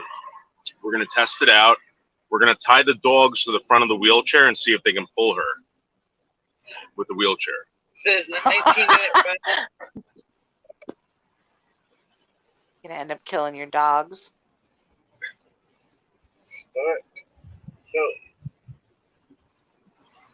Starting route to Northwestern Connecticut YMCA. In half a mile, turn right to merge onto Route 8 south toward Torrington. Why are you going to the YMCA? Is that because she doesn't want anyone Because coming that's to where her Sherry home? lives. I gotta get the Oh, wheelchair in Sherry's room. She lives at the YMCA? Yes, she does. Oh, wow. I didn't know that you could do that. Yeah, our YMCA has rooms. Why is Leo being so snoopy to you today? I'm being snooty? She's in a bad mood, Leo. She's in a real bad mood. Who, me? Yeah. That's All right. All right, Michelle, let's work on this, okay? What's that? We're going south, right? Yeah. Okay, let's work on I this. don't know what they try to do. We're going to pretend that Leo is somebody that we just met, all right? Yeah. So let's pretend you just met Leo. What are you going to say to Leo? 9 miles. Take exit 44 onto Route 4 toward downtown Torrington. Michelle? What? We just met Leo. We're going to pretend like we just met Leo, all right? Okay. How do we talk to Leo? What do we say? I would say, like, what were you doing? Your name is Michelle Marie. So here's Sam. Sam, have you ever met Michelle? I think I've seen her before. Okay, Michelle, why don't you introduce yourself to Sam? How you doing, Sam? My name's Michelle. Say my name's Michelle. Hi, Michelle. Nice to meet you. Nice to meet you too. No, say my name is Michelle. Nice to meet you. I just did. Say it again. I said, my name is Michelle Marie. Nice to meet you. The North American celebrity. That's There you what go. I'm living. There you go. Sam, what are you up to? Trying to find a place to pull off so it's cool for me and the dog. It's fucking 80 fucking degrees, man. Yeah, it's hot up here, man. That's not that bad. It's pretty bad. I'm Leather King, Michelle. Oh, yeah, you're wearing a sweatshirt? Well, it was cold when I left this morning. A little bit of crutch material. So, Sam, what do you think about this trip that we're taking? We're taking a trip out. We're going to get Michelle her wheelchair, and we're gonna try to take her places Oh today. shit! I What do got you a think? wheelchair. Got a wheelchair back here I haven't used yet. Brand fucking Well, the thing is, new. You haven't thing is, used yet. she's got one too. Well, then why are you going to get a wheelchair then? Because she lent it to somebody who was never going to give it back to her, right, Michelle? She didn't know when she was going to be able to get that because she wasn't able to transportation. Yeah, but someone came and picked it up for you, right? Well, fuck! If I was in the neck of the woods, I'd have one for $100. Well, this one's free, Sam. This one's free. Oh. You know what, Sam? I looked at those like rinky-dink folding ones. What X are we getting off of? What's that? What X are we getting off of? 42. This ain't no rinky-dink one. This is an actual What X? Actual wheelchair. By the way, if you ever want to go to the Harwinton Renaissance Fair, it's still going on right now. It's actually right here in downtown Torrington. Okay. It's at the Harwinton Fairgrounds. Hi, Sam. Hey, how are you? I'm doing good. Hey, Michelle. How you doing? I'm doing fine. I just Is that Michelle? Yes, this is Michelle. Yeah, I'll Michelle. be the interpreter. Go ahead, Sam. You got a Ask question for Michelle. Ask Michelle if she wants to join the Hover-Round Mafia. Michelle, would you like to join the Hover-Round Mafia? I don't know much about that. Well, you have to own a Hover-Round motorized scooter to get around, and it's just a group of us old funky donkeys, not taking shit from anybody and fucking them up. Oh, okay, I see. Well, the thing is I don't have a hover on. It's a human I'm gonna powered run you over wheelchair. with their hover-rounds. Hey, Sam. hey, dude, I'm fucking telling you, dude. You want to be fucking hilarious?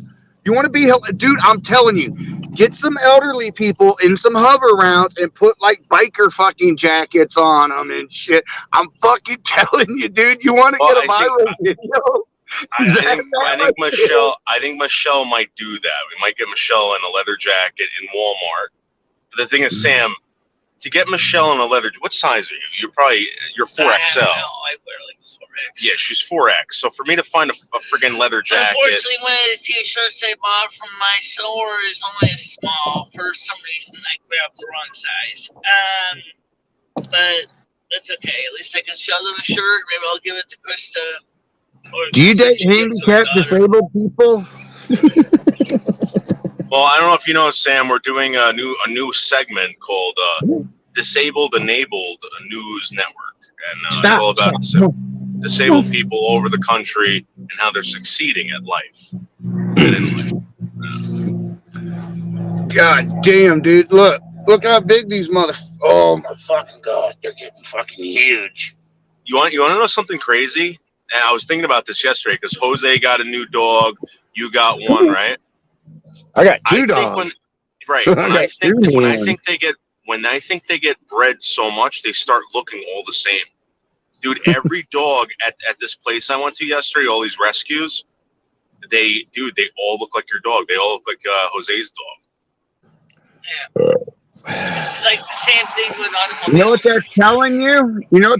All these cars have been crossbred so many times, they all look like the same. That's why I couldn't tell the difference between your car and the guy. That's either telling you to not get another dog or to get another dog. You just got to figure out which one it is. I mean, if they're all starting to look the same, you got to look at the signs. All the rescue dogs are. It was really weird. Not all of them. I take that back.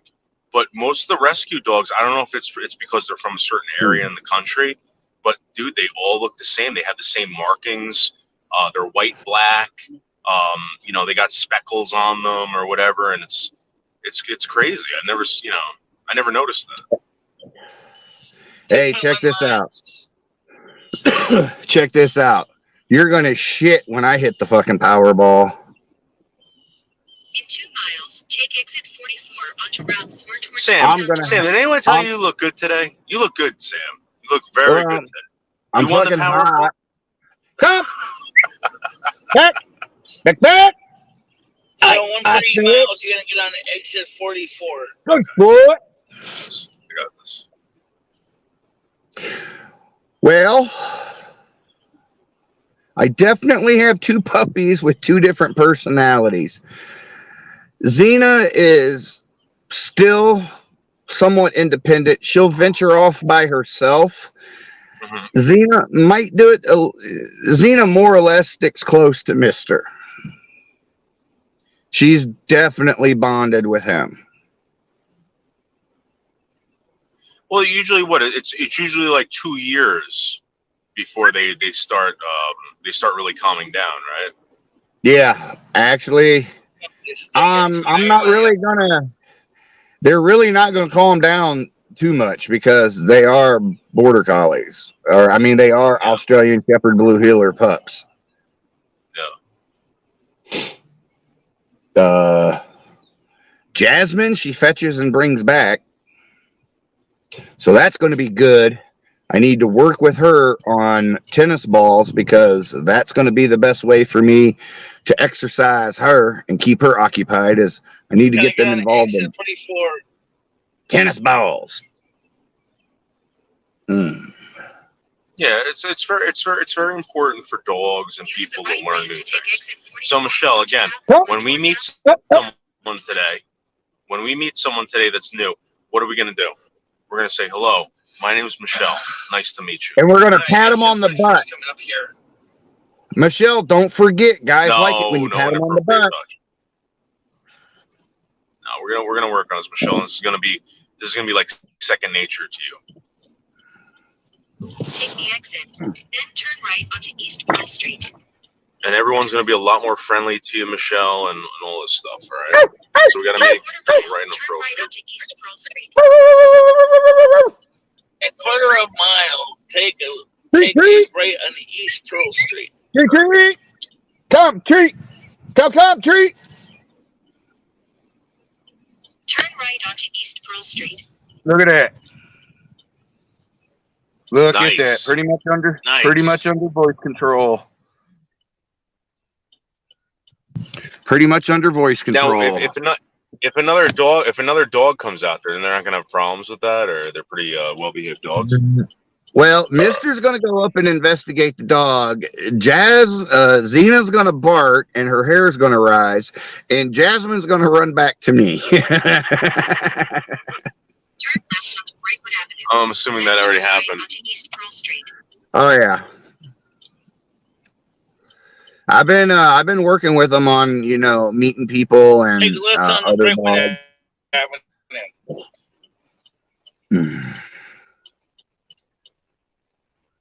Sorry, Sam. I'm trying to figure out where I am right now. I'm trying to pay attention to And the then traffic. Well, I know where you're at. I know where you're at. You're in a vehicle with Michelle Delaney. Torrington. At the next stop sign, turn right. At the next stop sign, turn right. Hey, is weed legal there where you're at? I'm trying to watch her. Yeah, she's got a dispensary and everything up here. Turn right onto East Pearl Street. Woo! Let's do a dispensary run. We did that with her, and it was like she wants chocolate. In a quarter mile, turn left onto Prospect Street. Okay, Prospect. Street. There's that. Out of there. Out. Come on, let's go. That's the road after on the second light. Okay. Go past this light, then at the next one, turn left. Right. Okay. So see, keep going straight. Continue on through until the next light. All right, then we're gonna make a left at that light, right? Correct. Are you excited to get your wheelchair, Michelle? Yeah, I never really used it outside. I don't know. This could be a life changer for you. It could be. We need to get her a hover around. Dude, Sam, we were thinking about that. How the fuck would I get that in my car? They come apart. They come apart. They do, but he's also got two dogs in the car. Turn left onto Prospect Street. What do you mean they come apart though? Okay. The seat comes off. Right. And sometimes they fold up or they just come apart. So her doctor was saying that she should be using the walker. It's actually beneficial instead of right. It helps Yeah, strengthen yeah. She my needs to tendons get. that I still have that are She connected needs and to get working. one of those extra large ones that have wheels, brakes, and a seat for her to rest. Yeah, and that's the word large. We got one of them too. But I use the other one because it's light. It's easy to carry up and down the stairs for me. Sam, Yeah, I don't know if you had saw one. it. And You see that, I Sam? did create a shelf for it. 3 stories. I had one. I had one, but it was way too heavy. Yeah. Did it take up a lot of room in your van? No, not Sorry, really. Sam. It folded up, but it was just heavy. It folded up, but it was just heavy. Over here. I think it's here or over there on your side. Let me see. Hey, Let me see look, the. Let me On see your this. right, look, northwest. look! I got one right now. I got one right here. I got one right there, right next to the wheelchair. The wheelchair's right behind me. All right, so now All let right. me close shave and let her know we're here, so she knows. Okay. Hello, buddy. Cup. And we're at the front gate. We're at the front entrance to the YMCA right now. So. Hi. I'll meet her in the lobby. Sherry, my name's David. I'll be in there because Michelle doesn't have a walker or anything, and for her to make it up these stairs, are you okay with that? Is there a wheelchair ramp around here? I mean, so that maybe it might be easier for me or easier for you to roll the walk. There isn't. Yeah. So how about I meet you in the lobby and I can just grab it from you? Is that okay? Yeah. How long? Oh, I'm gonna walk. We're at the front, right? Right. We're at There's the two front. sets of doors. This one and the other set of doors. Big doors, Sherry. Which doors does it go into the lobby? Good boy. All right, I'll go in there. All right. I'll drop you out there in a minute. All right. Need it. All right. So you stay here. All Okay. right. So why don't you get ready to join me on the show so I can carry over? Well, you just wait here. I'll be right back. Okay. So anyway, he's gonna go get the wheelchair. The walker. I'll be honest. The walker I have both the rollator and I have the other kind, the standard frame. The orthopedic doctor said, stick with the walker you got because it's good for you when you can, because it's gonna help you to encourage you to working your muscles and get your leg muscles stronger. But and use what you have. But he said he told me if you want to get your legs properly fixed, your left leg is such a mess. He said it would take 6 months to a year to recover after total leg reconstruction. So good girl. People didn't realize I didn't either. So he told me as a professional, he said I wouldn't go through any kind of surgery to fix it because it's not just reattaching the patella tendon to the bone. It's a lot more work than that. Leave it. Get your toy. Get your toy. There you go, good girl. This dog is licking me to death. I think this is Wishbone. Yeah, this is Wishbone. Hey, Noodles. Oh, Yeah. he's gone. Please don't. Hey, Leo. I don't know why these dogs do this. Why do dogs do this? Leo. Leo's there. Leo, you're being asked a question. How about you, Michelle? Can you see these? Can you see this? I can't really quite see it from here. Just give me a second. I gotta watch over this dog. I don't want this dog to accidentally hit David's shifter and then all of a sudden put the car in drive and all of a sudden have us basically smash into it. That would be really bad. Get it. Good girl, Jasmine. Good girl. Really ruining your day. Drop. Good girl. Yeah. Leave him alone. Leave him.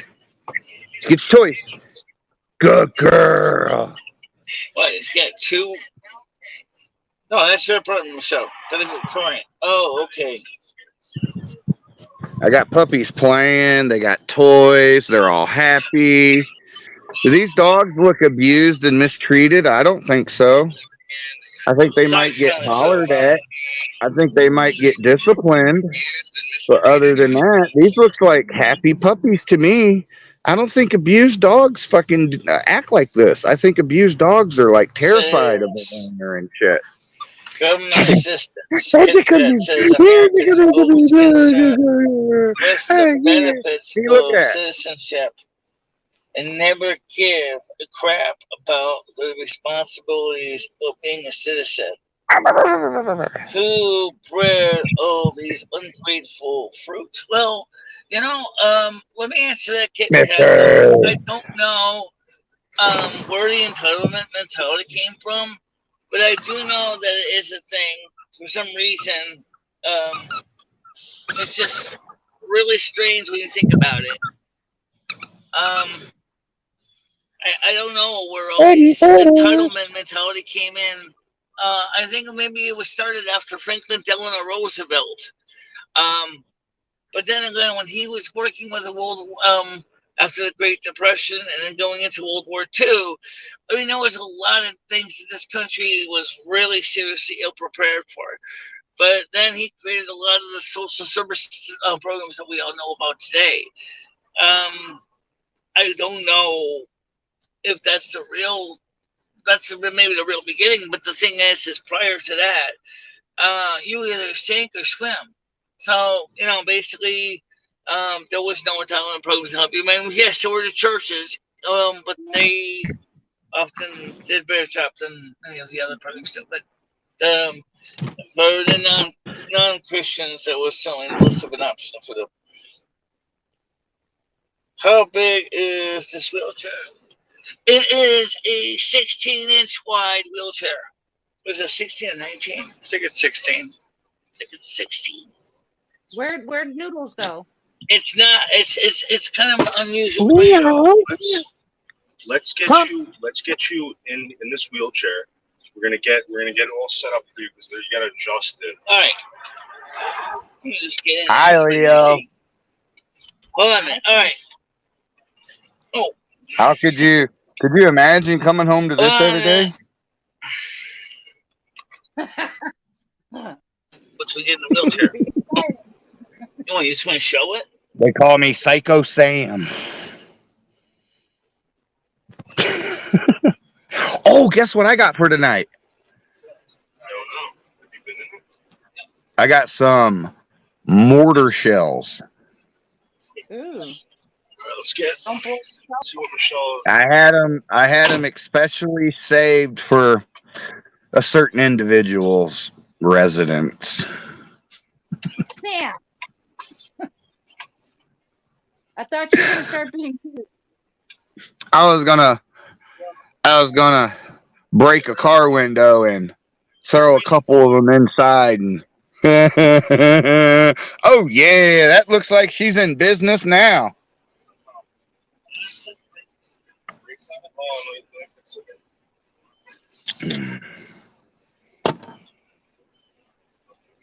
I am being good.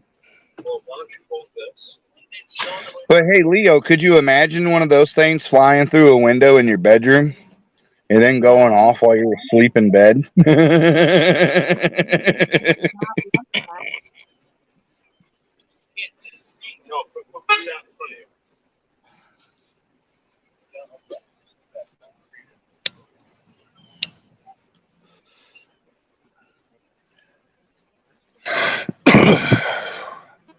That's what I want Noodles to do. Push me around New York. In a wheelchair? Yep. I'll have a sign that says, "Oh, I'll be dressed up nice and so will Noodles. Noodles will be dressed in a suit and tie." And I'll have a sign that says "Millionaire looking for wife." I got 6 months to live.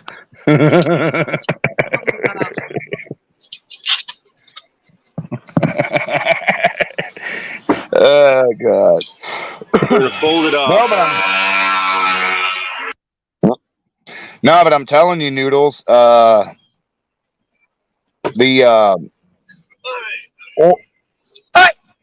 get over here.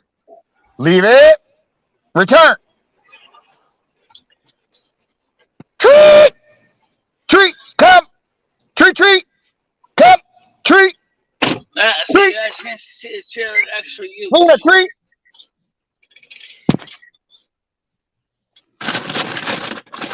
I mean, the leg parts come off separately if you really need to take them off the noodles. They do come off. Hold it. Hold like this. Yeah.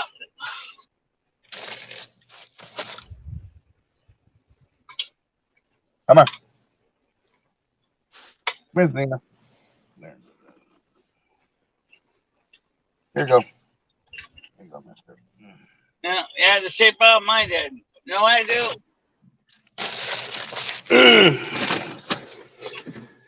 Oh, I figured it out. I figured it out. So it'll actually flatten right out. Hey, noodles. Use the wheelchair's own weight to flatten it down. Grab the center of the fucking seat and pull straight up, and the fucking thing will fold for you.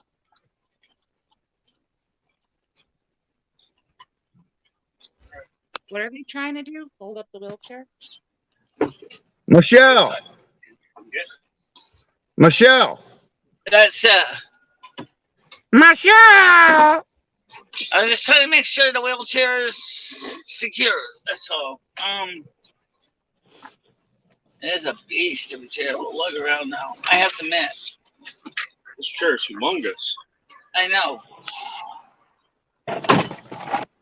Might be a 19-inch chair. I don't know. Anyway, the thing is that's in the car now. So now to get back on the main street, just go straight. It'll bring it back on the main street. Yeah, noodles. I want to get in on this because I'm probably gonna be on my bike with a dog cart here real soon. Really? Yeah. Well, we're gonna try to get Michelle. You want to go to that park? Unless I can come up with a few $1,000. Yeah, Michelle, I wasn't prepared for that today. Unless I can come up with a few $1,000. Well, I know you said RB Sports World, but that means you have to go back to Winston. Harwinton is just almost right up the street here. So I just wonder if we can take this out to a park or something and test it out, see what we can do. Oh, we can do that. We can do that in Winston, absolutely. Okay. We want to get the dogs at the park. We want to get the dogs pulling you on it. You weigh a lot, Michelle. Oh, I know. When I was pushing you, it was like pushing a boulder up a fucking hill. Well, at least I had wheels under it. That's why I always like to push a boulder with no wheels. Well, hey, Noodles, you know what you can do? Excuse him. He's mentally disabled. Up a 45-degree incline. That's what Coyote was doing. Well, you know what you can do, right? What's that? You know what you can do, right? So what you do, Noodles, is you and her get a membership at a gym somewhere where they have a swimming pool, and then they you have and one her. at the YMCA. Yeah, well, 25 bucks for the day. Well, you're gonna want to do it more than once a month and once a week. I'd say 3 days a week. You go to the YMCA and you get into the pool. You get into the pool and you start doing water aerobics and stuff, swimming around and stuff. And that, because she's so heavy, it'll be a lot easier on her joints and her it's true on her cartilage. And she can just sit there in the deep end and move her legs and her arms, and it's good cardio. Yeah, and it'll help her burn calories. What do you think about that, Michelle? Maybe getting you into a pool this year for some exercise. Oh, I can actually propel myself in the chair. I've actually done it. No, in a pool. How about we get you inside of a pool? Oh, the pool. Yeah, we got the pool. Yeah. That's why too. Michelle, when you exercise in a pool, Michelle, when you exercise in a pool, when you have extra padding, which I mean extra weight, it's easier on your joints and your cartilage and all that good stuff. And it's great cardio. Kind of like anti-gravity. Right. It'll be like you're in zero G's. Yeah. At least you got buoyancy. That's another reason why flabby people do better swimming. Yeah, you'll float all day. You won't have to fucking move a muscle. Yeah. I'll be honest with Because you. we are more or less dense than muscle bound people, which tend to sink.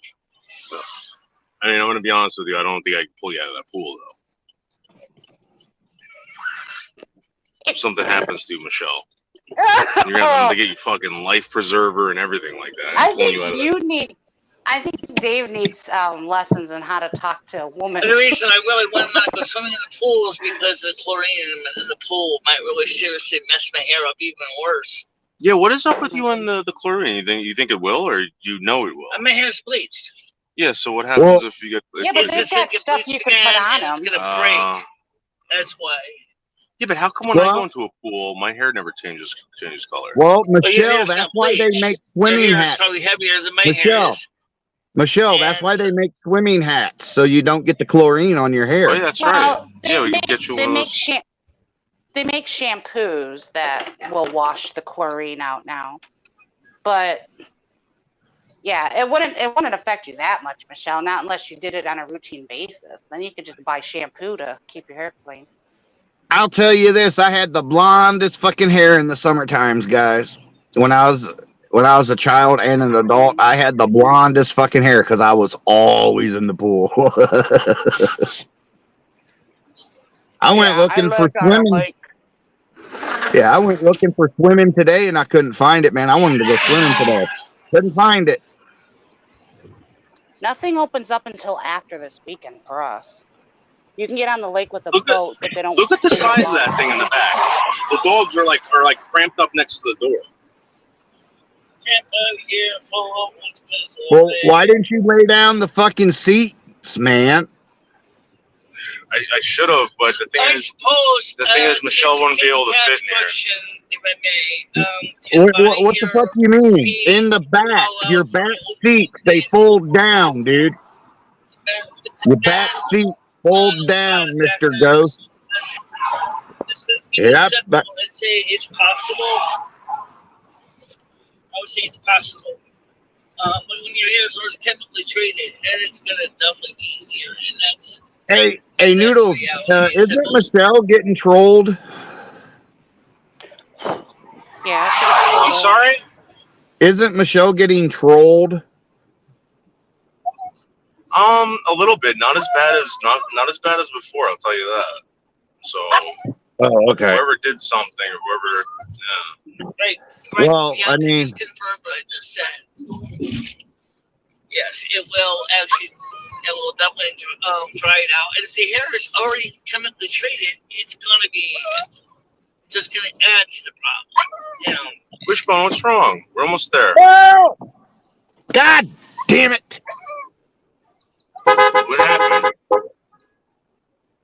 I got distracted and the puppies took off. Oh, Pop! Treat! Come on, treat! The YMCA pool is indoors and it's not outdoors. So Damn we still wouldn't get motherfucker! vitamin D3 we need for the sun. So then you still. Well, you're gonna get vitamin D today. Trust me. We're gonna be having you out in the park. We're gonna be rolling around. I'm wearing a short sleeve dress. Yeah, the dogs are gonna be out there. That you're gonna be walking the dogs. Jasmine, Zena, treat! You're gonna get those arm muscles moving. Yeah. Well, I can super dump myself. I've done that a few times. Wishbone, what's wrong, Bubba? What's wrong? I know some people in wheelchairs wear gloves that are designed to protect their fingers, particularly their thumbs. Maybe we can get you some wheelchair gloves. Yeah. Oh my gosh. They may have those at Beacon or CVS. I'm gonna try to put this in the back. I'm gonna see if I can get this in the back when we get back to Winstead. And they have gloves in them. Yeah. Yeah, I'm gonna get them out of there. Hey Dave, can you mute him? It's kind of hard to hear you. Yeah, guys. yeah. Okay. I could never do that. I could never do that. We're trying to figure out how to do that with one hand, and of course, then you're driving on top of that.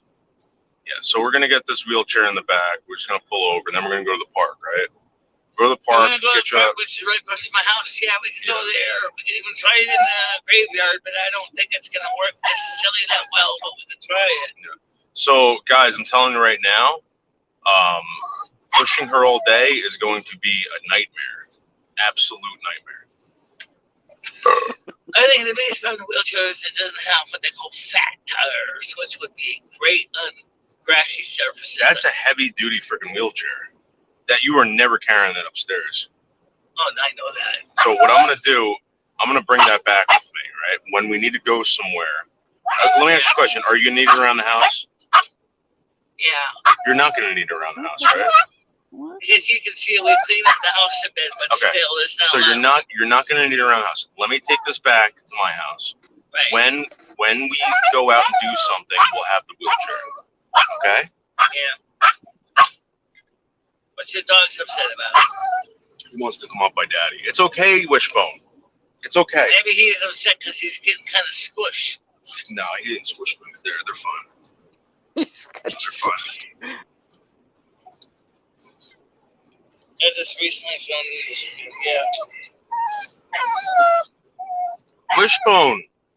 My fucking cat's going nuts too. Wishbone, shop. Well, Rusty already claimed the chair. Rusty already slept in it a couple times. So maybe that's what it is. They smell cat. I gotta pull over. I gotta get this chair. Put it in the back. I mean, taking there up are a lot of slightly. room in this There fucking are car. other models that are lighter. This is a heavy duty. Literally, it's steel. 100%. Let me pull over here. I'm gonna pull over on the side of the road so Wishbone can get up by Michelle and cause her all kinds of problems, and I can hear Michelle complaining.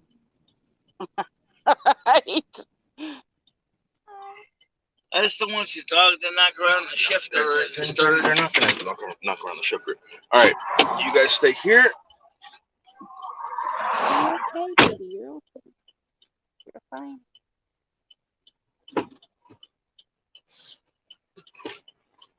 Oh, the wheel thing's coming.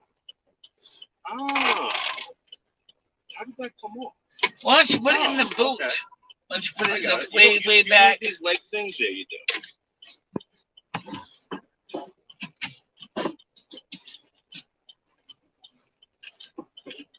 No, which one? Stay. He's gonna put it in the boot. This is the far back. It's gonna make sense anyway.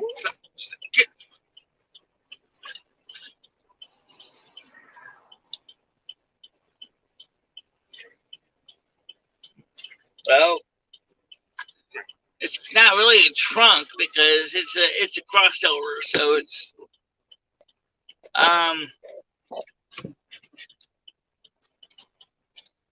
It's like a hatchback opening. yeah, kind of more like a hatchback that's been seriously extended by about 3 feet. Yeah.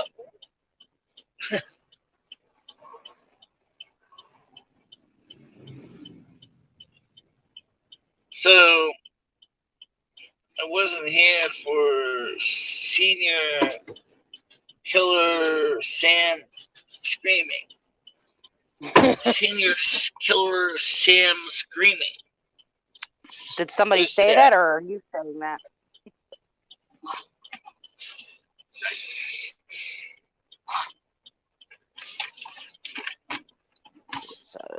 Hi MJ, how you doing? I know that you are on my channel too. How you doing today? Aka wants to hear it. Well, I know MJ I is think not just Bianca Miss just wants Jamie. to It's make just my Miss life a Jamie is living not a hell. person. All right, come on, boys, behave. Dogs are nosy. They're looking out of the windows, everything. Come on. It's That's not where you live. Back this way. trade skis back there. Jesus Christ. Baby. I was gonna tell you the leg stirrups actually do come off. You can take I took them off, yeah. Okay. Jesus Christ.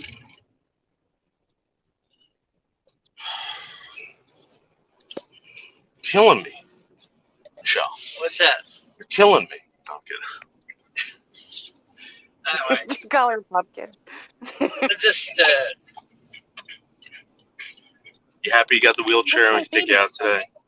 Man, Michelle, I'm sorry I can't take you out to the this thing. It's fairgrounds. It's kind of, I wish I It's knew. the opposite direction anyway. What? I said it's going the opposite direction anyway. Yeah, but I wanted to apologize to you for not being able to bring you to this place. I know you really wanted to go, but I don't have the time today. I just came out here to get you the wheelchair, test it out, and then go home. Is that okay with you? I understand that.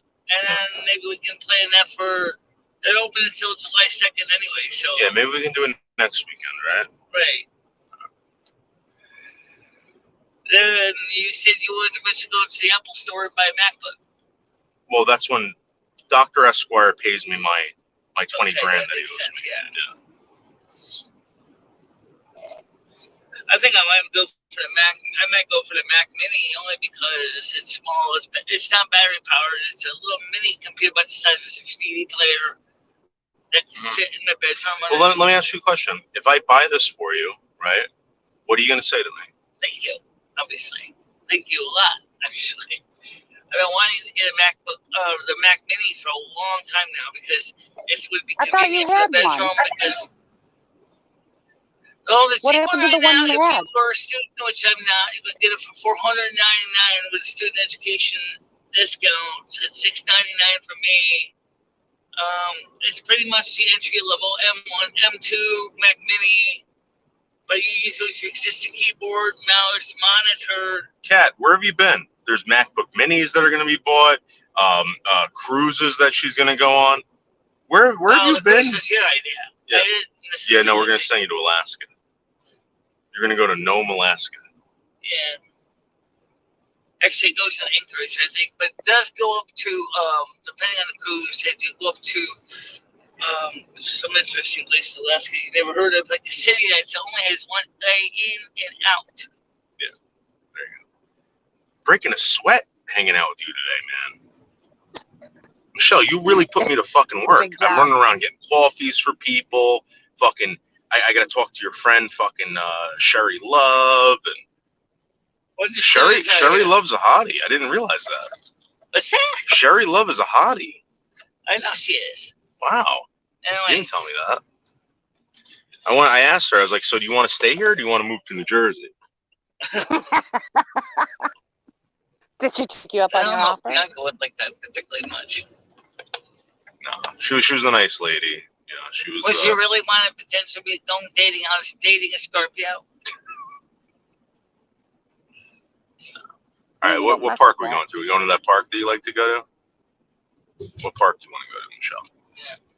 You know what park you want to go to, or? What? Right here. It's right past the college. Just that park right there. Right there. That's a park? That's a park. Right over here. Right across from CBS. That's the park. That's a gay-ass park. That's a small park. It's long and gay. Is it that big? Where do I park over here for the park? On the side of the road. Like right here? I just park right here? Just don't park where it says no parking. Okay. Oh, is this where you guys did I Am Snow Queen? The documentary? Yeah, that's where we did I Am Snow Queen. Oh, absolutely. Wow. This is where we did it. Wow. That sounds so dirty though. That's where we did it. Okay. All right. So let me you get out. All right, don't get hit. I can go get it out too. I'm gonna get the wheelchair out. Okay. I'm gonna get the wheelchair out for her. Just make sure you close that door, Michelle.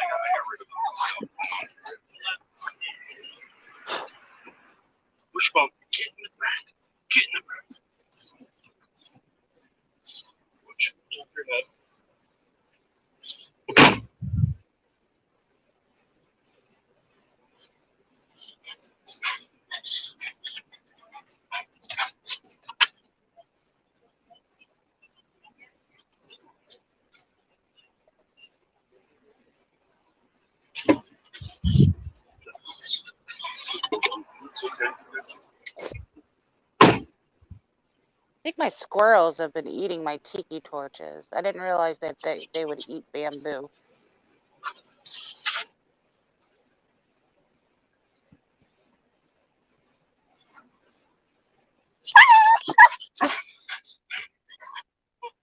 Chloe.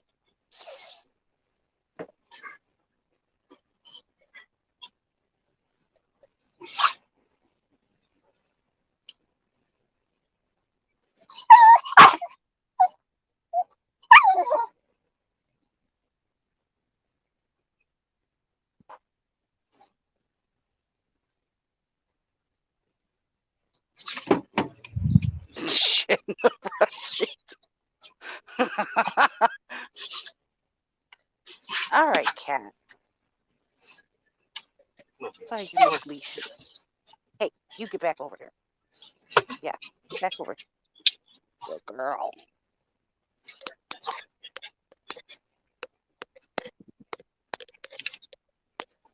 Wishbone, stop it.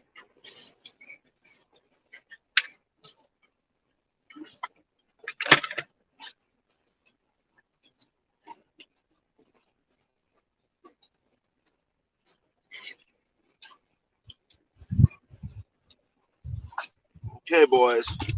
Out, out, out.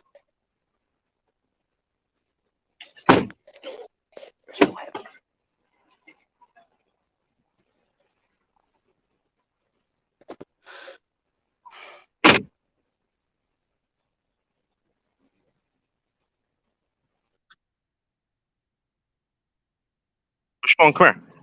Come here. No, don't worry about it, Michelle. Come here. Come here. Leo, can you hear us? I can hear you. I'm here. I'm listening. I'm just corralling my cat. Just gonna get this set up. Hold on.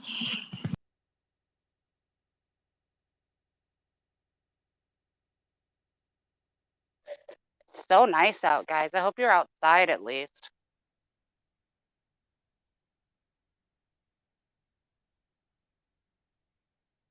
I think this is the first good Memorial Day weekend we've had in a long time.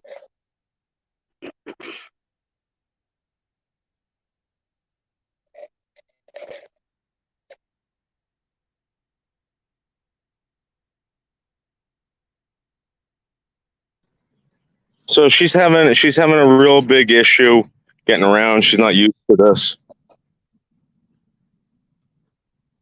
Michelle, at least you're getting sun. You want to hook the dogs up so you can they can pull you.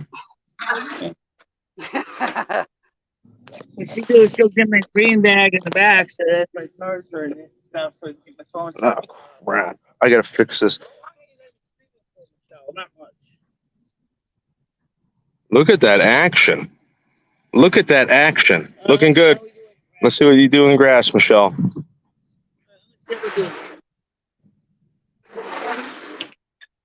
There you go. You got it. Good job, Michelle. Look at those power arms. Those are some real power arms, Michelle. Is she in the grass? Yeah, she's in the grass. Look at that. Yeah, wow, she's doing pretty good. My mom, I can only see the next straight. Oh, look at this guy, Michelle. He's got a hover around. Try to turn this way, babe. I ain't turning it. All right, hold on. Let me fix this with the dogs. Wait, Tino, come here. Tino, come here. What? Oh, like this. Yeah, I saw another handicap before. Good boys. All right, you got it? I'll push you. I'll push you. Here, you hold on to this. All right. I'll push you. Ready? All right. Oh. You right? Okay. I don't want to. Move it, doggies. Move it. Move it. They can't. They're kind of stuck there. I know. Okay. There you go. Look at this. Oh, no. Watch out for Wishful. You almost knocked them over. Look, they're pulling you. Ah, you're going to go right in the sticker bush, Michelle. You want to go fast, Michelle? No, I just wanted to drive around a little bit. Just look around. Show the park itself. It's small. It's a small little park. It's not very huge. This is where they do the ice cream social. How does it feel to be outside like this? Does it feel good? Different. Oh, but you're definitely checking out the lampposts. Yep. Doing peeps and poops. Let's go by the fountain. But you know, attach the things to the front of the wheelchair and see if they can pull us. I think they can. I don't know. They're not my mom's black lab. Now that dog could really pull us, and so could my sister's Siberian Husky she used to have. Now as you're coming up here. God damn it, Wishbone. All right, so why don't you try to, So I can't even see the text in the light. It's too bright. Too much light. I can't even see the screen. I don't even know what you guys are seeing. All right. We are seeing what you're seeing, Michelle. I'm gonna try to sing with one hand. Okay. Now we see your fingers. Oh, it's a slightly downhill. Set the brakes, Michelle.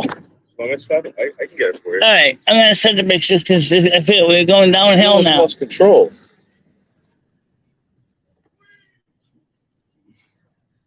They called you the queen, Michelle. Someone screamed out queen.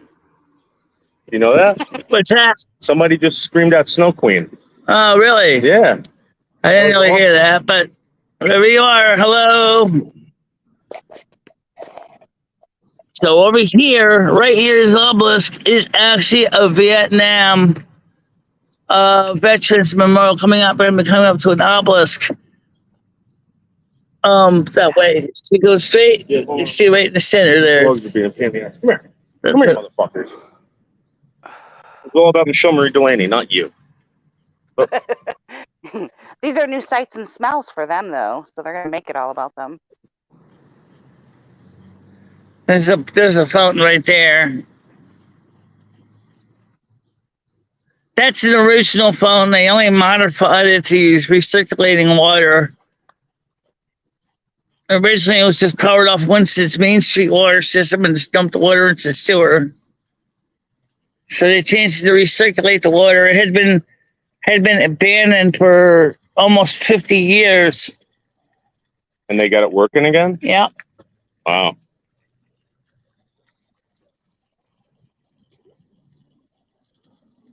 There's the obelisk over there. Vietnam War. Go down to the Oculus.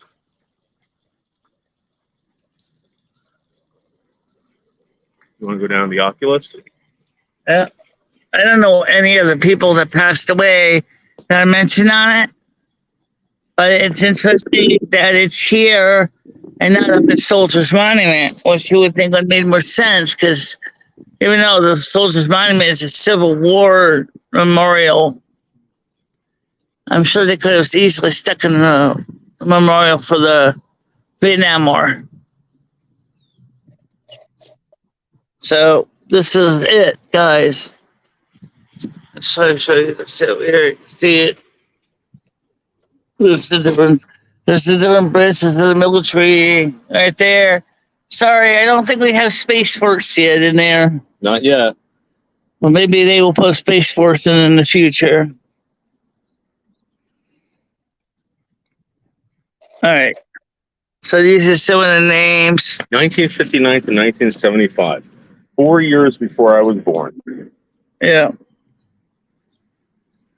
Wow, this is a great piece of stone. Michelle, I think this is a life changer for you. I'm going to be honest with you. This wheelchair. What about it? This is a life changer for you. I wish we had this in Manhattan. Yeah. It would have been better, except for me driving on those cobblestones. Yeah, well, we'll have to deal with that next time. We can go on the sidewalks. And like I said, You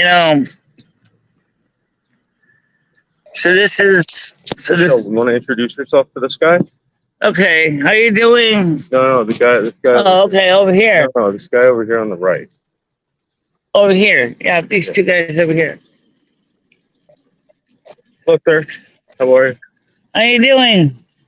This is my friend Michelle. We're trying to get her outside and get her more social with people. So, Michelle, introduce yourself. Say hello, Michelle. Yeah. Nice to meet you. Yep, Michelle Marie Delaney, North American Snuggling. Okay, Herbie. All right. Thank you, sir. Have a nice day. Enjoy your day. Have a nice day. There you go, Michelle. Well, he's now try to imagine put one of those things in your little crossover vehicle. I don't know if you would have a lot of space for that. Like you said, it comes apart. Let me ask you a question regarding that. Is the batteries to those, can you slip them out and bring them upstairs to charge on the appropriate charge or circuit? Michelle, this is the first time that you've been out and about, right? How does it feel? Well, it's not the first time, but it's like I was out yesterday. Were you here in the park? Oh, in the park. I didn't get a chance to do much. I just met homeless Mike up here, and we talked about stuff. And did you know that guy, Homeless Herbie, that we just met? Huh? Homeless Herbie, that was his name. Oh, who's homeless? Oh, homeless. Oh, I see Krista's there. How are you doing, Krista? Tie these dogs out. This is formerly known as, I can't really read this. Well, wait.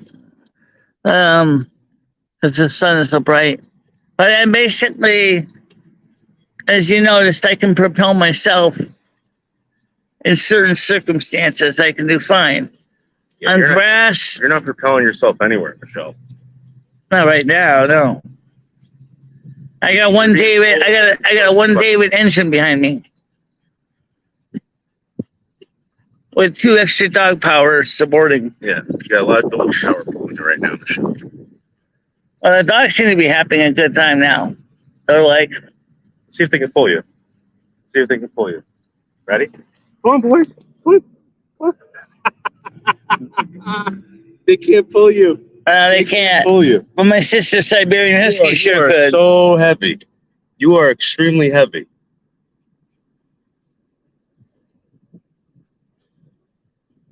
So you have to be at least 400 pounds. Everybody keeps asking me, if I got a power chair, would that be better? Well, kind of. The only thing is, a power chair is gonna need to be charged, and get your hand over the camera. And they weigh about as much as me. So I don't know if the batteries are removable. That you can slide them out, put them in the charger like you can some cell phones or some video cameras. This is another part of the park that's also original. Very beautiful. It's part of the park. Small, but it's. They have concerts on the green on Thursday nights during the summer months.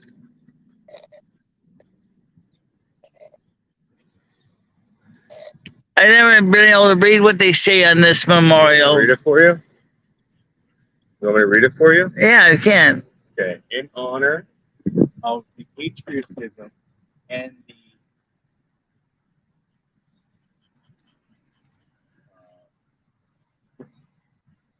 whatever, the memory of 368 brave men who went blah blah blah blah in 1861 to 1865 Harold there.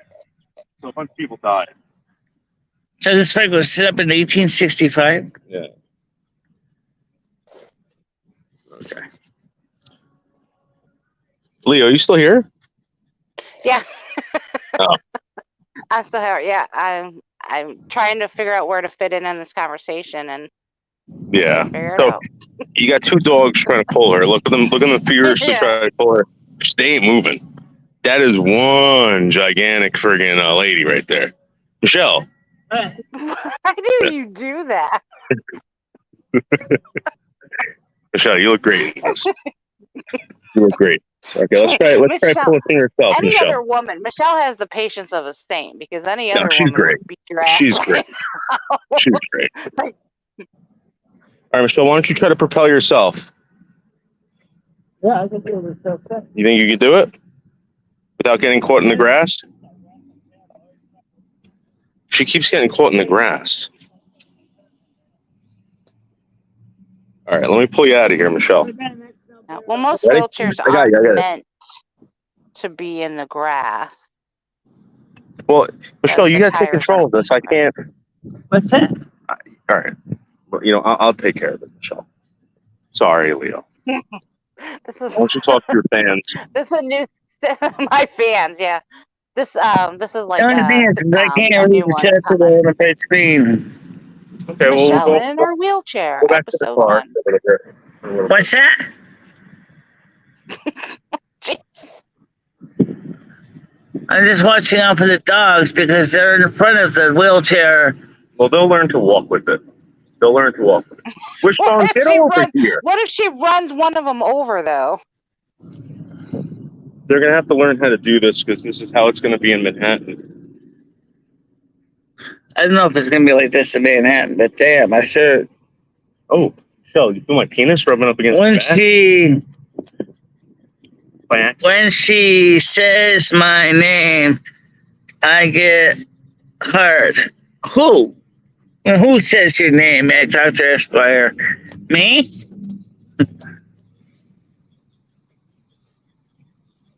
Game over. Well, I mean, I understand the dogs want to lead. See, but they're making it 1,000 times more fucking complicated. Oh, I know. They're going back in the car right now. Hey, we're heading to the car. I'm going to take you on a speed demon ride. We're going to run through this park. Thank God you don't have kids because you can't just do that. I can't handle you right now. You're going in the car. Michelle, you stay right here. Don't go anywhere. I'm bringing these dogs into the... All right, I'm going to set the brakes so you don't roll off here. So, that's the car over there. So let me know since I can start reading some of this from Hi Head. So how you doing? No, my name is not Mitch. No, it's Michelle Marie Delaney. I guess you can say Michelle Marie Finestra Delaney. Or Michelle Marie Delaney Finestra. Oh, good God. I said it right. Hey, what's wrong with that? Nothing. Just, Michelle. What? Michelle, your mom's still alive, right? Yeah. Yeah. When's the last time you seen her? December. You seen her around Christmas? Yeah. Yeah. Does she live by herself? She lives on the other side of town, which isn't that far away, but I don't think she necessarily wants to meet up with my friends, so. No, but I don't know. Does she live by herself? She lives with my brother. Oh, okay. Okay, so that's what I thought. Yeah. So you gotta make sure your hand's not covering the camera. Okay. Your finger's covering the camera. Hold it on this side. I am. All right, ready? We're gonna run. Ready? I'll take the brake off. Okay, sure. This means you're going to You're gonna be flying. Don't hit something and send her flying. Look how fast Sometimes you hit a rock. Look how fast you're going, Michelle. Yeah, I know. How does that feel? It makes me a little nervous. I don't like going fast. You tell that when I drive my truck too. It's the same way. Plodding along at 30 miles an hour, 80 mile an hour or so. But Michelle, you get when he gets behind the wheel in a car and he drives you. Yeah, but cars, I know there's a roll cage and there's crumple zones. On a wheelchair, there ain't no roll cage, there ain't no crumple zones. And unlike some wheelchairs, this one doesn't have a belt to hold you in place. But I don't need anyway. But it doesn't have the rollbacks either. The rollbacks or anti-tips, those are optional. You can buy them. They're like $100 per set. Did you ever tell us that you've driven before? I can't remember if you ever told us. No, I never driven in real life. No. Oh, you want to drive my car? Just in the game. You want to drive my car? Nah. I don't think I'm ready to reenact try that scene from the Scent of a Woman, that movie with Al Pacino. You guys can reenact that movie scene.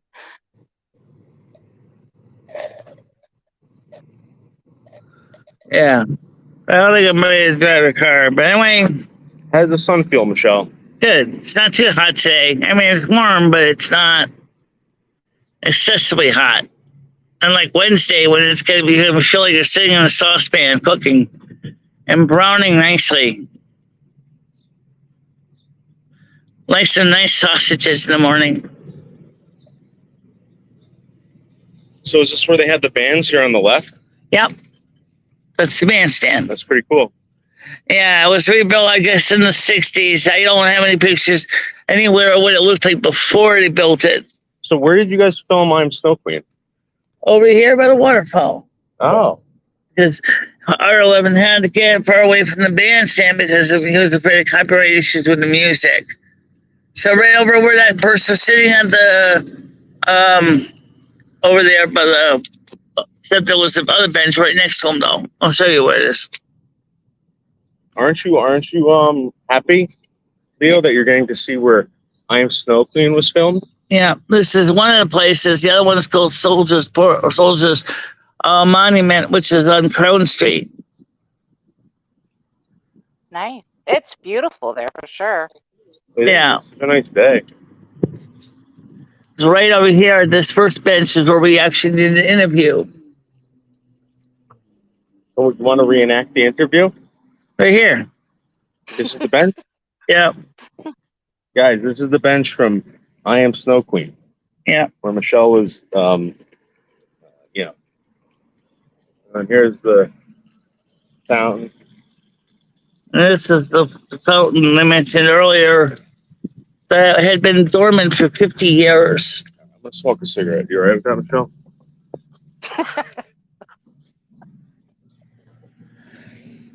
Yeah.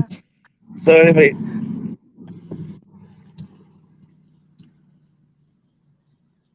Now, as far as the other kind of mobility chair there, I got a question about the people in here who have some experience with those things.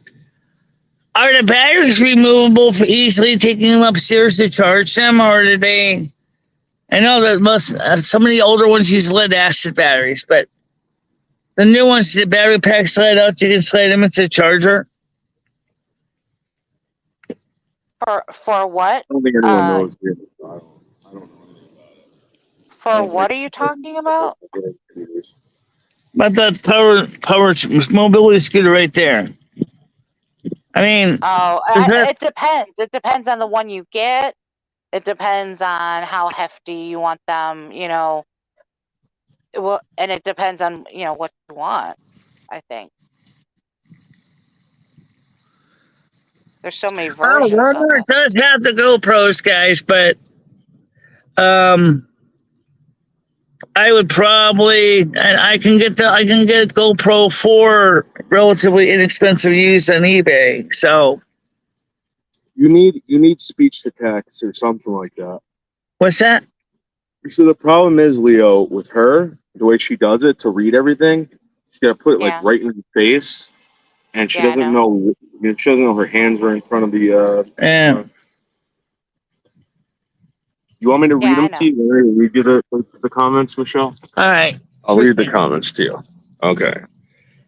Keyboard Rambo says, get one with a small block Chevy engine. All right. All right, Keyboard Rambo. Michelle thinks we suck. The one that my dad used, Michelle, had a battery that was, you could take it off. Mm-hmm. But it was the size of like a car battery. But they do make motorized scooters today that I know the batteries are super light that you can remove. But, they're on the weaker side too. So it depends on what you want to use it for. What's on your forearm? Go like this. Go like this. Go like that. No, there's a sticker on you. Oh, sticker? On your arm, right here. Oh. Like we're gonna call you Banana. I think it was the banana sticker. Yeah, right. The aliens. We're gonna call you Banana. We've ever got Michelle's viewpoint on aliens. Does she believe in aliens? Michelle, do you believe in aliens? Yes, I do. Yes, she does. Oh, you do? And I definitely do think we will be visited by them. And I think it's very likely to be very soon. MJ, let me show you something, MJ. All right. Let me show you something. I don't know if you can see that. Those are 11s, okay? They're 11s US, 10.5 UK. All right. That's not my shootout. My foot is a 10 wide woman. Yeah, she's got 10. Right. MJ. There's no doubt that like the dwarves in World of Warcraft, I'm big. I never not as tall as them, but what's on you? You getting thirsty? Then big what? Yeah, there you Are go. you guys going to lunch? Are you guys going to go to lunch today? What are you Michelle, doing? are you hungry? You want me to grab you some lunch? Buy you some lunch, Michelle. Yeah, You want some lunch? yeah, that one. What do you want to eat? Well, the only restaurant here is right across the street over there in the Greens. Or we could go to Burger King or McDonald's. Yeah, we're probably gonna have to park and eat because I got the dogs in the car. Only thing is that the Greens doesn't actually take credit cards, but they do have an ATM inside. Yeah. So, Leo, did you notice that when we were out here, someone passed by in their car and screamed "Snow Queen"? I didn't hear them say it, but I heard you say it. Yeah, it was And incredible. That's pretty cool. That's pretty Yeah. cool. I actually used to pass business cards and stuff around. Yeah, Michelle, did you bring any business cards? Oh, yeah, let me put a Leather King sticker on these. On this thing. Let me see where. Oh yeah. Leather King was here. Definitely. Michelle, how's homeless Mike? Have you heard anything about him? What's that? How's homeless Mike? Homeless Mike? Homeless Mike. He gave us a home yesterday to get some garbage out. Came by, visited Ed, hung out. Ed and him hung out for a while. I think Ed kind of appreciated that. Yeah, do you still see him though? For Apple iPhone device with the latest Google apps. Yep. Yeah, I'm not right now. I got enough apps on my phone. I don't need anything for any more ones. What? Can I put a Leather King sticker on your wheelchair? What's that? Can I put a Leather King sticker on your wheelchair? I guess you can. I don't know where you put it. Put it on the side. I was thinking about putting one on the North American Snow Queen on one side. Oh, did you see the new cups we got? We got the new coffee cups came in.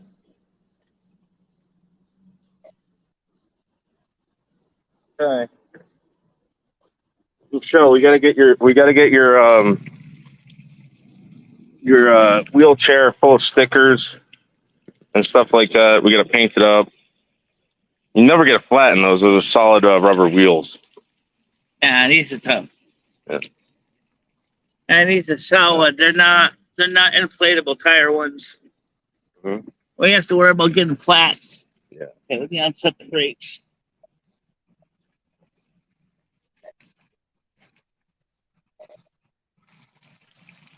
Yes, I did leave my mark.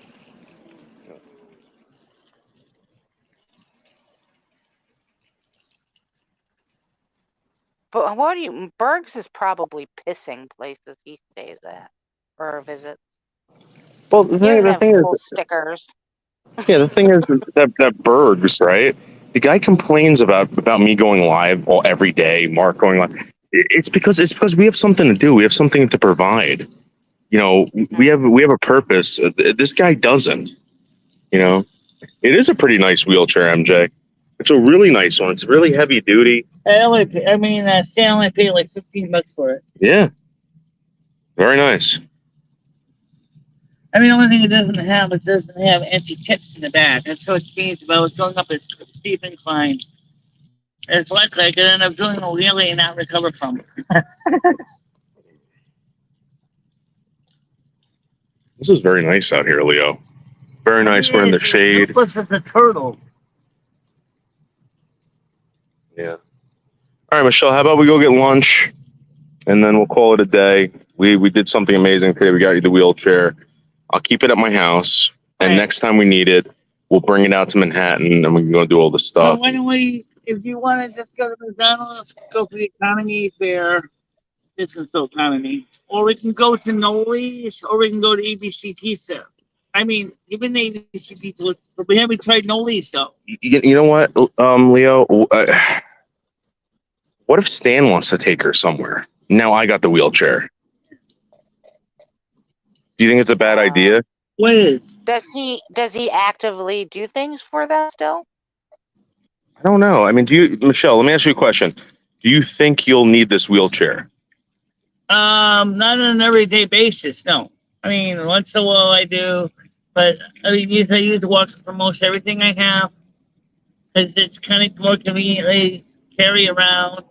It folds flat. But like we said, when we're going to eventually go to New York, it would have definitely made sense, but Great idea, Steve. that was time I was less able to walk than I am now. All right. Well, if you guys need the wheelchair, I can come up and drop it off. You know, I can do stuff like that. All right. So I'll just keep it at the house, and if you don't have room for it, Krista, what do you think? Seasons, I'm gonna send you a bunch of stickers. I'm gonna buy some today and send them right to your house. Seasons, if you'll do that. Yep. That would be awesome. Krista, what do you think? Do you think we should keep the wheelchair, Krista? You think I should keep the wheelchair? Look at her getting around on that. Look at those gigantic arms. Look at that. Look at that. You show off, Michelle.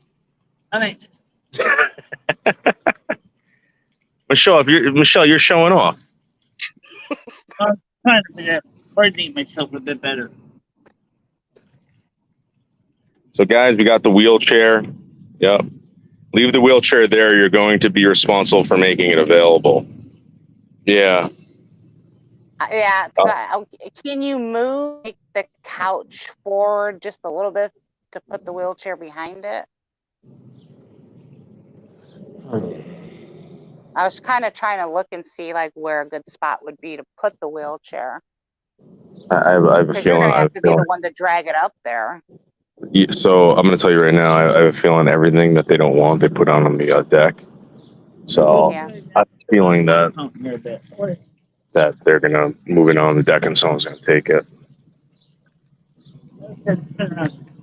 Yeah. Well, Michelle, you're using it very well. Storage thing.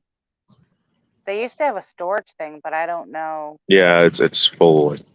Last time I saw that.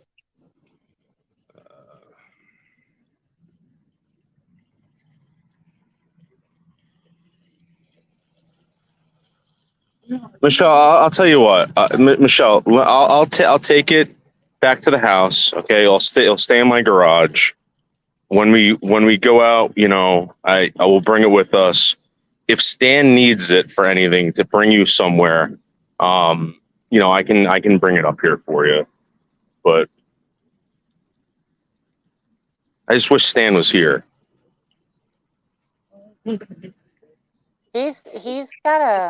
He's very busy right now in his private life.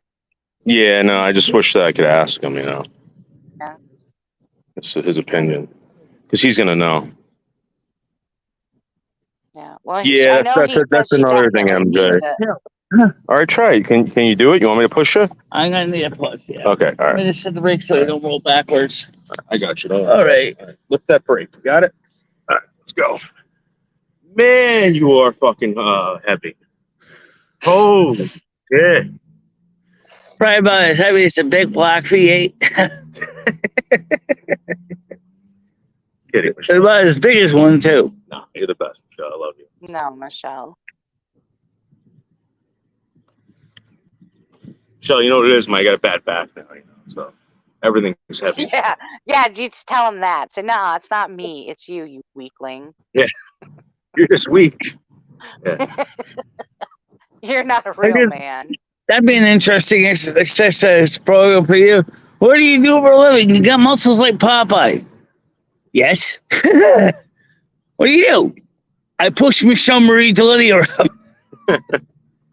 Michelle, when you felt my arm before, when you grabbed on, I know you're muscular. What I'm saying is, How much muscle did you feel? Were you I don't know. I didn't really go into much detail on it, but I know you definitely are not, underweight. I mean, I know you're not with a lack of exercise. So yeah, but were you shocked, Michelle? Like, were you blown away by the tremendous amount of muscle that you felt? He's fishing for a compliment, Michelle. Well, of course I need muscle. I'm heavy. I got to carry myself around every day. All right, tell this guy to have a nice day. This is the guy you've been. Take care. How you doing? Have a nice day now. There you go. Perfect, Michelle. Good job. Yeah. You did a great job, Michelle. All right. Absolutely fabulous, Michelle. Excellent job. All right. So let me just head on out. You hold the phone. Got it? Yep. And then I'm going to open the door for you, okay? I got to get on the other side. Yeah, I know. I got to open it for you. Let me get on the other side. I got to fold up all this shit.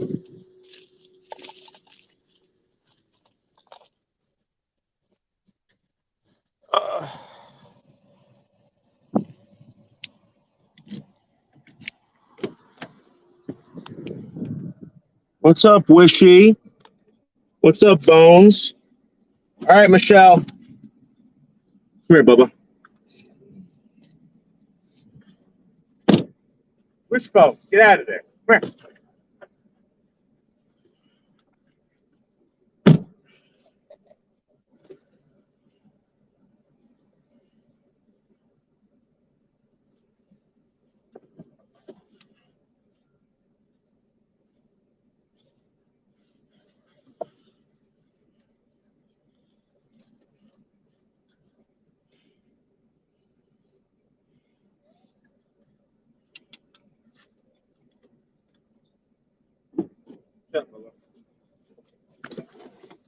Bubba.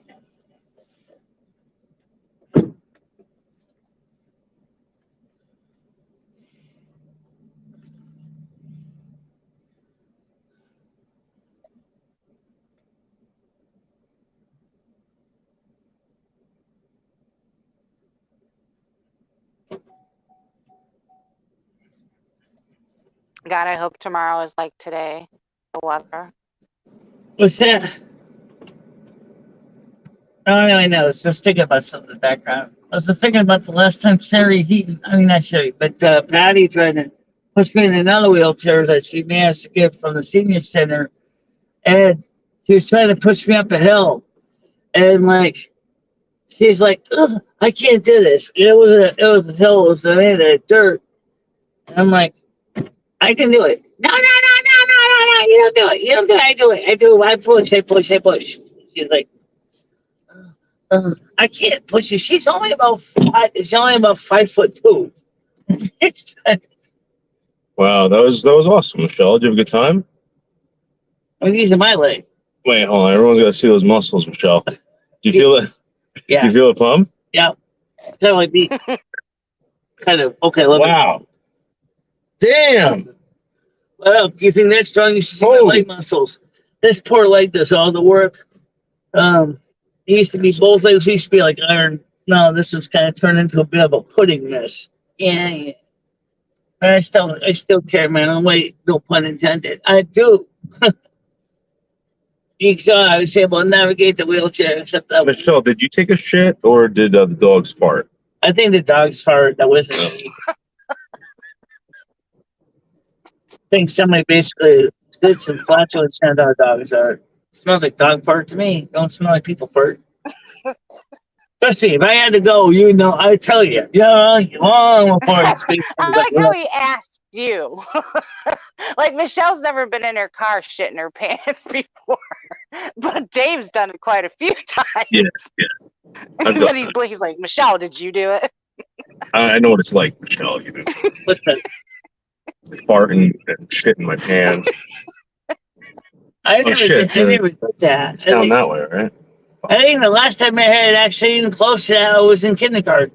And that was because I had the runs. I got the runs in school. All of a sudden, their bathroom is in our kindergarten. Unfortunately, I didn't quite make it to the toilet. And all of a sudden, I had to wash my underwear right there in the bathroom. When was this?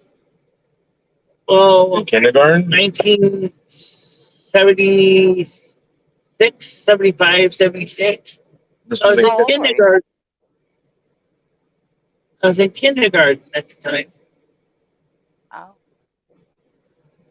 She was in kindergarten. 5 years old, 1973, 74 maybe. So I That's made the a last point. time you pooped your pants? I don't know why it happened. I was just all of a sudden I got the case of diarrhea. All of a sudden, like, whoops. It's big whoops. Wasn't on purpose. Leo. I Yeah, mean, but I that's already, when she I was already like felt 5 like they years knew what was old. coming. I was just hoping to get to the bathroom in time, but it didn't quite hit the toilet. So it's like I said, I had to work on the Okay, we don't need to know. we don't need to Yeah, know more it does details happen. about it. So we're gonna go ABC pizza. No, we're gonna go to McDonald's so we get Nice, right? No, I can't, Michelle. I can't. It's- We got the dogs in the car. All right. You know what I'm saying? Right. So let's go up here. I didn't realize it was back down that way. I'm not from around here, Michelle. Well, if you want something quick, dirty, and fast, you can always go to McDonald's or you go to Dunkin' Donuts. So this is where all the mulattoes live over here. What's up with this? This is where the senior center is up here. So Yeah. going straight. You're going to see senior center.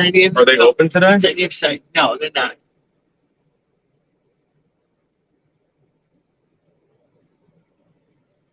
Over here, coming into the other road, end of the road, and this side is Chestnut Grove. So do you walk up This here is all the time? Chestnut Grove. This is senior housing here. So you walk up here all the time, right? I haven't walked up here in a long time because of my injury, but I could do it. I have to go really slow. It's a senior center up here, yellow building. And is this where the soup kitchen is? No, that's, you can get to that, just go ahead, take a right, and then take it down the right and get on the other street. So what do you do at the senior center? That's the senior center. Yeah, what do you do there? To play games, bingo, table games, plus to go out on activities. It's a good resource for people that do want to go places. This here is Oak Street, go down Oak Street, and I'll show you where the soup kitchen is. That's right here. Just go this way to the right. Right. Yeah. And so you're actually pretty close to the soup kitchen. Yeah, very close. That's one of the reasons why I chose where I live, was because of the fact that it was close enough to everything that I used every day. And the soup kitchen certainly counts. It's the St. Joseph's Anthony School here at Brookville School, kindergarten through 8th grade, and then down here you see the new Pierce Hall, and it looks like a mini Walmart. Oh, they have bingo here, 5 p.m. Wednesdays. Right. Like I said, it looks like a mini Walmart. Then of course, right here, over here on this side here, you go turn this way, that's the soup kitchen over there. Make a left here? Yep. Right here. Yep. Maybe I got it right. Go ahead. Are we left? That's the soup kitchen right there, guys. That's the open slot, the door soup kitchen. All right, where is it? Right here, right? Right here. So this is the soup kitchen. Right. This is the open slot, the door soup It says open door. Yeah. Actually, I had to actually add the word open slot in the door soup kitchen. Now let's go. I've never seen this. Let's go over there, Leo, and let's go check this out. Michelle, you stay right here, okay? Right. Not much you can see. The window doors. Well, let's do that. But if it is open, you go ahead and So this is the place that Michelle always has problems with.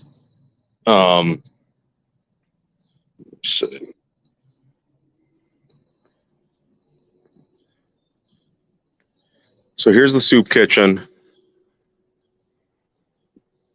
Right here, this is the sign that Michelle always talks about.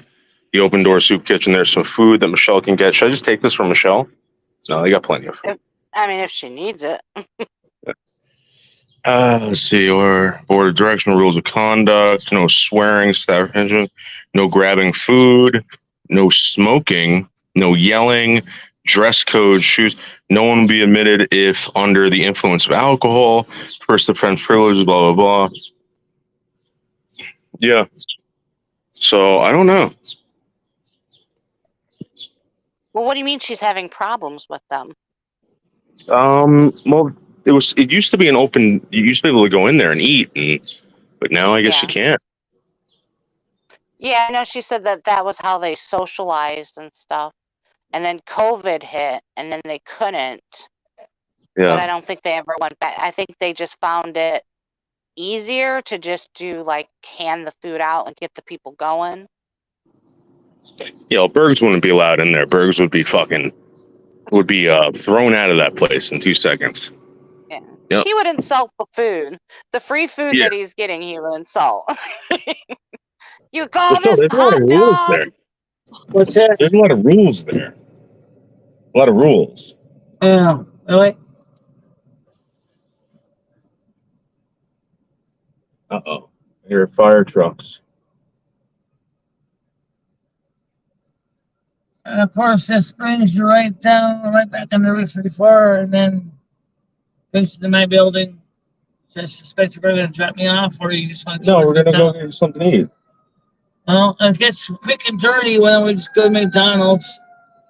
Find a shady spot for the dogs.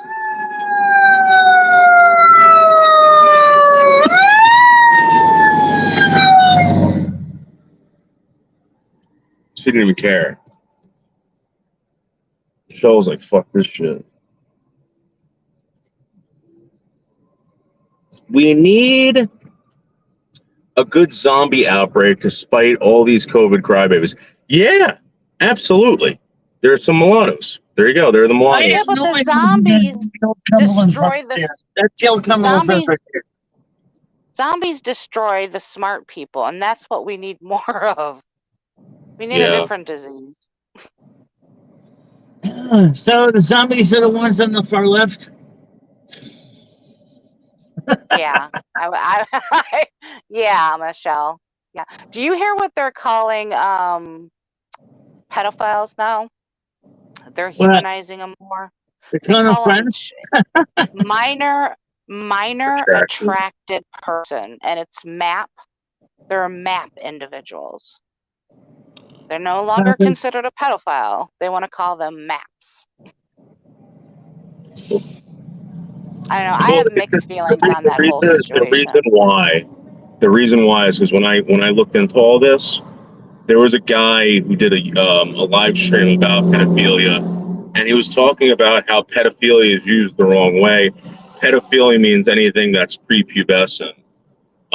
Right. So there are other forms of it. So I guess to categorize it as a whole, it's a minor attraction. Yeah, and I get that.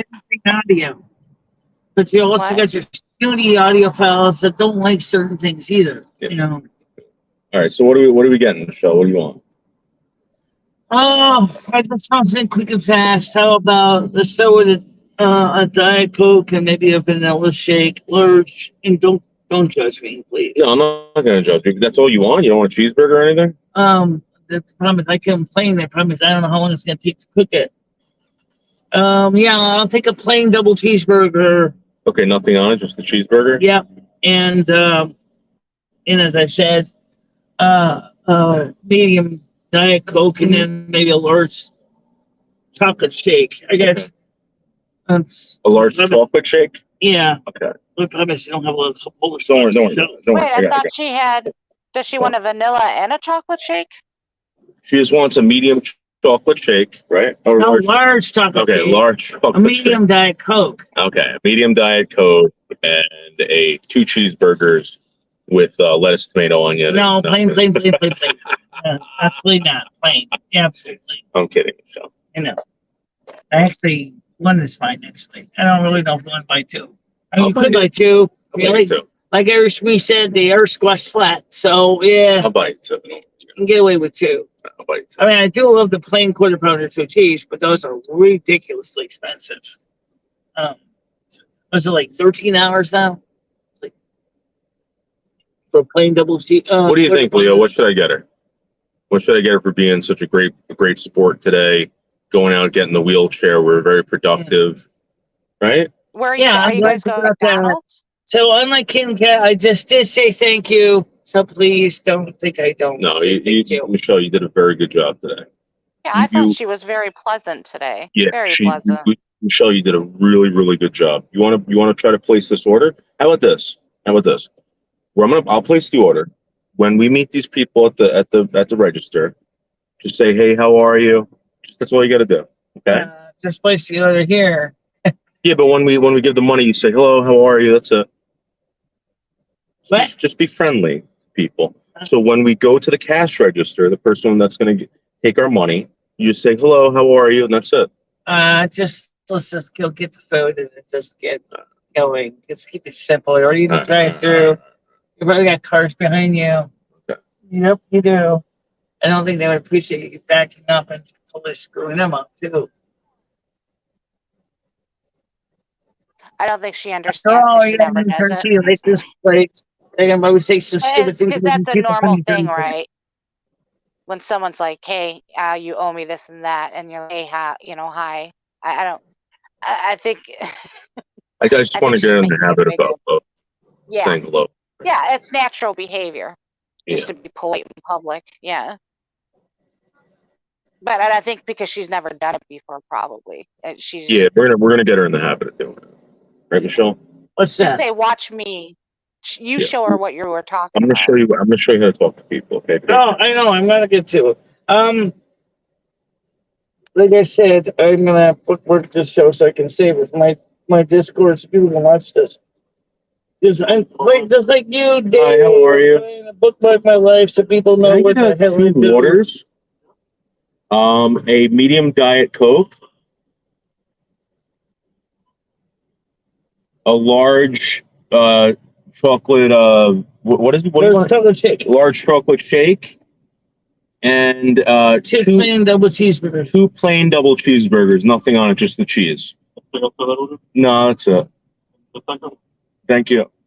That was it? That's it. Yes. Oh, you got the waters, right? Oh. Yeah, 2 You waters. want to get something paid too? Yeah. Sorry. Delete. Thank you. Oh, maybe I can give it some of the cheeseburger. You're kidding me? The way you eat it, you handle it. Let Ed get his own food. Yeah, I know. He's got food. I mean, I'd be more than happy to get the guy food, Michelle. But come on.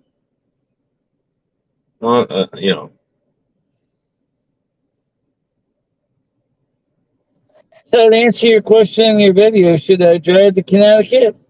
Well, gee, I guess you did. So I guess that means yes, I'm going to Connecticut. So. Michelle, didn't I promise you something? Didn't I promise you I'd come out and help you? Yes, you did. You did. Because let's say you said that the New York Thruway was yesterday. Michelle, yesterday was terrible. But let me tell you something, Michelle. All right, are you happy?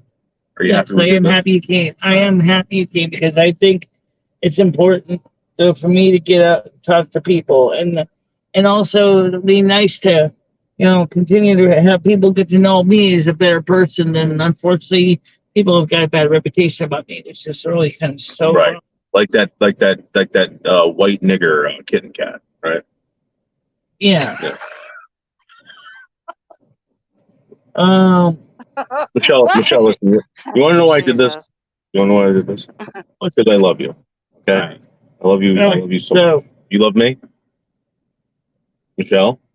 What's that? Do you love me? As a person, as a friend, yes. Any other way at this point, no. I would say that. A brother. Do you love me like a brother? Like a brother. Like I love friend, you. Yes. I love you like a sister. Okay. So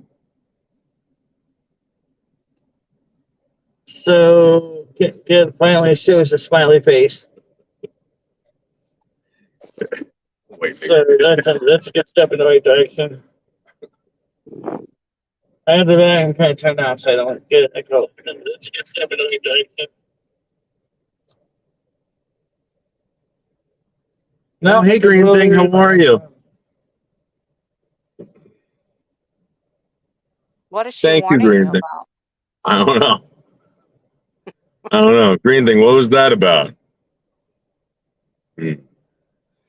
I'd like to remind you guys that the t-shirts, mugs, cups are out. They are ready and selling in my store. If you want them. I did a review on them yesterday on my channel. Please check them out. It's just go to hashtag or at BICHELA at BICHELA on YouTube. So www.youtube.com/at BICHELA and check them out.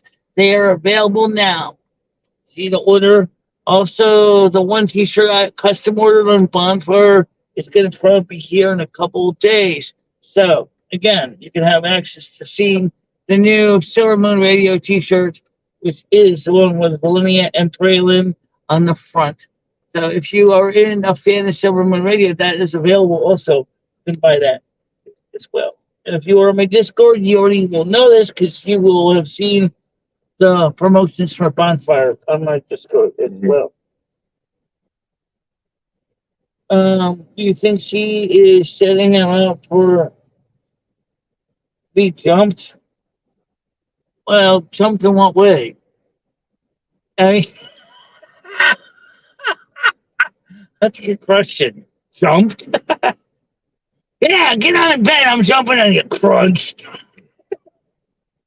Oh, so they wheel you out in the body bag. Well, let me go up to the guy and say, she crushed him. No, anyway, seriously, it's this place is slow today. Yeah. Of course, everybody's going out to McDonald's. I think what happened was they got these meth heads in here working. A lot of meth heads working in this place. This one woman who was at the not the cash register, but handing the food out. She was like this the whole time, like, bobbing and stuff. Well, there's a lot of people with disabilities too. Wow. You know. Yeah, no, green Are thing. you We know. serious? Green thing. We talked about this. I understand 100%. We talked about this. Yeah, I know. We always set boundaries on this. Yeah, we set boundaries. But Michelle, I love you as a sister. I think you're a great person, and I'll do anything I can to help you. You know that, right? I want you to be successful, Michelle. By the way, I got one question. Looking at that gas meter, what is going on in California with banning gas for restaurants affecting their ability to cook meals? Because I mean, there is in Oakland, California, they're banning gas cooking in restaurants. I wonder how they're still able to cook the food on electric cooktops because the electric bills are so high. I don't even know. I'm gonna be honest with you, California, I don't ever plan on going to. So they could rot in hell, or at least explode or sink into the ocean. I don't give a shit. Yeah, but California policies unfortunately go east. You know that. Yeah, that's what I was talking about. Oh, here, you want a pair of sunglasses? I found these at the park. They got leopard skin print on them. What is that? They're sunglasses. Oh yeah, You want them? like the. They're yours. No, they're not mine. No, they're yours now. I don't want them. These I already have photo grades. These are photo grade prescription glasses. So basically, they're do the same job. They just darken up, and let's get a nice pair of middle pair sunglasses. I'll leave on them in part two. People leave behind. Oh, don't forget the green bag is behind you, and Oh yeah, we got that upstairs too. Hey, how are you? Two orders, yep. Let me give you my card because I got 100. Yeah, please. I'm gonna write this off.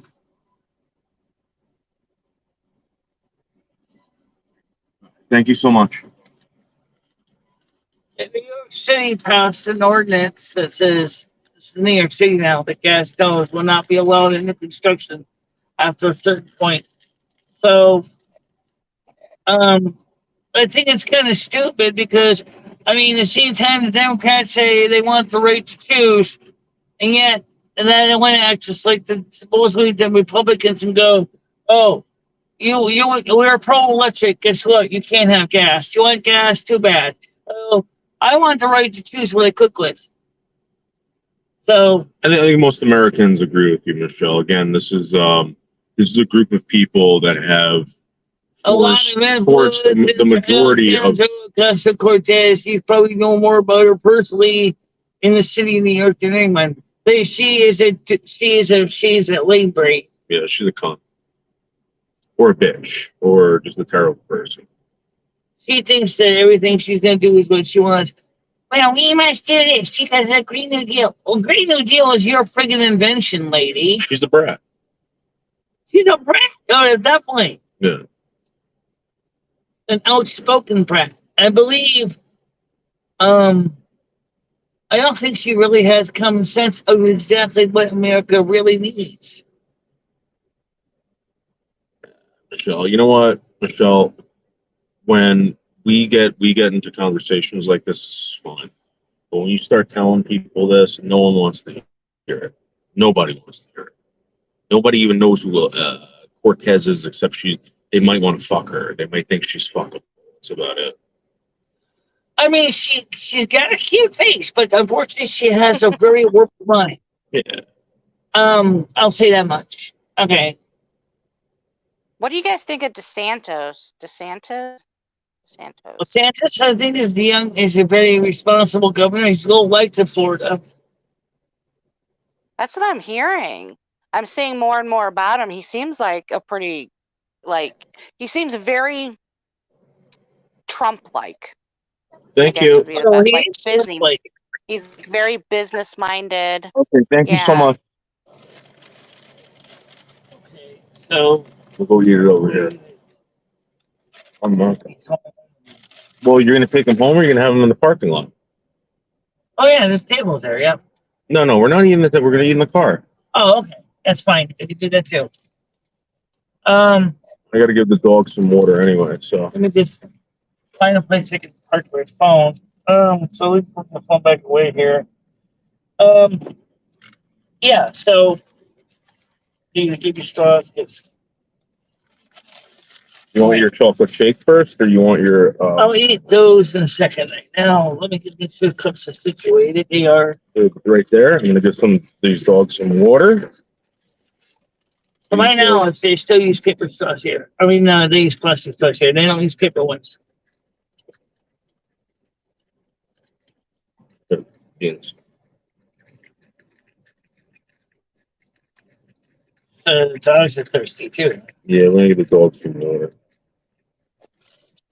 Slurp, slurp.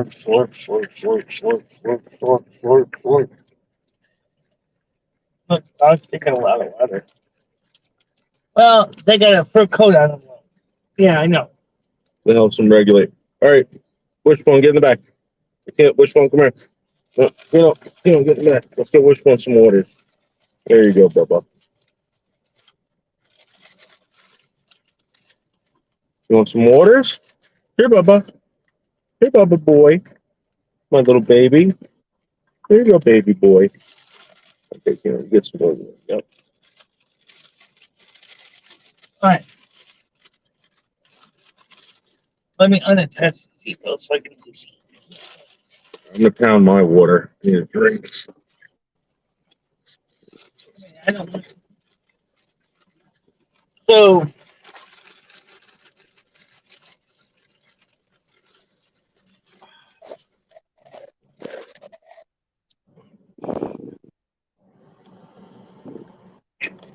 Wishboner. Let's give the dogs some more water. Put this down here.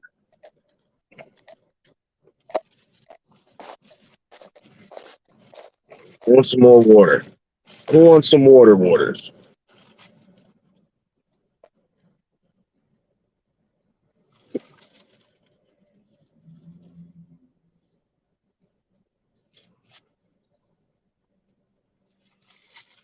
Oh.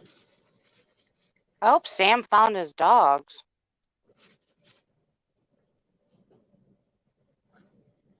How's that burger, Michelle? It's good. I haven't had a hamburger in a while, so. Tino, want some more water? No? Okay. Let Michelle eat in peace. Let Michelle eat in peace. Yeah.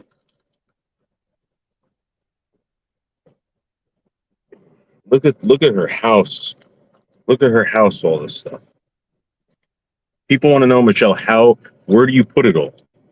Put it in my lap. Putting in what? Where do you put all this food? I got a big gas tank. um,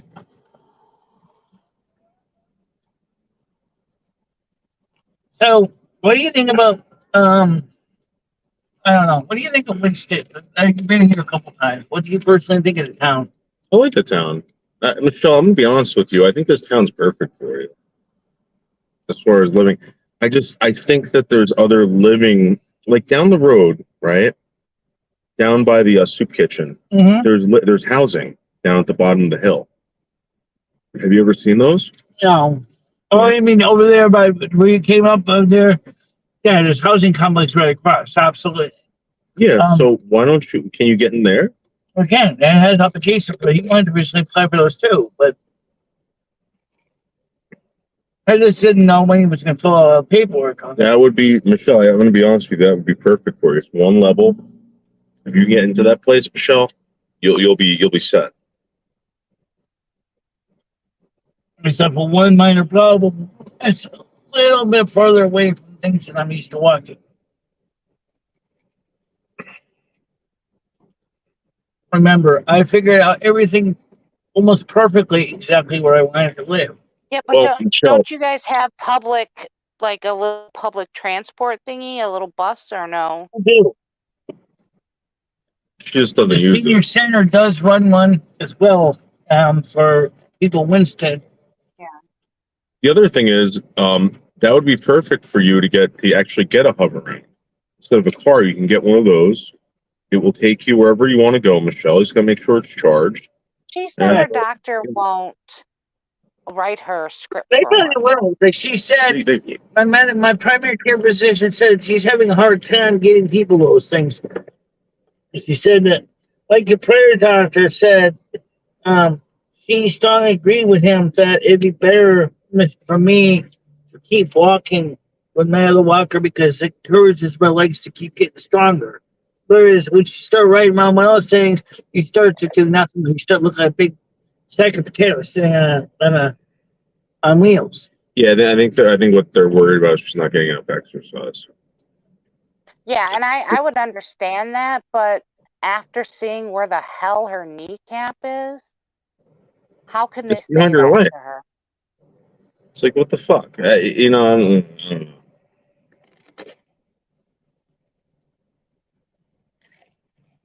I mean, I try to stay active as much as I can.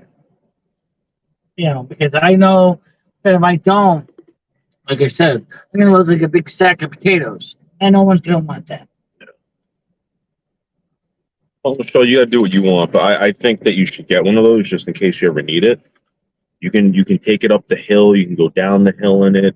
You don't have to worry about falling over or hurting your leg even more. You know. But I agree with that. It's up to you, Michelle. I don't want to say. But here's the other thing that was so I can kind of bring them in. Yeah, eat that outside. I can't. This is disgusting. You better go outside and eat that. What's that? That chocolate shake. I don't want you eating it.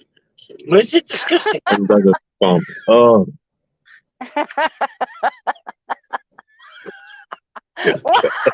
Why are you torturing her? So I'm just trying to rip her. You know I'm joking, right, Michelle? Yeah. I don't think she did. Oh, anyway, so the like I say, I have a friend that was a double amputee, and he lost his legs. They took his legs off, and he was when he was born with disabilities, and so he doesn't have his legs. Right. And all he depended on was his power care. And he felt so self-conscious about it that he tried to commit suicide by eating himself to death. I tried doing that last year. Why? I tried to get 300 pounds. I couldn't do it. I almost got there. I think this is a single burger. It probably is. I was getting. But one made the most. It's just hilarious. They made one. It's a single plain hamburger, which the other one was double. Yeah. But it's okay. Sorry. I'm not complaining. Are you? You complaining? You complain about the free food, Michelle?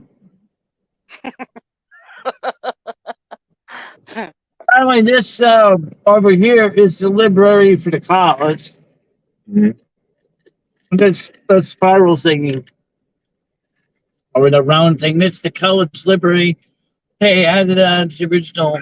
That used to be the Gilbert School. Oh, that's Ed's cheeseburger that you're eating. What? Didn't you order a cheeseburger for Ed? Well, like I said, there's two of them in here. I guess he can have one. He can go make his own. He does got meat. He's got chicken patty. He's got. Ed likes chicken nuggets, right? He has chicken patty pieces. No, there's two patties on that.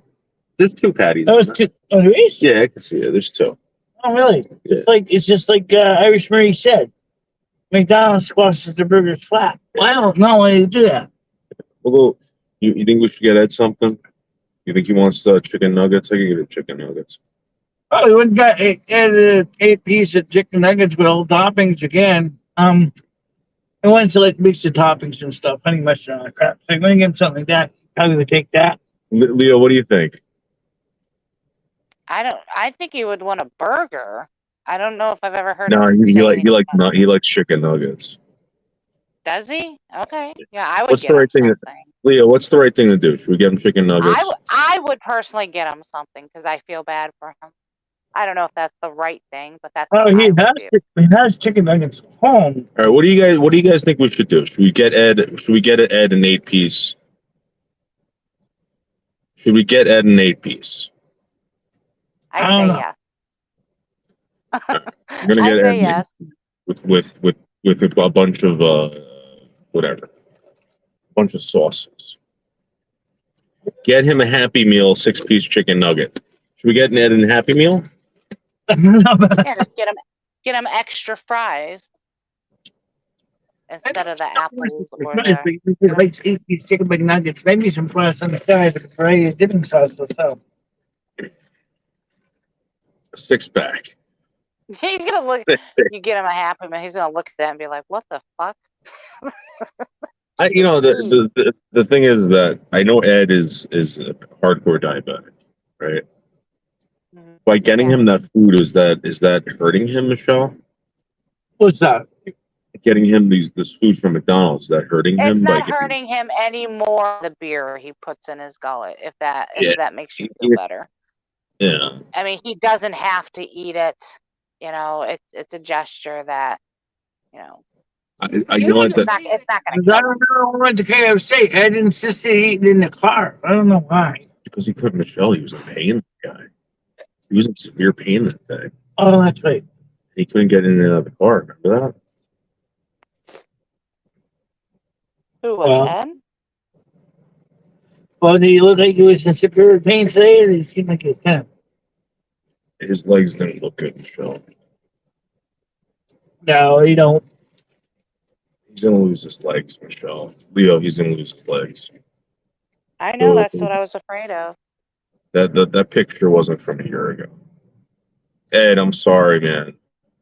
I don't know what they do to treat that. I don't know, whatever, but He said it was a fungus or something. I'm like, that must be really, really painful. I never seen a fungus like that.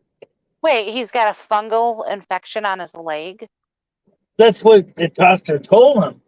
I'm like, so they're treating it, right? They're supposedly treating it. Let's say supposedly because he doesn't actually go to the doctor. It's got yellow crust all over his legs. Yeah. So it sounds to me.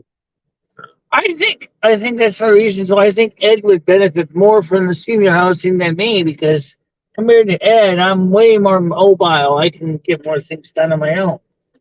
Yeah, that's true. I believe that. He's got a lot of heart issues. That's why I don't bring any beer over there anymore. I didn't realize how bad it was this season. Yeah, he's super sick. Yeah. That's why I said he really should be in a nursing home. That's he doesn't want to go, so. Because he can't drink his beer. But.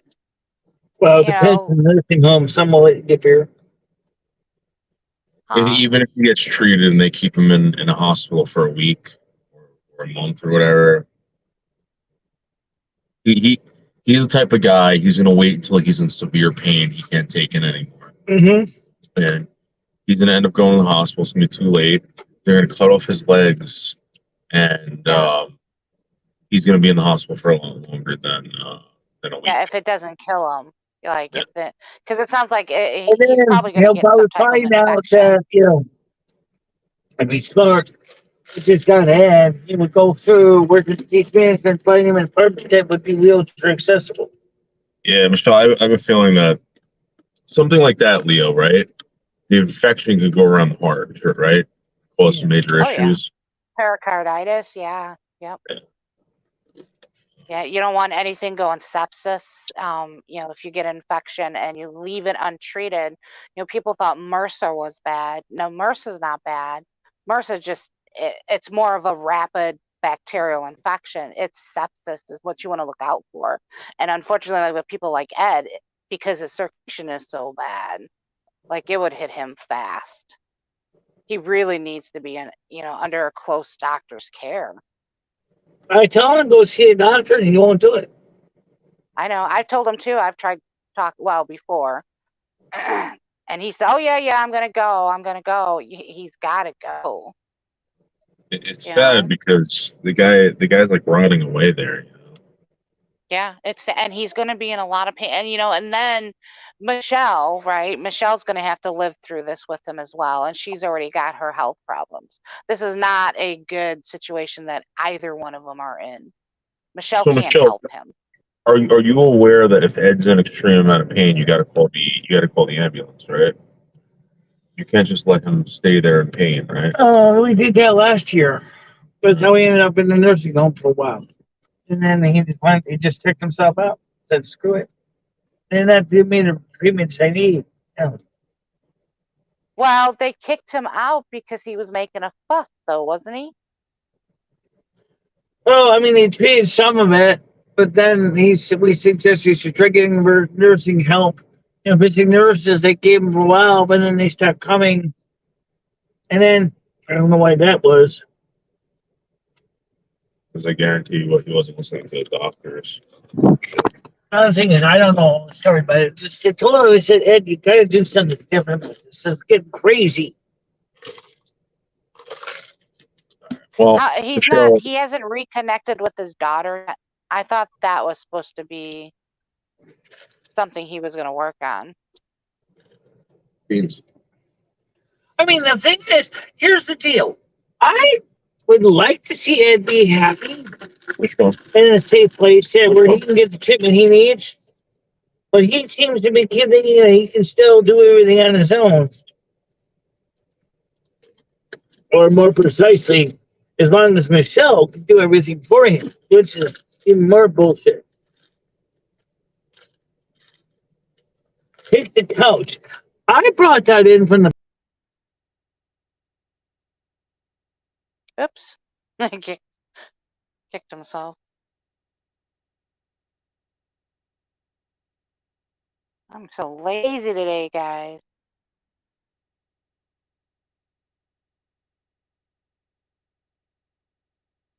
I think Head and Shoulder, if I remember right, I think when he was in the hospital, I'm trying to remember if he left before that he was supposed to leave. I think he was just like he wanted to leave and he left.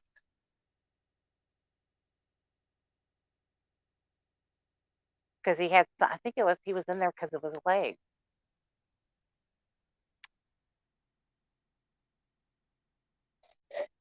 I don't. It's a bad situation though. And could you guys imagine those poor ambulance people, right? Like if they're gonna have to go up 3 flights of stairs with a gurney, right? If something happens to him. Like this landlord really fucking sucks. Like you would think he'd see this situation and just out of the goodness of his heart try to find them something a little bit better. Or see if another, somebody would swap out the apartment or something.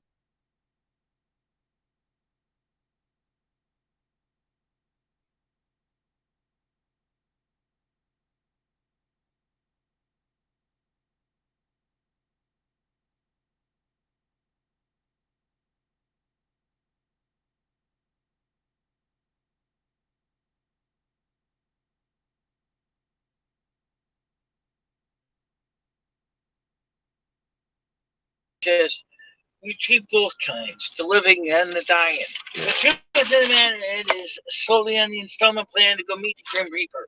That's what he wants to do. Don't let him tell you otherwise, David Noodles. It's true. He wants to meet the Grim Reaper. He really doesn't say it. Because he doesn't want people to think You know, suicidal. I want to point something out that you ate all that food, right? You ate all that food and you didn't give any to Tino. And the difference going to be is even though I understand that, my life is not exactly the most stellar thing in the world, I realize too is that I can make my life better by doing something with it. So, and that's the difference. Michelle, how old is Ed? Is Ed 70? How old is Ed? He's 63, 64. Oh, wow. I thought he was a lot older. He was born in 1959, and I was born in 1968. So you just get 90 years from my age. I'm 55, so that's 64. So he's 64. He's a Taurus. Doesn't have a very good childhood, apparently. I can tell you. I think that terrible childhood of abusive parents probably left a very bad mark on his life. He still carries a lot of negative self-talk, and he really doesn't think he's worthy to receive the benefits of, that is available to everybody, like life, liberty, and the pursuit of happiness. He doesn't think he's entitled to life, liberty, and the pursuit of happiness. What do you think, Leo? I think it's sad, personally. I think Ed knows that he's had a horrible life, and I think that now he's being inflicted with all these illnesses or whatever because of the life he chose, and I think I think he's still a human being that deserves some compassion. Absolutely. And I think Michelle has done a great job in trying to do the best she could to help him. Absolutely. But I wish somebody would help and step up and, take that responsibility from her, because it's sad that she has to do it. Because she needs help herself. Yeah, but the difference is it's degrees. In my case, as I said, I'm much more capable of doing things on my own. And I do a lot of things on my own, but Ed doesn't even do that. Yeah, but He's Michelle, really sick, Michelle. Michelle, you don't have a alcohol dependency or anything. There's a lot of factors with Ed and Michelle. Right, I don't have an alcohol dependency. Absolutely, that's absolutely true. I do not depend on alcohol or drugs. Right. And the number of by the way, you're prescriptions very I'm lucky. on is only 4. One of them is levothyroxine because I have an underactive thyroid. The other one is Celebrex for my arthritis. And then, of course, we have the metformin to prevent the onset of diabetic conditions because was for a while considered pre-diabetic. Now, the last blood work showed that I am not pre-diabetic anymore, and I'm not diabetic anymore. But that was... Did they check your A1C? 6 months ago. Now, when I go see the doctor on the 9th, we'll do more blood work. I bet you anything that my A1C is going to say, you're not even diabetic at all because your A1C is normal. So, so I've been trying to lose weight. Don't judge me when you shake, guys. Good, that's not fair. Now, you know what? The thing is I don't eat this kind of stuff every day. I used to go in there when it was cheap. I would go in there almost every freaking day. I got so sick of the food after a while. I just said, I'm not going. Michelle, you do and eat what you want. Don't let anybody try to make you feel bad. They're not in your shoes. They don't understand your life. If you want a chocolate shake, by golly, have a chocolate shake. Well, I mean, I think she's very conscious of possible having issues. I'm very aware of what I can and should not do. People like tease her too. Yeah. Oh yeah, No. that's the thing that they still do on my channel.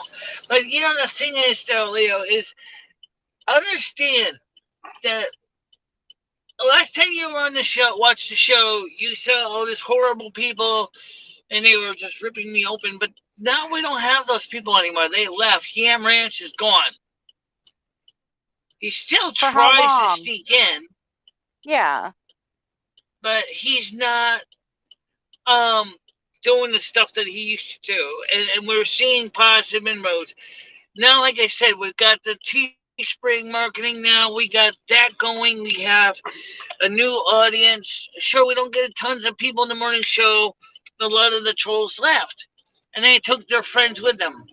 But we want to bring in new people, more people that more conscientiously understand the way things really are here. All right. Well, your channel's growing, Michelle. It is growing. It's I'm getting more glad. viewers.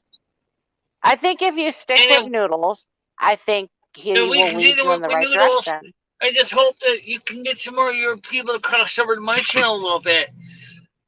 I'd love to see that. Well, Michelle, we got to work on that. That's not, that's something that we have to work on every day. Right, I know that. I get that. I understand that. And also, the latest statistics showed me that the morning shows, well, the views have dropped. What has went up is engagement. So I think that's a good thing. That we get more engagement. And not just people checking in, leaving, checking in, leaving, checking in, leaving. They're staying for a bit to watch the content. And then the review of the cups. I'll show Noodles the cups when I get home. Those cups are gorgeous. You gotta see these. Okay, so I mean, I'm trying to show them on camera. I can't even describe them to you. They're nice.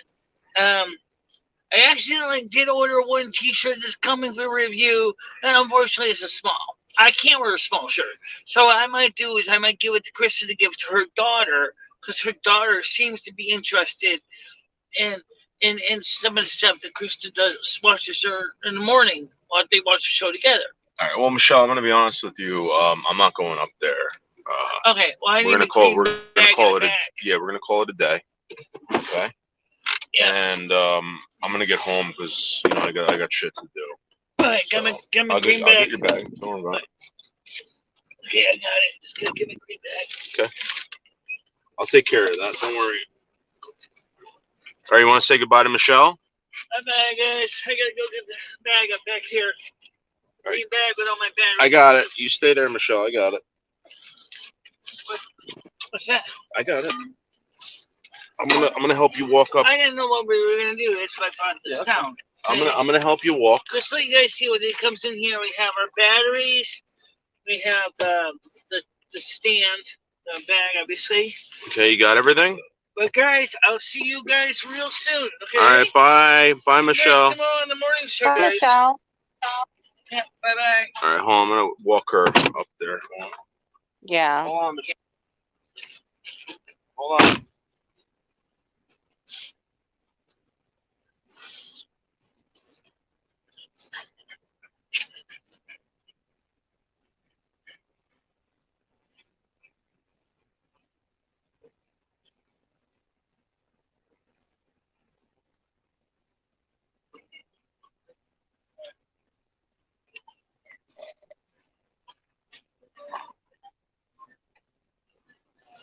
Yeah, well, we're gonna work on that. All right. Okay.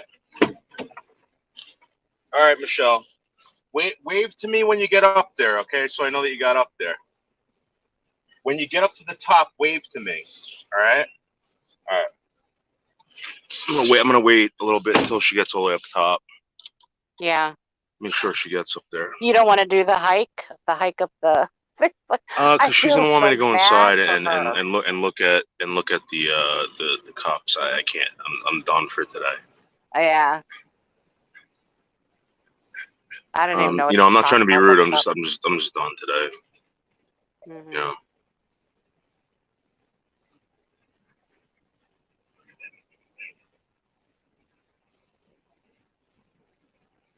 I can't believe this. Every time I come here, like, there's no fucking way.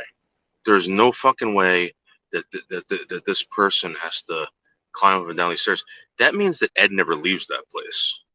He doesn't. Ed is not leaving that place. Because and that's why part of the reason why he doesn't want to go to the doctor, because he has a phobia. Like, he's got to do these stairs. He may not make it. You know, that's how bad he is. Like, I thought I was gonna have to carry him up the last flight of stairs when we went up there. He made it all the way up to the second flight, and then got stuck.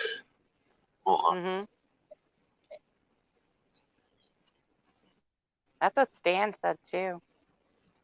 It's like that guy. All right, Michelle. All right, bye. See you, She got up there Michelle. pretty fast. Yeah, she gets up there pretty good. All right, Michelle. See you. So we got the wheelchair. It's not going to be lent out to anybody. They would put it outside, Leo. I'm telling you, because Ed was even saying that he didn't want it in there. I'm thinking to myself, what the fuck does this guy care? It's heavy. It's a pain in the ass to get this wheelchair. That's one thing I've noticed about Ed is he will pick fights with Michelle. That's where he comes in and he's a fucking asshole. Well, so what happened was when you had brought up, can't you just fold it and put it somewhere? I asked him about that, and he didn't say anything back to me. He just kept his mouth shut. I think that meant like, fuck you. Don't tell you know. You know what I mean? Yeah. Well, at least he held his tongue. Most gentlemen wouldn't nowadays. Nah, he's. I understand what he's like. The guy's in pain, right? The guy's excited when people come over and visit, right? And then when he's obviously on the spectrum, there's no doubt about it. Yeah. Ed's on the spectrum, okay? All right. When people aggravate him, he thinks the appropriate response is what he does. You know what I mean? You're not going to get any playing around with the guy, you know? So. Yeah, I know. And I get it, and that's why it's like he doesn't deserve to be tortured or tormented. He really needs help. He's a human being. Ooh. Weird bug. 100%, 110% actually. Oh, I'm going to try to get home. Hold on. You're going to try. Yeah, I got to.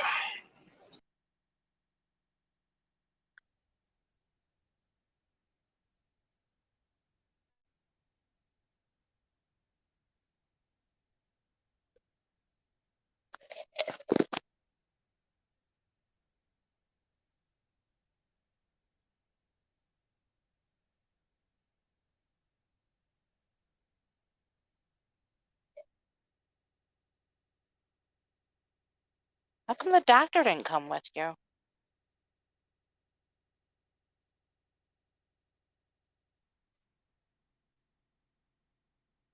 Hey, Jojo.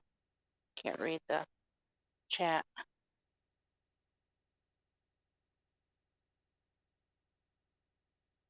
You know, Jojo, I was thinking about it, right? I'm like, my money's running a little on the low side, but there's this like Chicago eatery / butcher shop that went in my town, and they had like these bratwursts, and some of them are like pineapple bratwurst, or one was like a jalapeno. I was thinking about getting some of those for this weekend and frying them up, but I didn't, and now I'm regretting that choice because they're closed. Torrington Waterbury.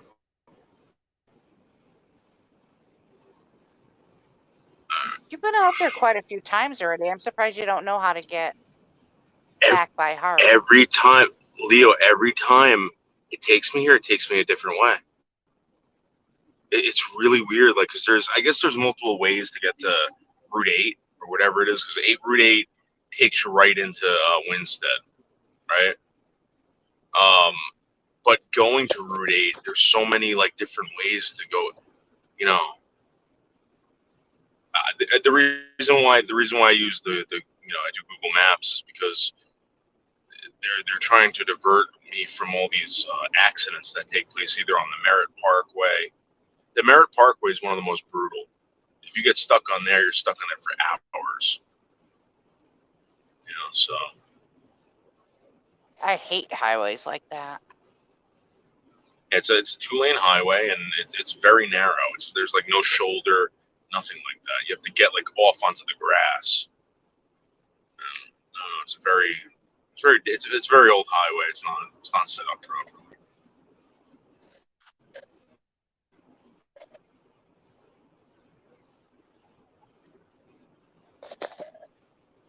Yeah, so I think we did good together today. I think we got her the wheelchair. We stirred up in Winstead with Leather King stickers. We got her lunch. Enjoyed her day. We got her in the park. She got to use the wheelchair. You know,